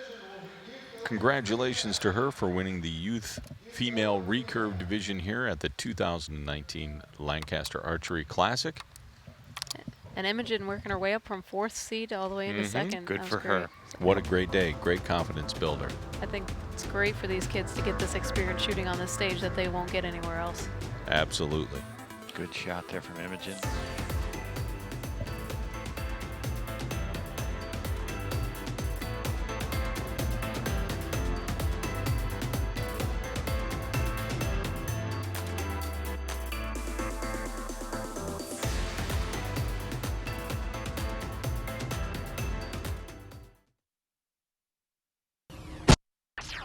This is how we like to do it.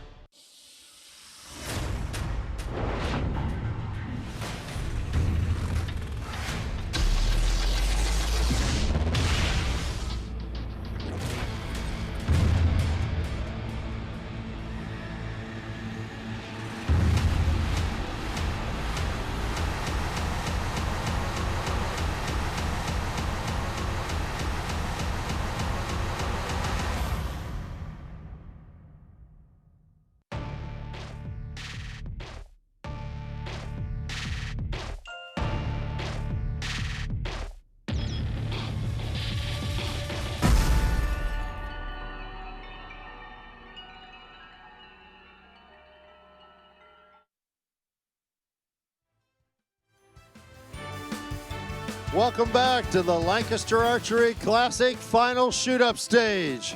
We've got the Youth Female Open Division with Ava Drummond and Anna Scarborough. Come on down.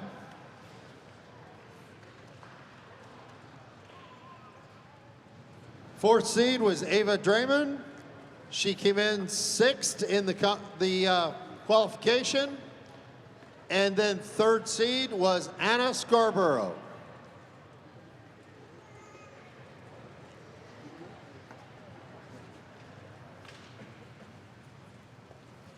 Okay. Anna Scarborough chooses to shoot first. Ava Draymond will shoot second.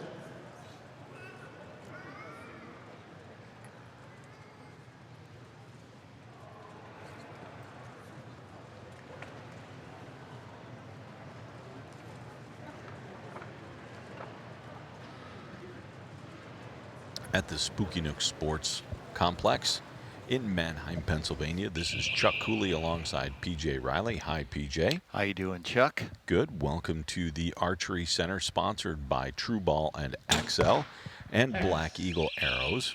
This live stream is brought to you by Hoyt Archery and our live scoring. Thank you very much to the guys at Dead Center Archery Products. A big fan, big supporter of Lancaster Archery. Absolutely. This And broadcast Chuck, booth brought to us by Win and Win. Win There, I and got all Win. the tags in. You got it in there because, Chuck, these two just came out screaming. Right. Look at this. This match is Youth Female Open. These girls, that Youth Female class is 11 to 17 years old. The high qualifier, get this, the high qualifier for this group, we'll see her in a little bit. Faith Miller laid down a 649.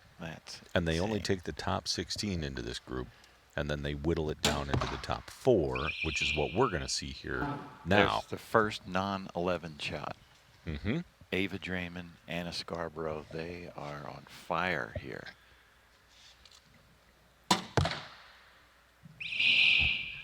That's 11, 11, 11, I think. I believe that's a 30. Oh, no, they called it a 10. I'd be interested to see what the judges say here. But a 32-31 start. That is incredible. The judge is looking at that third arrow from Ava. Here's a shot here from Anna. That's a 9 there. That one hurt after those two 11s, but I want to see what that judge called that third arrow on Yeah, Ava. she'll shake that right off, though. I mean, right now it's tentatively a 32-31. And So again, this group, so these girls, this division, this Youth Female Open, 44 ladies started this. And again, they took the top 16. 44. That's a great Love size it. group. Took the Ava- top 16, went through a qualification round. So Ava shot a 120 and a 121 to advance. Anna shot a 123 and a 124 to advance. Wow. And here we are.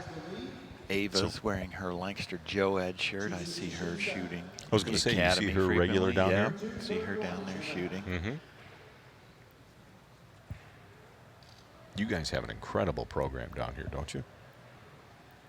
So in the fall league, I've signed up to shoot it, and it was like 95% kids, and then me.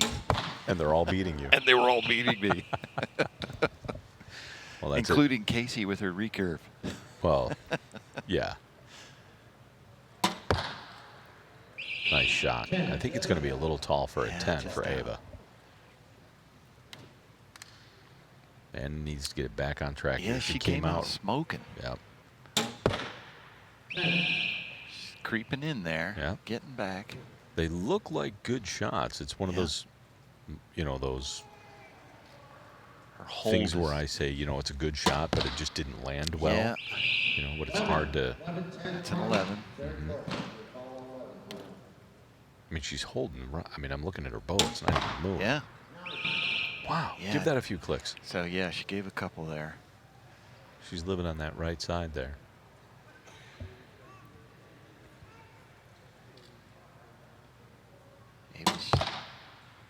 Good follow through. Great shot. Nice shooting. Let's give these ladies a hand. So 63-59 for an opener. 4-point lead there. I'm sure Rob's going to grab a couple of words here. I'm from PAM 17. 17 years old from Delaware County, Pennsylvania? Phoenixville. Phoenixville, Pennsylvania, in the Philadelphia area. Ava is shooting a Hoyt podium with a Shibuya sight, a Trophy Taker rest, Bee Stinger bars, and X-Buster Carbon Express arrows. And what release are you shooting, Ava? HBC. HBC from True Ball Excel. Doing an excellent job. We've got a match with at halfway, 63-59. Ava's got a 4-point lead and chooses to shoot second.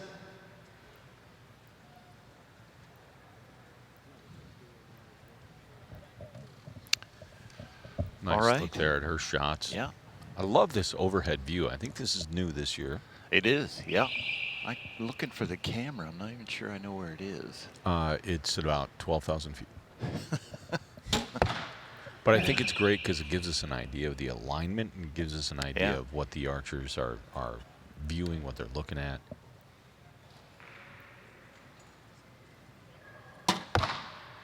Nice follow through. 11. Great shot. She's shaking a little bit, but she's holding it in the middle, so it's going where she wants it to. So that's not a. You can see Anna's not shaking quite as much. Beautiful shot. I mean, that was a center 11 as well.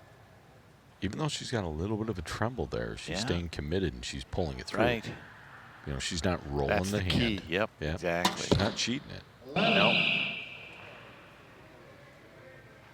Whoever her coach is needs to say, hey, good job with that. Somebody at Lancaster? I'm sure one of them is coaching her. She may have a full-time coach in addition. Nice flat hand there. Yeah. Looks good. She's comfortable. That hand's not tight. That's a 33. Nice shooting, ladies. Beautiful shot.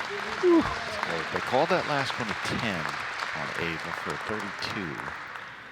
I don't know, man. That looks like that could be It up did. there. It was in there. I think she might be shooting 23s, though, which that would keep it a little bit low. This match going fast. Yeah. 95-90 for Ava right now. She's currently in the lead. Let's get a look here at Ava's shot. Watch this follow through. Yeah. See that? Straight back. Hand Just nice and flat. Yeah. And that's what you get rewarded with there. You get that beautiful land.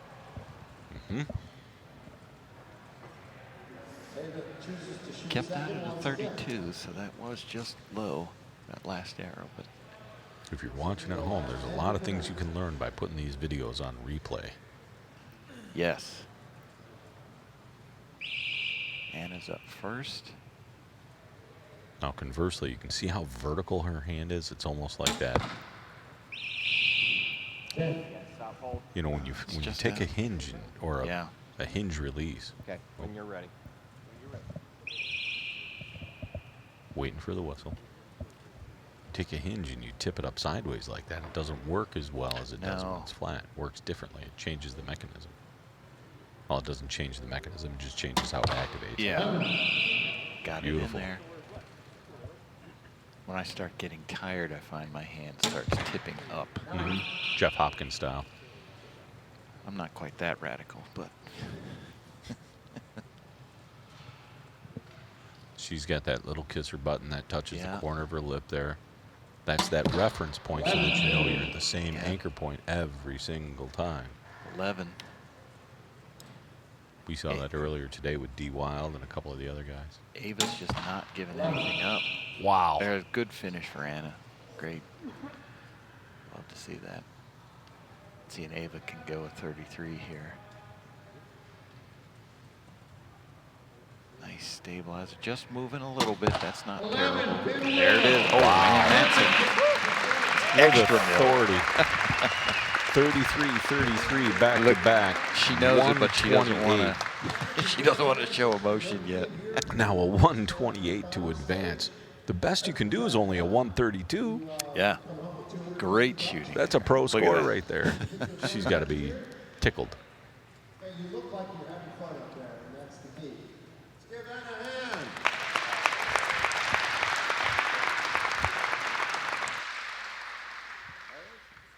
Oh. Great show of sportsmanship there. Left-handed sportsmanship. Let's give these two lucky lefties a hand. Let's step down. Ava, congratulations.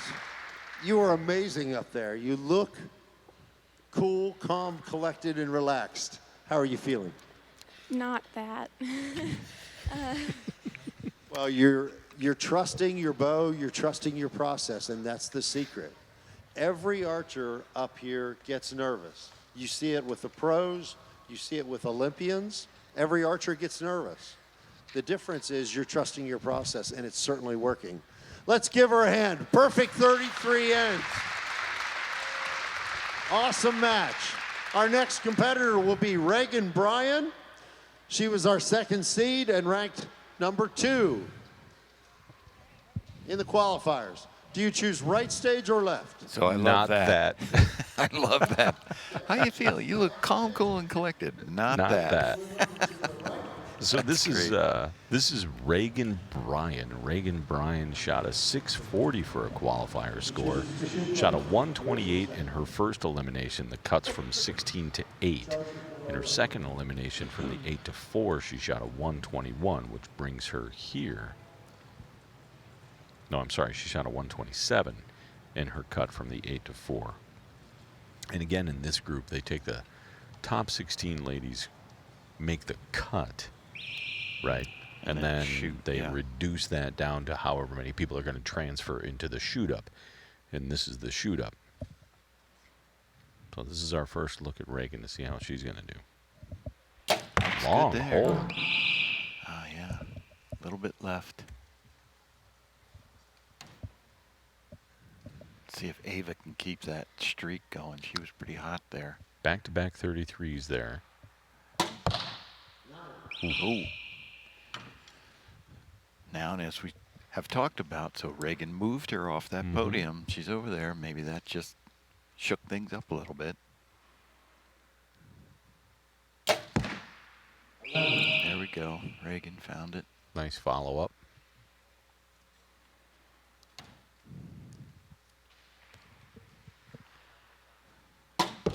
All right.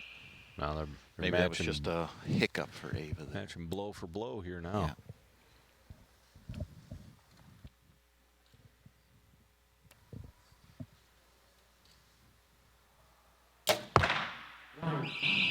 She gave a little grimace at that shot. She knew something was off. Now she's wiping her hand. I don't know if she's got a little nerves going on, maybe. I can't imagine from what. No. 10. Good shoot. So it'll be a 1-point lead there for Ava. Yeah. After the first end. Good shooting. Yeah, sometimes, you know, her hand may have been sweaty, but sometimes the release breaks when you're just getting that thing back to the middle and it goes off before you're ready and just doesn't get there. So I had that. That happens to me all the time.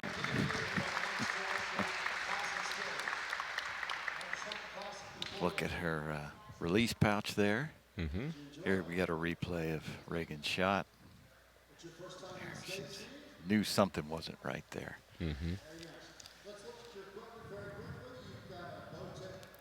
Immediately goes to wipe off her hand.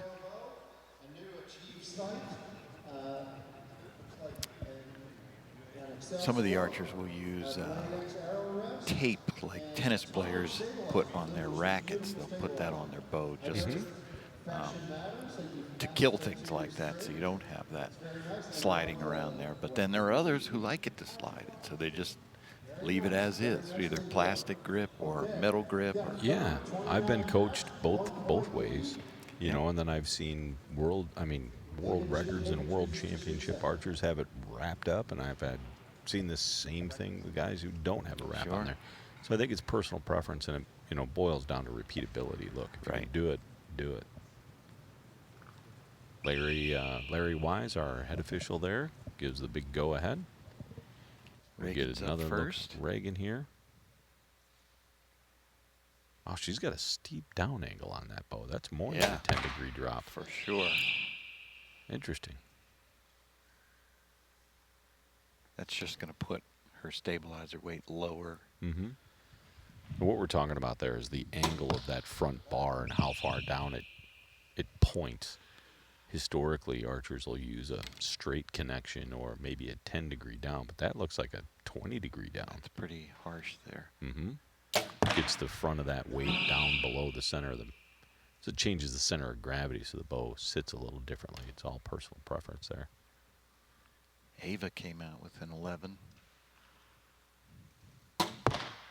Nope, that's a 9.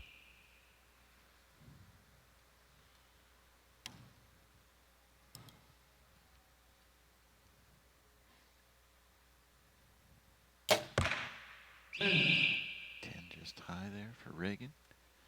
There's no real pattern to her arrows, so she's probably still just trying to find the groove, find the spot. Mm-hmm. 2 9s from Ava. That's uncharacteristic from what we've seen from her so far. Yeah, for her qualifier and the way she shot first end, I wouldn't have expected that. It's tied. 59-58, 1 point. Look. So we're at the halfway. What is your name? Katie. Katie. And Katie, how old are you? 8. 8. And how long have you been shooting, Katie? Like maybe 2 years. Like 2 years. Do you like shooting archery? Yeah. I know you're really good at it. She's got that big. What's your belt buckle favorite to prove color? it. Purple. Yeah, her bow is all purple. It's beautiful. So are you. Thank you. Let's give Katie a hand.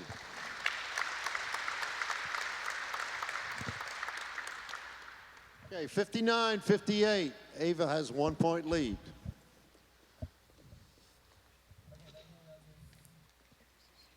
Rob interviewing one of the arrow runners there. 8 years old. She had the shooting for 2 championship years. buckle on and her little cowboy boots and everything. She's a little doll.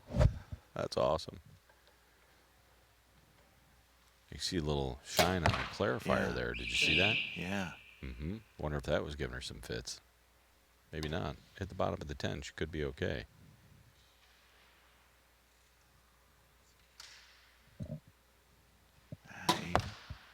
She got that one in there. That was a long hold.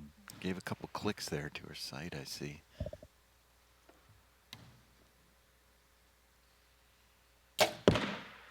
Yeah, her timing was Got that much one. better on that Yeah. shot. Went off much, much faster. Not rushed, but not overhauled. Right. Yeah. There's a good shot.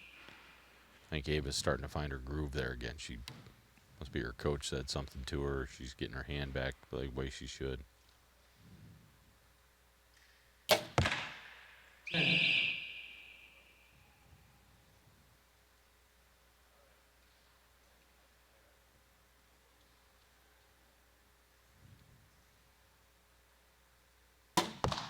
Wow. 32. Wow. 91-89. She gained a point there. So, I mean, she's got to take it when she gets it because Reagan's certainly not giving up. Showing everybody else how it's done. It's awesome to see. 91-89. That end is 32-31. Both excellent shooting. Lots of 11s they're laying down. These girls are doing good. Almost finished with the scoring. Ava chooses to shoot second once again. Our last and final match, or end in this match, 2 point lead for Ava going in. All right, here we go. 2 points. 2 points and 3 arrows to decide a winner. Yeah. Certainly can happen, but if Ava just maintains her composure, I think she can keep it. Well, 11. There's an 11 from Reagan, so nice deep breath. She's going to stay calm, do what she can do. 11. There, Ava matches it with another 11 of her own. The best thing you can do is put yourself in a position to win. So if you can shoot 11s, you know, you're doing everything you can. Right. You're controlling the only part of the event that you can control, and that's you. Little shake A little there. tremble there that we didn't see earlier. Oh. There's the swing. That might have been the 2 points. That's the 2 point swing. Now, So depending on Reagan, this arrow. Yeah, she's got to keep it together here. Good shot from her. Wow. Oh, no. I think that killed it. Yeah, she wiped her hand off again. A 9 and they tie. 10 and she wins.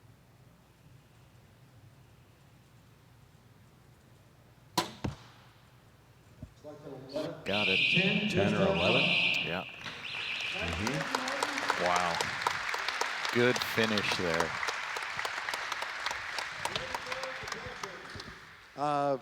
guys are trusting your process. You're shooting well, and it looks like you're going to end up with 3rd place and $350. I hope you've had a good time. We've certainly enjoyed watching you. You're laying it down and shooting well. How are your nerves at this point? They were crazy, not even gonna lie. It was really nerve-wracking, and I've never done this before, so yeah, the nerves were insane. It's going to help to practice on an elevated stage to try to emulate this at home. It helps, but there is no duplicating this stage with the lighting, the cameras, the crowd, everything else. Bottom line is you just have to trust your shot and all of the practice that you've done, and you've done well. Congratulations. Thank you. Let's give her a hand. Reagan Bryan.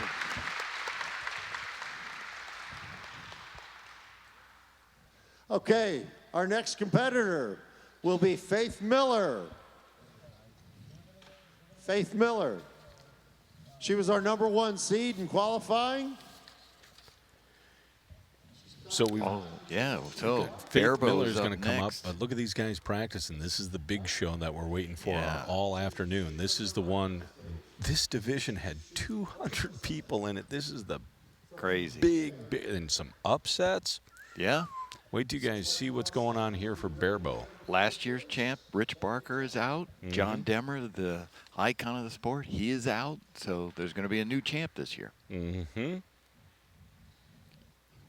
But first, we must get through youth female recurve, and Faith Miller just stepped up here, and she's no joke.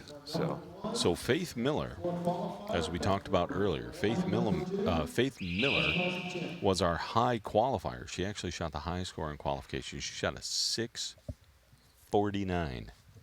Crazy. Out of a possible 660. And then through the elimination, the first elimination, the cut from 16 to 8, she shot a 128. From the cut from 8 to 4, she shot a 129 for a 906 total for the weekend. Wow. Incredible score for youth female. Ava, she's still getting those 11s. Mm-hmm. She needs them right now. Yeah.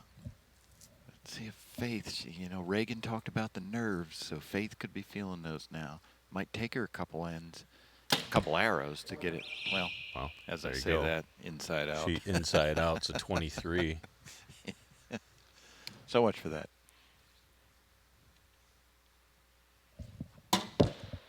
Another 11. Wow. But this is what we saw from Ava in the last match. She came right out and just pounded it. Yeah.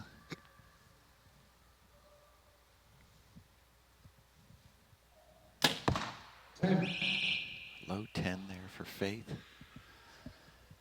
Let's see if Ava can finish out at 33.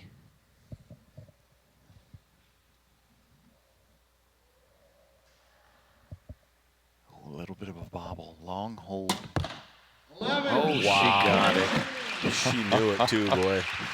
She was like, look at the look on her face big there. breath there I hope from that comes Ava. back on replay. The look on her face right there, because she looks like she could. That is great. She knows whether to laugh or giggle or cry. She's sitting there and she's thinking, I held that a long time, and man, it went in. She's looking over her shoulder like, don't come talk to me, don't come talk to me, don't come talk to me. Oh, that's great. Love it. Gosh, that was awesome.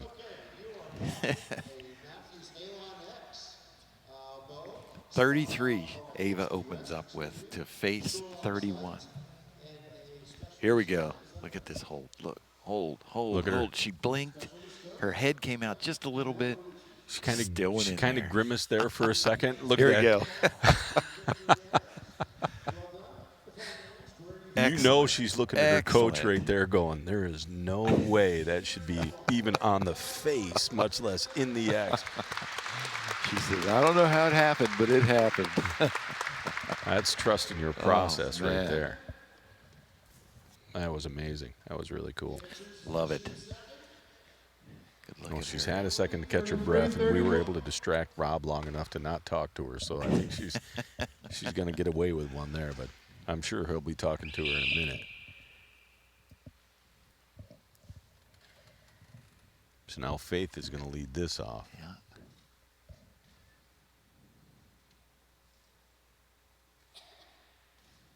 I think that one caught it, yeah. Her shot looks good. Faith does. I think she's going to find that center.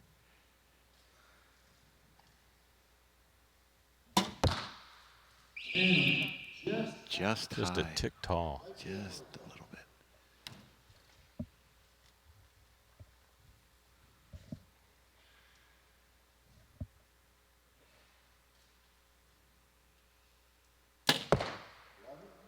Ooh. In the same Good hole. shot, same hole.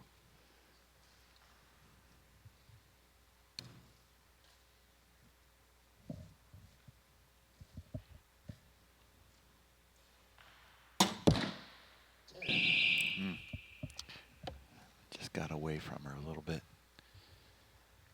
Faith coming in. Faith Still looks. still held the 10 yeah, there. Faith looks strong when she's holding well. I'm going to say that's probably a 10 liner.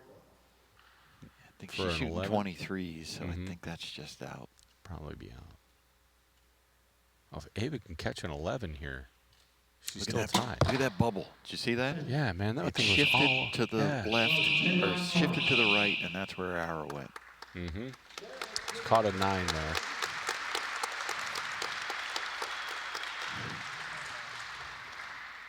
Shooting extremely well, showing how it's done. Paige, how might they be feeling up here? I know you've been on stages like this and this one many times as a professional archer. I bet you now they're starting to settle down. I bet the last end was a little rough, but they look pretty smooth to me. Okay, they do look amazing, both of them. Shooting extremely well. Okay, unofficially, we're getting 64-63. It looks like line calls are being made. So that may change in the next 30 seconds to 60 seconds. Match is tightening up a little bit. Both young ladies are shooting very well.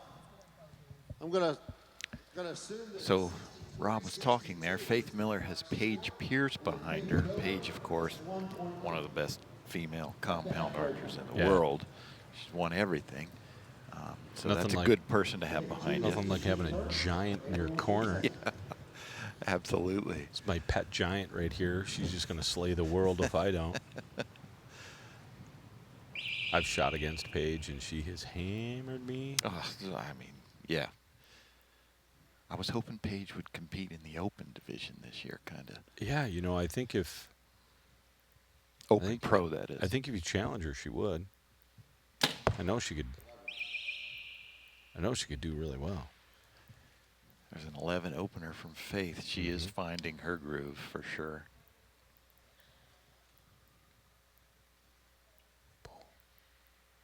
That's a long hold. Yeah, 8. That one did not go her way. I think her nerves and... I think she's just tired. She's been up there a lot. while, yeah. Yeah.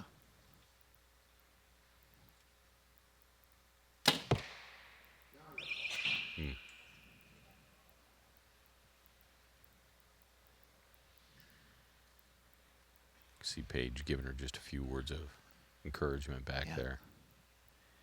Yeah, look at Ava. She's just moving a little more. But, hey, went in the 11. She got that in the middle.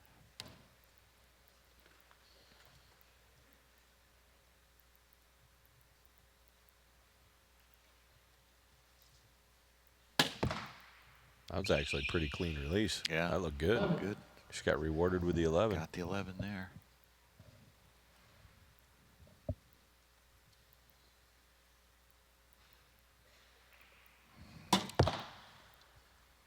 And probably a 10. I think I'm gonna it's say that's a leaning 10. out. I don't think that one's going to get it.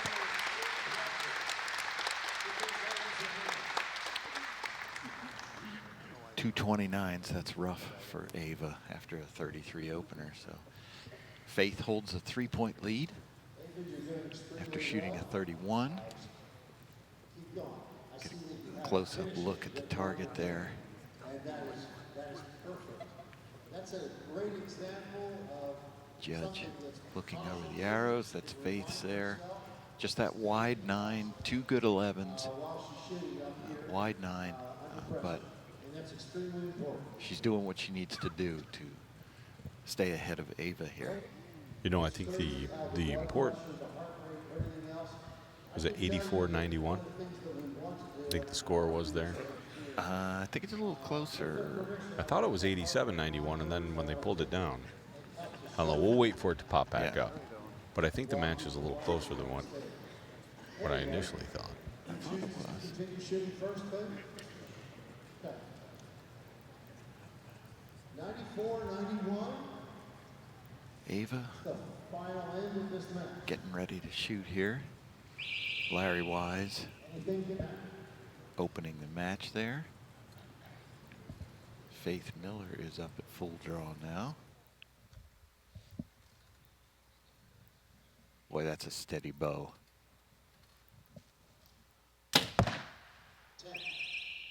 Just dropped a little low.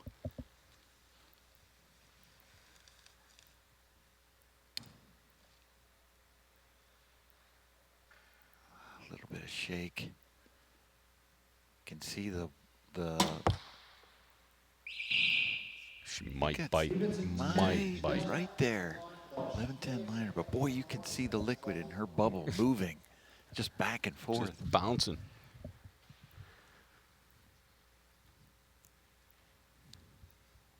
Faith's bow just looks rock solid.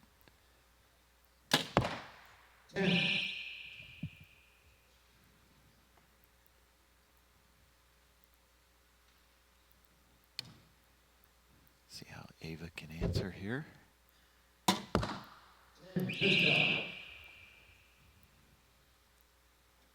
She gave a couple clicks to her sight. Mm-hmm. Still down by 3 with his last arrow.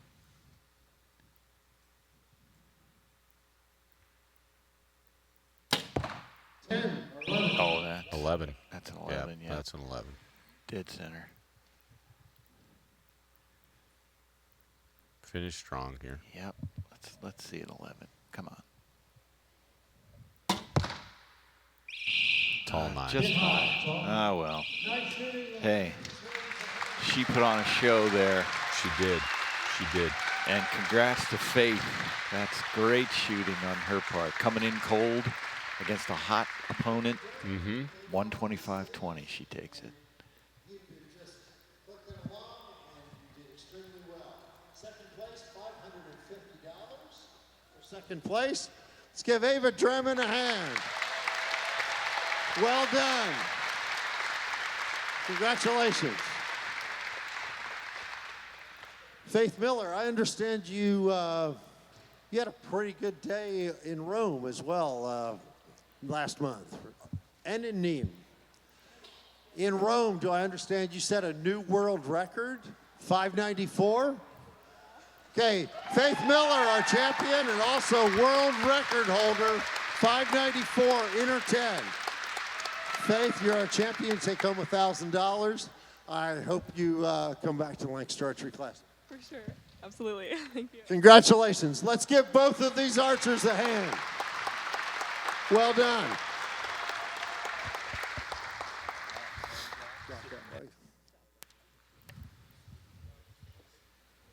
Well, congratulations to Faith there. Absolutely. What an incredible win for her.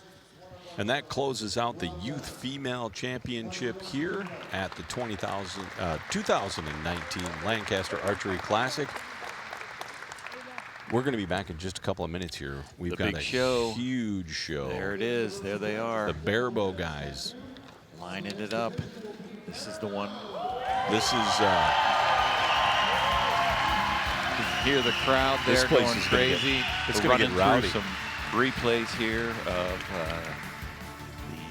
the youth female compound. But yes, the place, people are chanting Barebow here. It's about to get rowdy.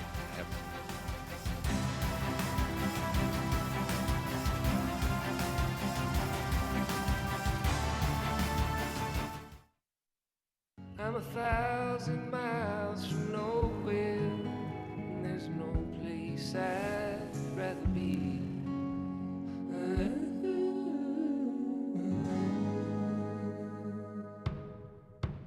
I'm 1,000 miles from nowhere, and time don't matter to me, 'cause I'm 1,000 miles from nowhere.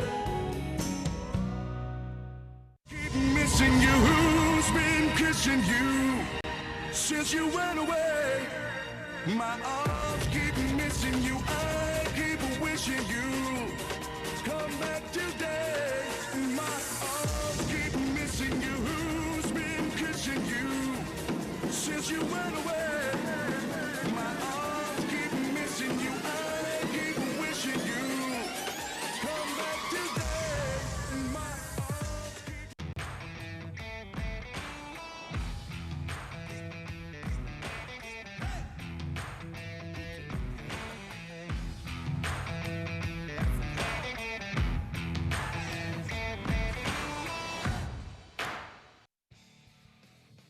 The newest innovation in archery is here, Sweet Spot. Sweet Spot incorporates proven strain gauge technology into a complete package that allows you to see how much pressure you put into every shot. And Sweet Spot's lighting system tells you in real time if the shot is too weak, too strong, or is in your sweet spot. Get Sweet Spot Go No Go or the Enhanced Pro with live shot viewing at LancasterArchery.com today. Sweet Spot, because it's no fun to miss.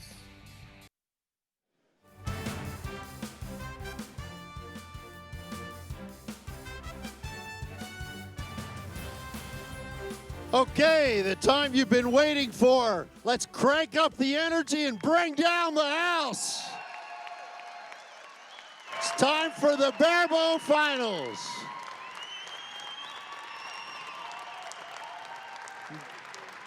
This place is packed.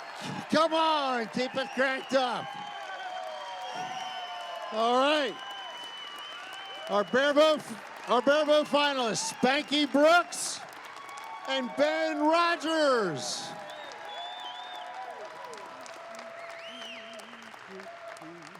Before we begin, John, what's your take on this, buddy? I don't have words right now. This crowd is incredible. Thank you guys. Thanks for coming out to support it. 200 registered barebow archers this year. Unbelievable. The support has been amazing. The enthusiasm from this crowd and the enthusiasm from everybody following this on social media is out of this world. We can't thank you enough.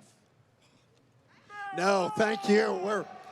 We're just humbled and honored that we have barebow archers here from California, from Sweden, from all over the world, and they're the greatest people to shoot with. We have a great time with the barebow community here, and you know, we owe quite a bit of the success of this tournament and everything that we do to the barebow community. It's the most fun group of people to shoot with and the fastest growing part of archery that there is right now. Thank you. Thank you all. You guys survived. You guys are survivors. You made it. Welcome to the 2019 Lancaster Archery Classic at Spooky Nook Sports Arena in Manheim, Pennsylvania. This is the Archery Hall, sponsored by True Ball and Axel and Black Eagle Arrows. My name is Chuck Cooley, and we're getting ready to do the barebow shoot-off. I have with me PJ Riley and Matt Zernzak. Matt. Hi, guys. Welcome to the broadcast. Oh, my gosh. Excited to be back. Thank you. Holy cow. Did you hear those cheers and everything? It's insane in here. This is insane. It's electric, and we're very passionate about this class, and if you can hear it, it's electric in here. I can't wait for the show. 198 competitors registered for this event. We had 207 at the start, and we had a couple people fall out, and we ended up at 198. Unbelievable. It's ridiculous. We jumped from 125 last year up to over 200 this year. Just insane growth in this class. And a lot of that's due to you guys for putting on such a great production. Well, Matt, we have to thank as well. Matt is an avid barebow archer. He competed here yesterday, and he's founder of the Push Archery podcast series. He talks about it, barebow archery. I mean, Matt promotes this as much as anybody, so we certainly thank him. Oh, thank you. Appreciate that. And for his knowledge that he's going to give us for these guys out here, Ben Rogers and Spanky Brooks. Oh, yes. This is proof that this is not a young man's sport. Absolutely. No. That's the beautiful thing about this sport and archery in general is that we can get involved in this sport. And, I mean, Ben Rogers is 72 years old. Spanky Brooks is 62 years old, and they are competing in a field. They're sitting up here top seeded number 3 and number 4 in a field of over 200 barebow archers with no age class. Right. And here they are. Awesome. Right. That's a pretty epic mustache she's got. I got it. All right. I want to take the opportunity for this barebow crowd. You guys have to cheer. I don't care if a guy drills an arrow in the gold, cheer. We don't need it silent in here. Crank it up, all right? You know, hoot, holler, cat calls. We don't care, do you? Do you care, Ben? No, I don't care. All right. Now these Very guys, good. that's the hard part. What talk about crushing. 198 people in the division. 4 make it to the ladder. That's right. I'm like, and wow, how what's brutal. Funny? And the high score, you guys had a 570 for a high score. And so that's Grayson Partlow. He's going to be coming out here. He's seated first. He's going to be the last one to step up. And I'm interviewing him on our podcast after he's done shooting his qualification round. He goes, should have been a 585. Barebow. I'm like, I hate you, man. Unbelievable. But some upsets this year, right? A lot of upsets this year. Michael Fisher knocked out John Demmer. Yeah. No Bobby Worthington. No Dwayne Martin. No Richard Barker. I mean, Rick this is Stonebreaker. a complete. This is a complete mismatch. I mean, we have 4 new barebow archers. Well, these 4 guys that we're going to see are guys we haven't seen before. That's right? correct. Yeah. Yep. Haven't seen them before. It's good. I'm glad we're able to showcase some of the greats. Ben Rogers has been competing since 1969. He's just an absolute veteran. He's I was born in '68. I told him, I said, yeah, you had your first competition 14 years before I was born, Ben. Unbelievable. He's a veteran. He's cool. He's calm. Look at him shooting up there. I mean, these guys are just pegging 9. It's a beautiful thing. This is Spanky Brooks, one of my favorite people in the world. He looks the part, every bit the part. Yeah, if you're going to be named Spanky, you should look like that. If he walked in the room, you would know he was barebow archer, whether he had a bow or not. That's right. Ben throwing one down into the blue ring there. Little clutch there for Spanky, and he just throws an 11 out there. Unbelievable.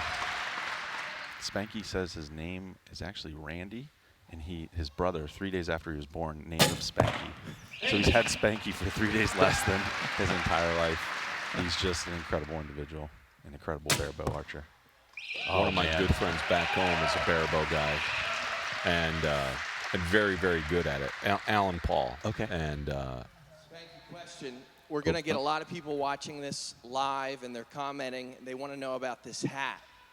So it's obvious you were prepared to be up here under these lights because you have an advantage with this great hat you've got on tonight. I think I've shot with you several times in 3D. I've never seen you without the hat. Did you wear it for tonight, or is this your usual archery gear? This is my usual archery gear because my hair gets in my eyes. So. Spanky, where are you from? I'm from Goddard, Kansas, which is just outside Wichita. I know you came a day early because you were worried about making it in the weather. It's a tough drive up from there. Thanks for getting here early. It looks like you were prepared. Ben, I know you got some family watching at home. You want to say anything to them? Hi, family. Ben lives in Colorado, originally from California. He brought me a bag of seashells and moon rocks from... Good look at Spanky here. Aiming down the point of that arrow. Oh, little hiccup there, but he pulled it back in. Is that the one he hit the X with? Guess that was his. Apparently that arrow took a long time to get there. Spanky's up first.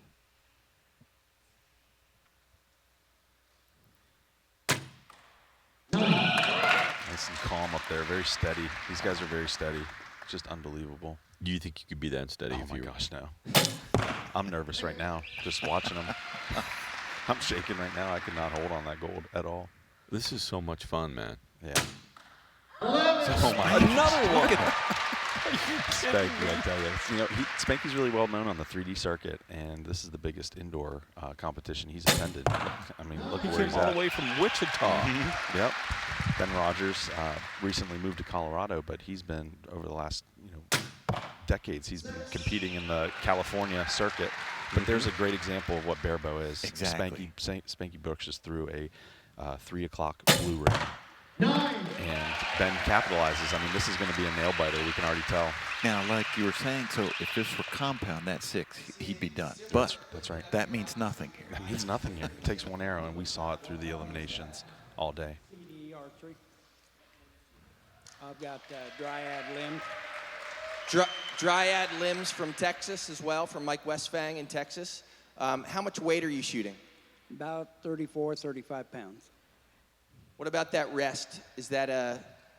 It's an AAE rest and plunger. It's a big weight on the front. How much weight? That weight's about 2.5 pounds. The bow overall weighs about 8.5 pounds. Ben, same questions. Riser. It's a CD riser. It's a 27-inch model. Are you both shooting 27? The limbs are win and win-wins, about 42 pounds. Very good. Thank you, Ben.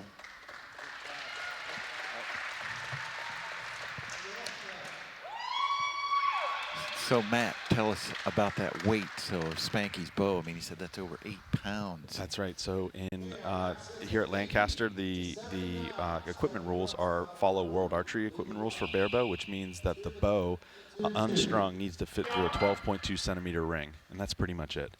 No limb-mounted clickers, and there's a couple other rules and regulations, but to get the bow balanced properly with an Olympic recurve, you can have a 36-inch long, front rod and some V-bars, and just to get that bow balanced perfectly. But, ooh, that's a great ice by Ben. But you can't fit that through a 12.2 centimeter ring, which is a little over 4 inches. So you have to get creative with some barebow weights that we call them. You can see these risers have weight provisions for weights inside the riser, so we can make sure we're staying within that 12.2 centimeter ring. But yeah, that's like Spanky said, that the more weight, the more stable. We want that thing balancing perfectly vertical after the look shot. at it. Yeah, It's not it's moving. steady, right? Wow, great shooting there. I think we had a lead change there. Oh my goodness, he just recovers. I mean, Ben is an absolute veteran. To put a 10 in after throwing a 5-6 liner is just, especially in this pressure situation. Spanky's got him by 3, 106, 103. But Spanky, 3D archery is your game. How long have you been playing the indoor game? About 3 years is all. What's different from 3D? Obviously, this is a different stage than you shoot in 3D, but tell us what the difference is in preparing for indoor versus 3D. 3D is, to me, more relaxed. This is a little more tension, but shooting spot makes you work on your form, and it's great. Very good. take a look at Ben's shot here. Comes back to his anchor. Look at him sighting down Both that eyes arrow. open. Now, what's he sighting there? Is he looking at the tip? He is. He's looking at the tip, and he's hovering that tip right at the bottom of the gold, is what most barebow archers do. Oh, really? A few of them cover up the gold and try to eclipse it around. Since we're using the tip of the arrow in the sight picture, it's the skinny diameter arrows, like the VAPs and Black Eagle arrows, like the skinny diameter ones are about 8 ring to 8 ring across that gold in your sight picture, and then the fatter 23 diameter arrows are you're pretty much eclipsing the whole red in your sight picture. And a lot of us barebow archers, we want to be able to see what we're aiming at, so we want to see the gold, so that they're calling it lollipopping, to where the top of the arrow, we're sighting down that arrow and we're just butting up against that yellow 6 o'clock hold. Gotcha.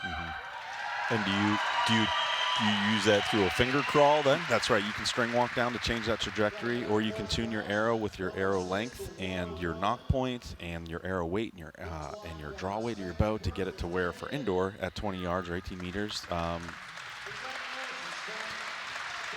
So Spanky's going to advance here. Appreciation for the experience that is up here on stage. Ben, when was your first year that you began competing in competitive archery? 1969. 1969. Very good. Let's give Ben Rogers a hand. 4th place, $500. Congratulations. Standing ovation. Look at that standing ovation.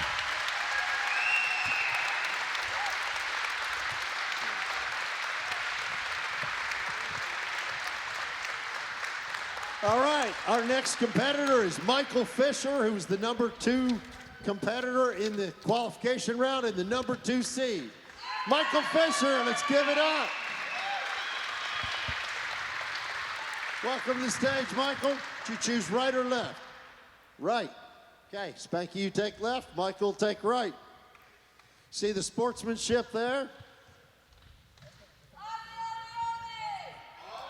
So this is Michael Fisher, who qualified with a 569 through the first elimination. Shot a 113, then a 111, then a 113.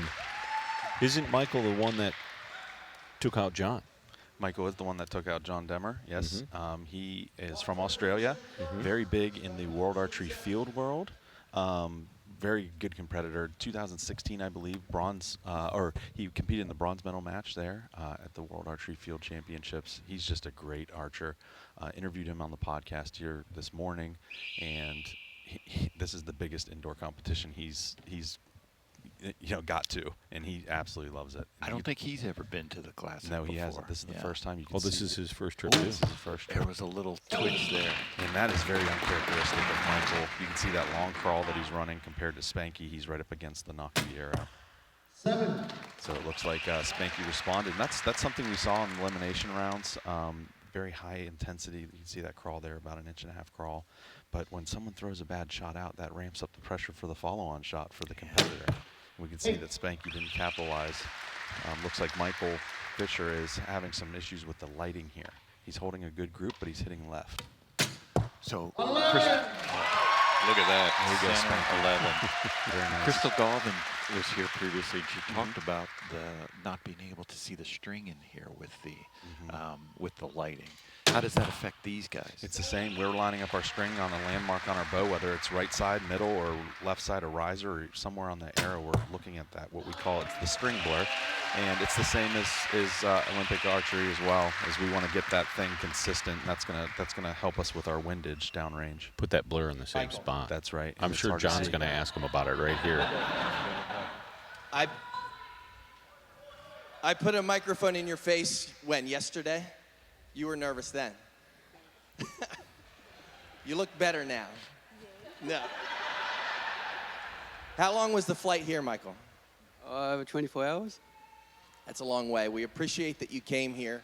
I asked you yesterday, what made you make this trip? I know you got some good friends competing here. What else? What was on your mind? Why did you come out to shoot with us? Everything. I know, I just love you guys and just love the Barebow community and just got champions over here.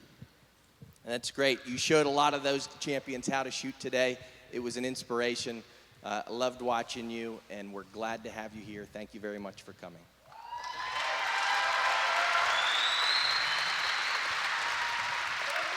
There you go. Now, Michael Fisher just took his sleeve to his forehead there as we watched Spanky shoot, but he's sweating a little bit. That's right. Yeah, when Spanky's dropping 11s like that, this is a high pressure. What a pressure cooker here, guys. This is amazing. And now, what kind of limbs is Fisher running? I didn't recognize. He's got Ukas. Oh, wait, is that what he's shooting? Yeah. Yep. Yeah. He's shooting Ukas. Yep. And he's shooting a Spigarelli DMS riser. That's a very distinct riser. Front truss riser. Scott Bills competed in 2017 with the same riser. Nice. That looked like a comfortable shot. He's getting for him. it closer. Yeah, That's right. It getting looks like moved he's in. probably getting adjusted to the lighting. John Demmer said that you have a nice practice range over there with the dark lighting to get used to that ambiance, to get used to that environment. Yeah. But your first arrow that you send out there, you want to make sure you're executing with perfect form, because it's going to be your scout and it's going to tell you what you need to do for your next 11 arrows. Mm-hmm. He's still hitting left Just to a center. little, needs a little more. Mm-hmm. Yeah. Yeah. He needs to move that just a touch more. The problem is when you're hitting left, you have to move that string blur to the left to chase your arrow impacts. So when you're doing that, sometimes you run out of room. You're pulling that string into your nose, and you can't move it any further. And eventually you get to the point sometimes where you're looking past the right side of the string, and you're aiming with the arrow through between the riser and the string blur. There you go. You got it back there. There you go. That's perfect. Looks like he's just barely creeping it in. Very nicely done, Mike. I haven't met you yet, but I can tell you we're humbled and honored that you made the trip. You and so many folks from the international barebow community to come this far to our little archery tournament here. Are you enjoying yourself? I'm loving every bit. Would you ever come back? I'm definitely coming back. All right. Let's give it up for Mike Fisher, all the way from Australia. Where in Australia are you from? Just outside of Canberra. Talk us through his Does shot everybody here, shoot Matt. as good You as can you see that there? long 1.5-inch crawl. He's just blinking, nice and calm. Squints that left eye, making sure the tip of that arrow is right where he wants it to be, and just pulling through with back tension right there, pushing a nice 10 there. Nice follow through. A lot of international presence here at the 2019 Classic. Daniele Botelli, Bren Rogers that just got knocked out here in the last round that was competing against Spanky, went to a 2-arrow shoot-off against Ben Rogers, Daniele Botelli from Italy, Sensia from Italy. We had Lena Borkman and Eric Johnson from Sweden. I mean, just top. This 2019 Classic has pulled top-tier barebow archers. It is finally being recognized on a world stage as it's a coveted prize to win this, and it's pulling the archers. It's legit. Yeah. It is legit. Yeah.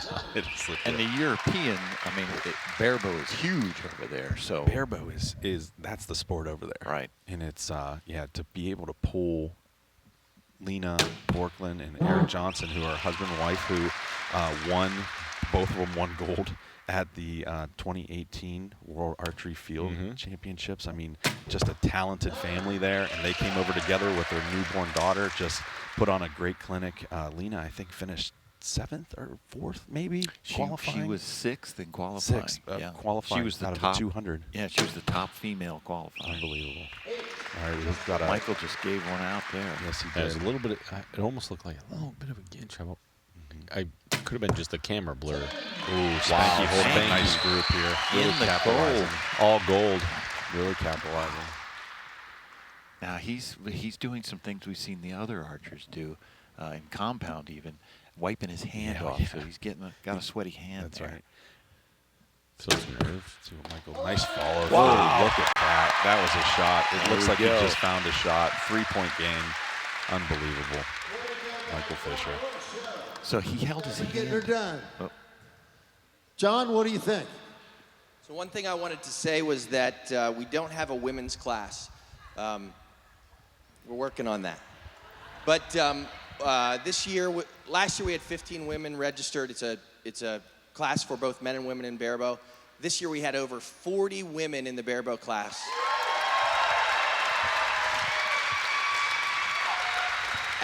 As a percentage of archers, that was one of the biggest growth areas we saw for the Classic this year. That means a lot to us, and that means a lot to our decision-making process. And I think that it's about time we got that done. So we see you, we appreciate that you came, and we want to acknowledge that. And I also want to acknowledge that we give an award to the top 3 women's qualifiers. This year, it was a repeat of the Field World Championships in Italy. It was in first place, Lena Björklund from Sweden. Second place, Fawn Gerard from the USA. And in third place, it was Cinzia, and everybody knows Cinzia. And I can't pronounce her last name, so we're gonna go with Cinzia. And congratulations, ladies, great shooting. I wanna see one of you guys up here next year.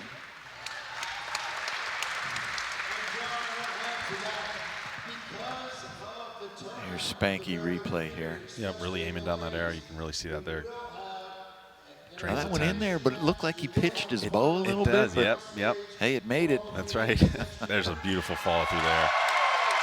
That was Michael. That was Michael finding his shot right now. So Yeah. I think he's going to give Spanky a run for his money here on this last. So I saw Michael after his last shot raise up his hand towards the light. So I think he is having some light issues Interesting, there. yeah. We'll see if that affects him going into this last end. Here we go.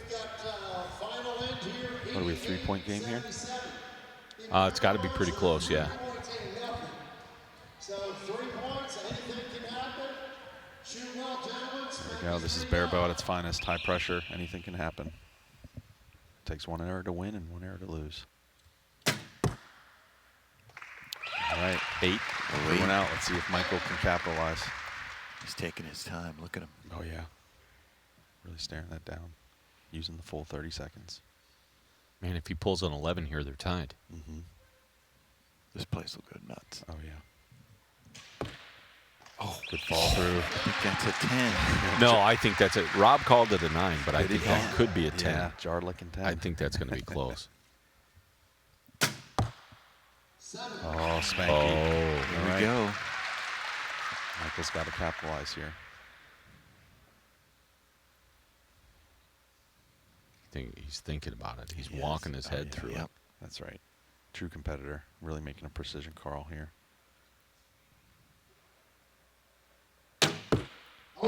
Oh, there it is. Wow. Last arrow, 2-point game. Wow. Here we go. See what Spanky can do here. All right, 8. 9 o'clock, 8. So, what, 5 or better? Looks like 6 to tie. 6 to tie. Mm-hmm. Oh, he's in the zone. Yeah. He's really thinking about it. That seems to work for him when he's doing that, though. Just a very talented veteran archer here. Oh, wow. He leaned his head in just a little bit. That's right. But Yeah. I think that's he's enough. got Good it, though. enough. That's It was enough. Yeah, I mean, we're brothers and sisters here in the Barebow community. I mean, you can just see how happy Spanky is for Michael. You know, let's go to Heck the of a floor. run. How you feeling, buddy? Very excited and nervous still. Nervous still? They hadn't settled down? No, it hadn't settled down then. Well, I'll tell you what, this might help your nerves a little bit. $1,500 for 3rd place. Congratulations, man. I hope you come back. You've been a pleasure to have. Thank you. I appreciate it. And I want to thank these guys for doing this. This is fantastic. So, Thank you so much. Let's raise the house for Spanky.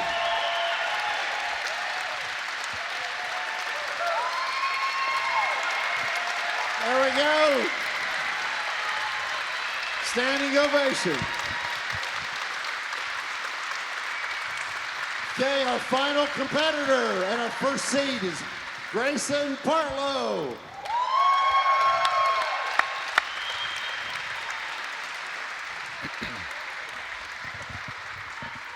Grayson, welcome to the stage. Choose left or right. Well, take the left, he said. And you choose to shoot Here we go. Final shot there from Michael. Oh, no, I guess not his final, but his first one there. There's the 11. There the it 11. is. Yep. And then there's his last There's one. his last Yeah. one. That was That was enough for the win. That's enough. Here we go. Now we've got Grayson Partlow coming in. Grayson Partlow shot a 570 qualifier. And he was frustrated because he thought it should have been a 585 Barebow. Okay, very good. Well done. I'm so happy Give the way it up this for turned out Grayson. with these 4.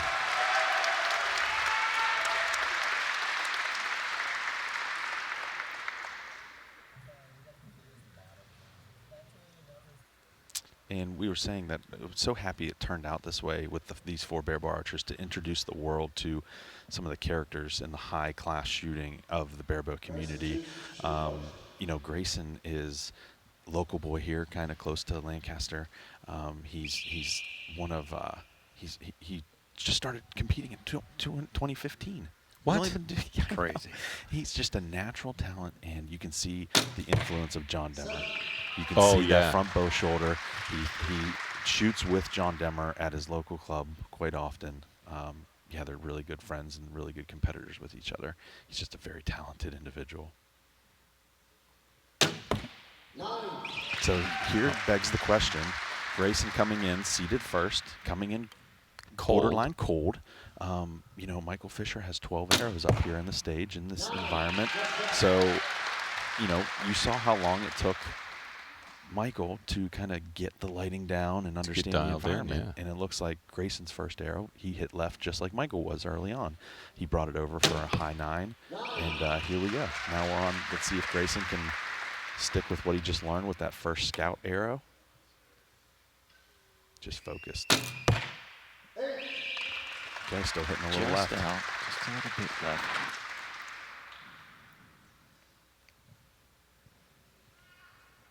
Michael's third arrow here. See if he can take a lead early on. Good shot of that Spigarelli riser. Okay, looks like he has a 2-point lead going into the second set, second end.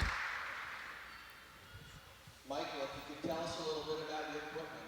The riser is a unique looking riser. Limbs, tab, arrows. Tell me what you're shooting.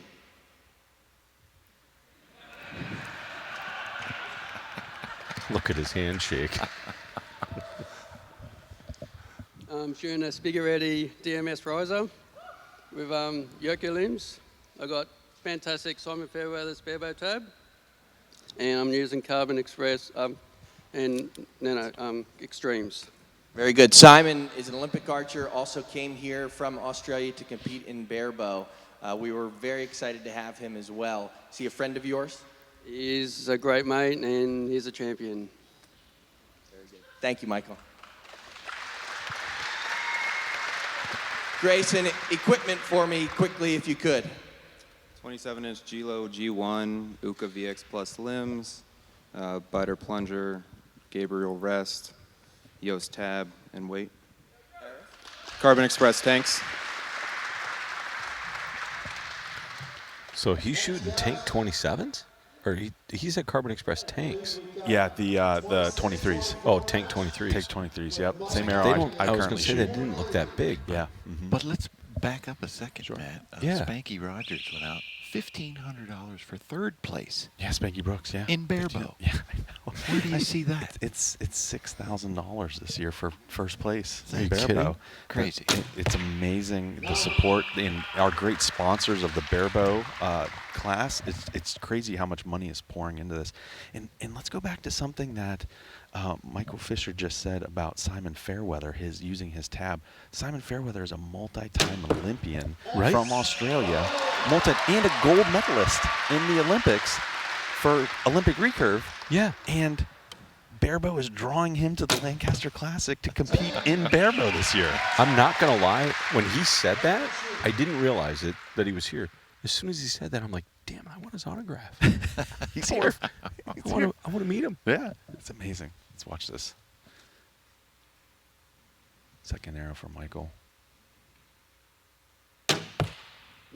Oh, man, I tell you what, he is stroking it. You can Look at tell that his first arrow. Man, his back tension's just money right now. He's looking really good. Looks like Grayson found it. This is the Grayson we all know. Walk that He's one just right in so there. cool, calm, and as it says on his shirt, relax. He looks pretty chill right now. Yeah, he has that personality type. He's a competitor. He has ice running through his veins. Wow, man. Wow. I tell you what. Come on. I love watching Michael Fisher's shot break. You can see that he's just firing with that back like crazy. These two have been consistent like this all weekend long. They qualified high. Today in the shoot downs, they were shooting gold the whole time. They were pretty unstoppable during the day. Grayson had a tight match to get here. So did Michael. It's been exciting. It's been an honor to watch them compete here, and I'm glad to see them both up here. The barebow talent here at the Lancaster Archery Classic is just phenomenal. Thank you to all the barebow archers for coming. Thank you so much. Okay, we've got a 56-54 match. Looks like 30 apiece that end. Got their different ways, but got a 2-point edge for Mike Fisher. So we've got this packed house here, and there's lots of, over 1,000 people watching online. And then 1,500 watching online right now, we're told. And this video over the next year, I mean, the one from last year has over 250,000 Unbelievable. views. So it's just, I mean, the archery community goes nuts for this. They do. It's barebow. There's something in our DNA that just attracts us to this type of archery. And I know it's not primitive, it's not primal, those types of adjectives, but man, no sights, no release aids, no cams. It's just you're one with that bow, even though it is a little bit high tech. Oh my gosh! Oh my gosh! Look at this. Grayson, this is Are great, you man. kidding me right now? This place is gonna explode. I know. This is gonna be a nail biter. If he hits a 10, I know. Oh my god. I'm all nervous. You can tell. All right, come on, Michael. Here we go. 2-point flop. We just flipped it. Let's see what Grayson does here. Look at him get that bow shoulder. Look how rock solid his bow arm is. Look at the size of that It's shoulder. ridiculous. A little hot, little hot. Oh man, this is shaping up to be an absolute nail biter. Let's see what Michael's So gonna a do 9 right. is gonna tie. Oh, he got it. This is amazing. My team has just told me that there are 1,600 people watching this live right now.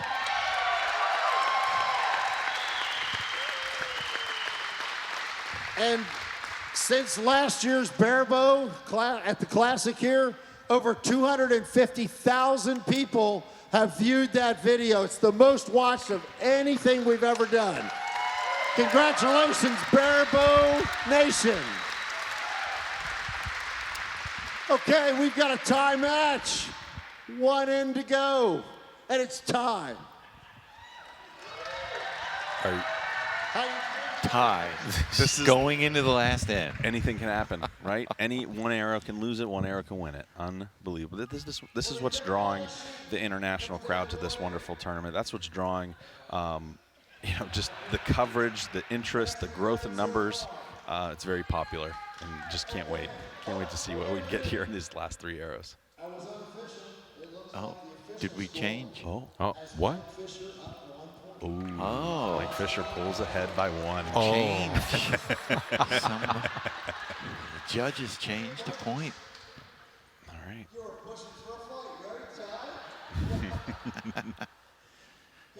All right, Matt, here it comes. Here it comes.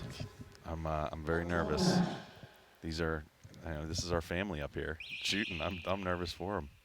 Let's watch Grayson stroke this shot. He's just got to rely on what got him here. Don't pull too hard, right? That's right. Unbelievable. Wow. Gosh, dang. Unbelievable. All right, let's see what Michael has here. See him setting up. Oh, little bobble. Oh my gosh, he recovers that. Now it's tied. Now it's tied.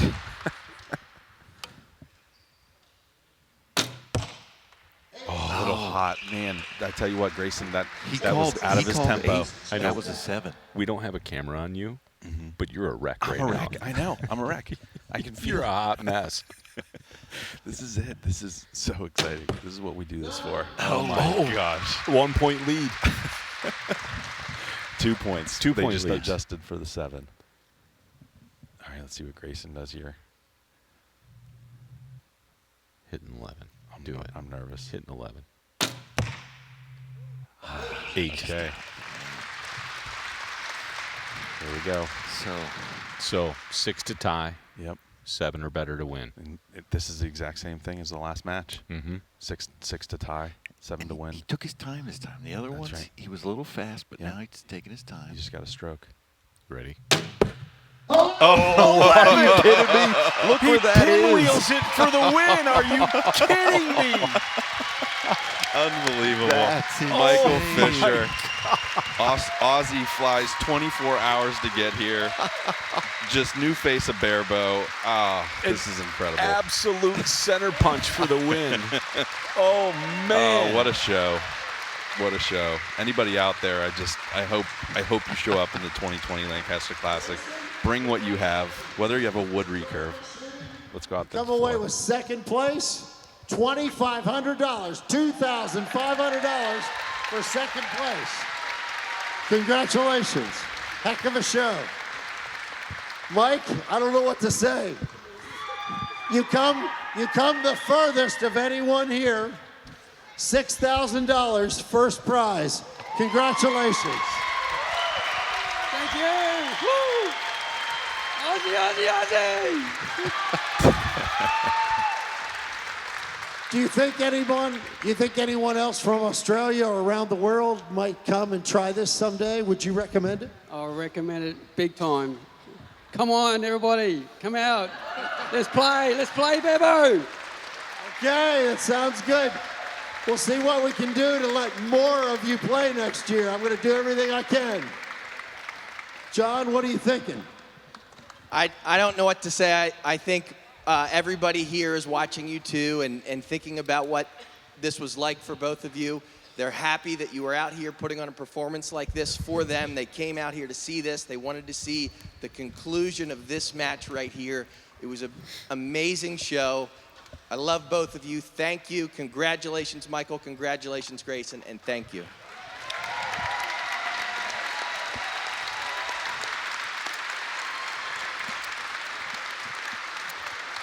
Okay. I don't want this to be over. My voice does, but I don't. We will have awards over here to the left on the podium in 20 minutes. So please stick around. Matt, give us your final thoughts real quick here as we close this out. Final thoughts is for anybody watching that wants to get interested in barebow archery. John Demmer, we all know him. We worked with him and put out an online instructional course that's a crash course in barebow archery. You can find it at www.thepusharchery.com/pack. Head on over to our website. It's a great over 2 hours of instruction. That's great. Yep. PJ, thanks very much for everything today. Absolutely. What a great event. We watched some amazing shooting today. Wow. And that finish in barebow Incredible. with a dead center X to win. Incredible. Unbelievable. Here it is. Congratulations. I thought they were going to show his last shot, man. Michael Fisher, the barebow champion. We're out for the day.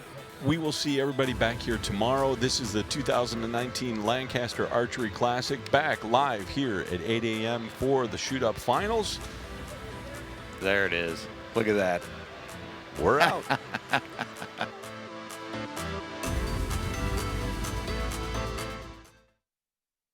He once said, winning is not a sometime thing. It's an all-time thing. You don't do things right once in a while. You do them right all the time. Winning is a habit. Unfortunately, so is losing. I've learned in my career I'm only as good as the tools I use. 12 for Levi Morgan. One chance, one moment, one shot.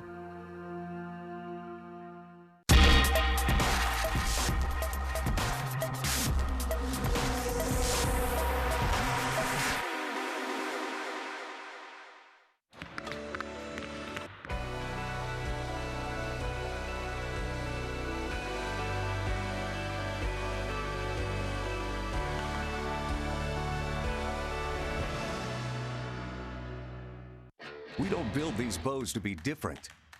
We build them to be better.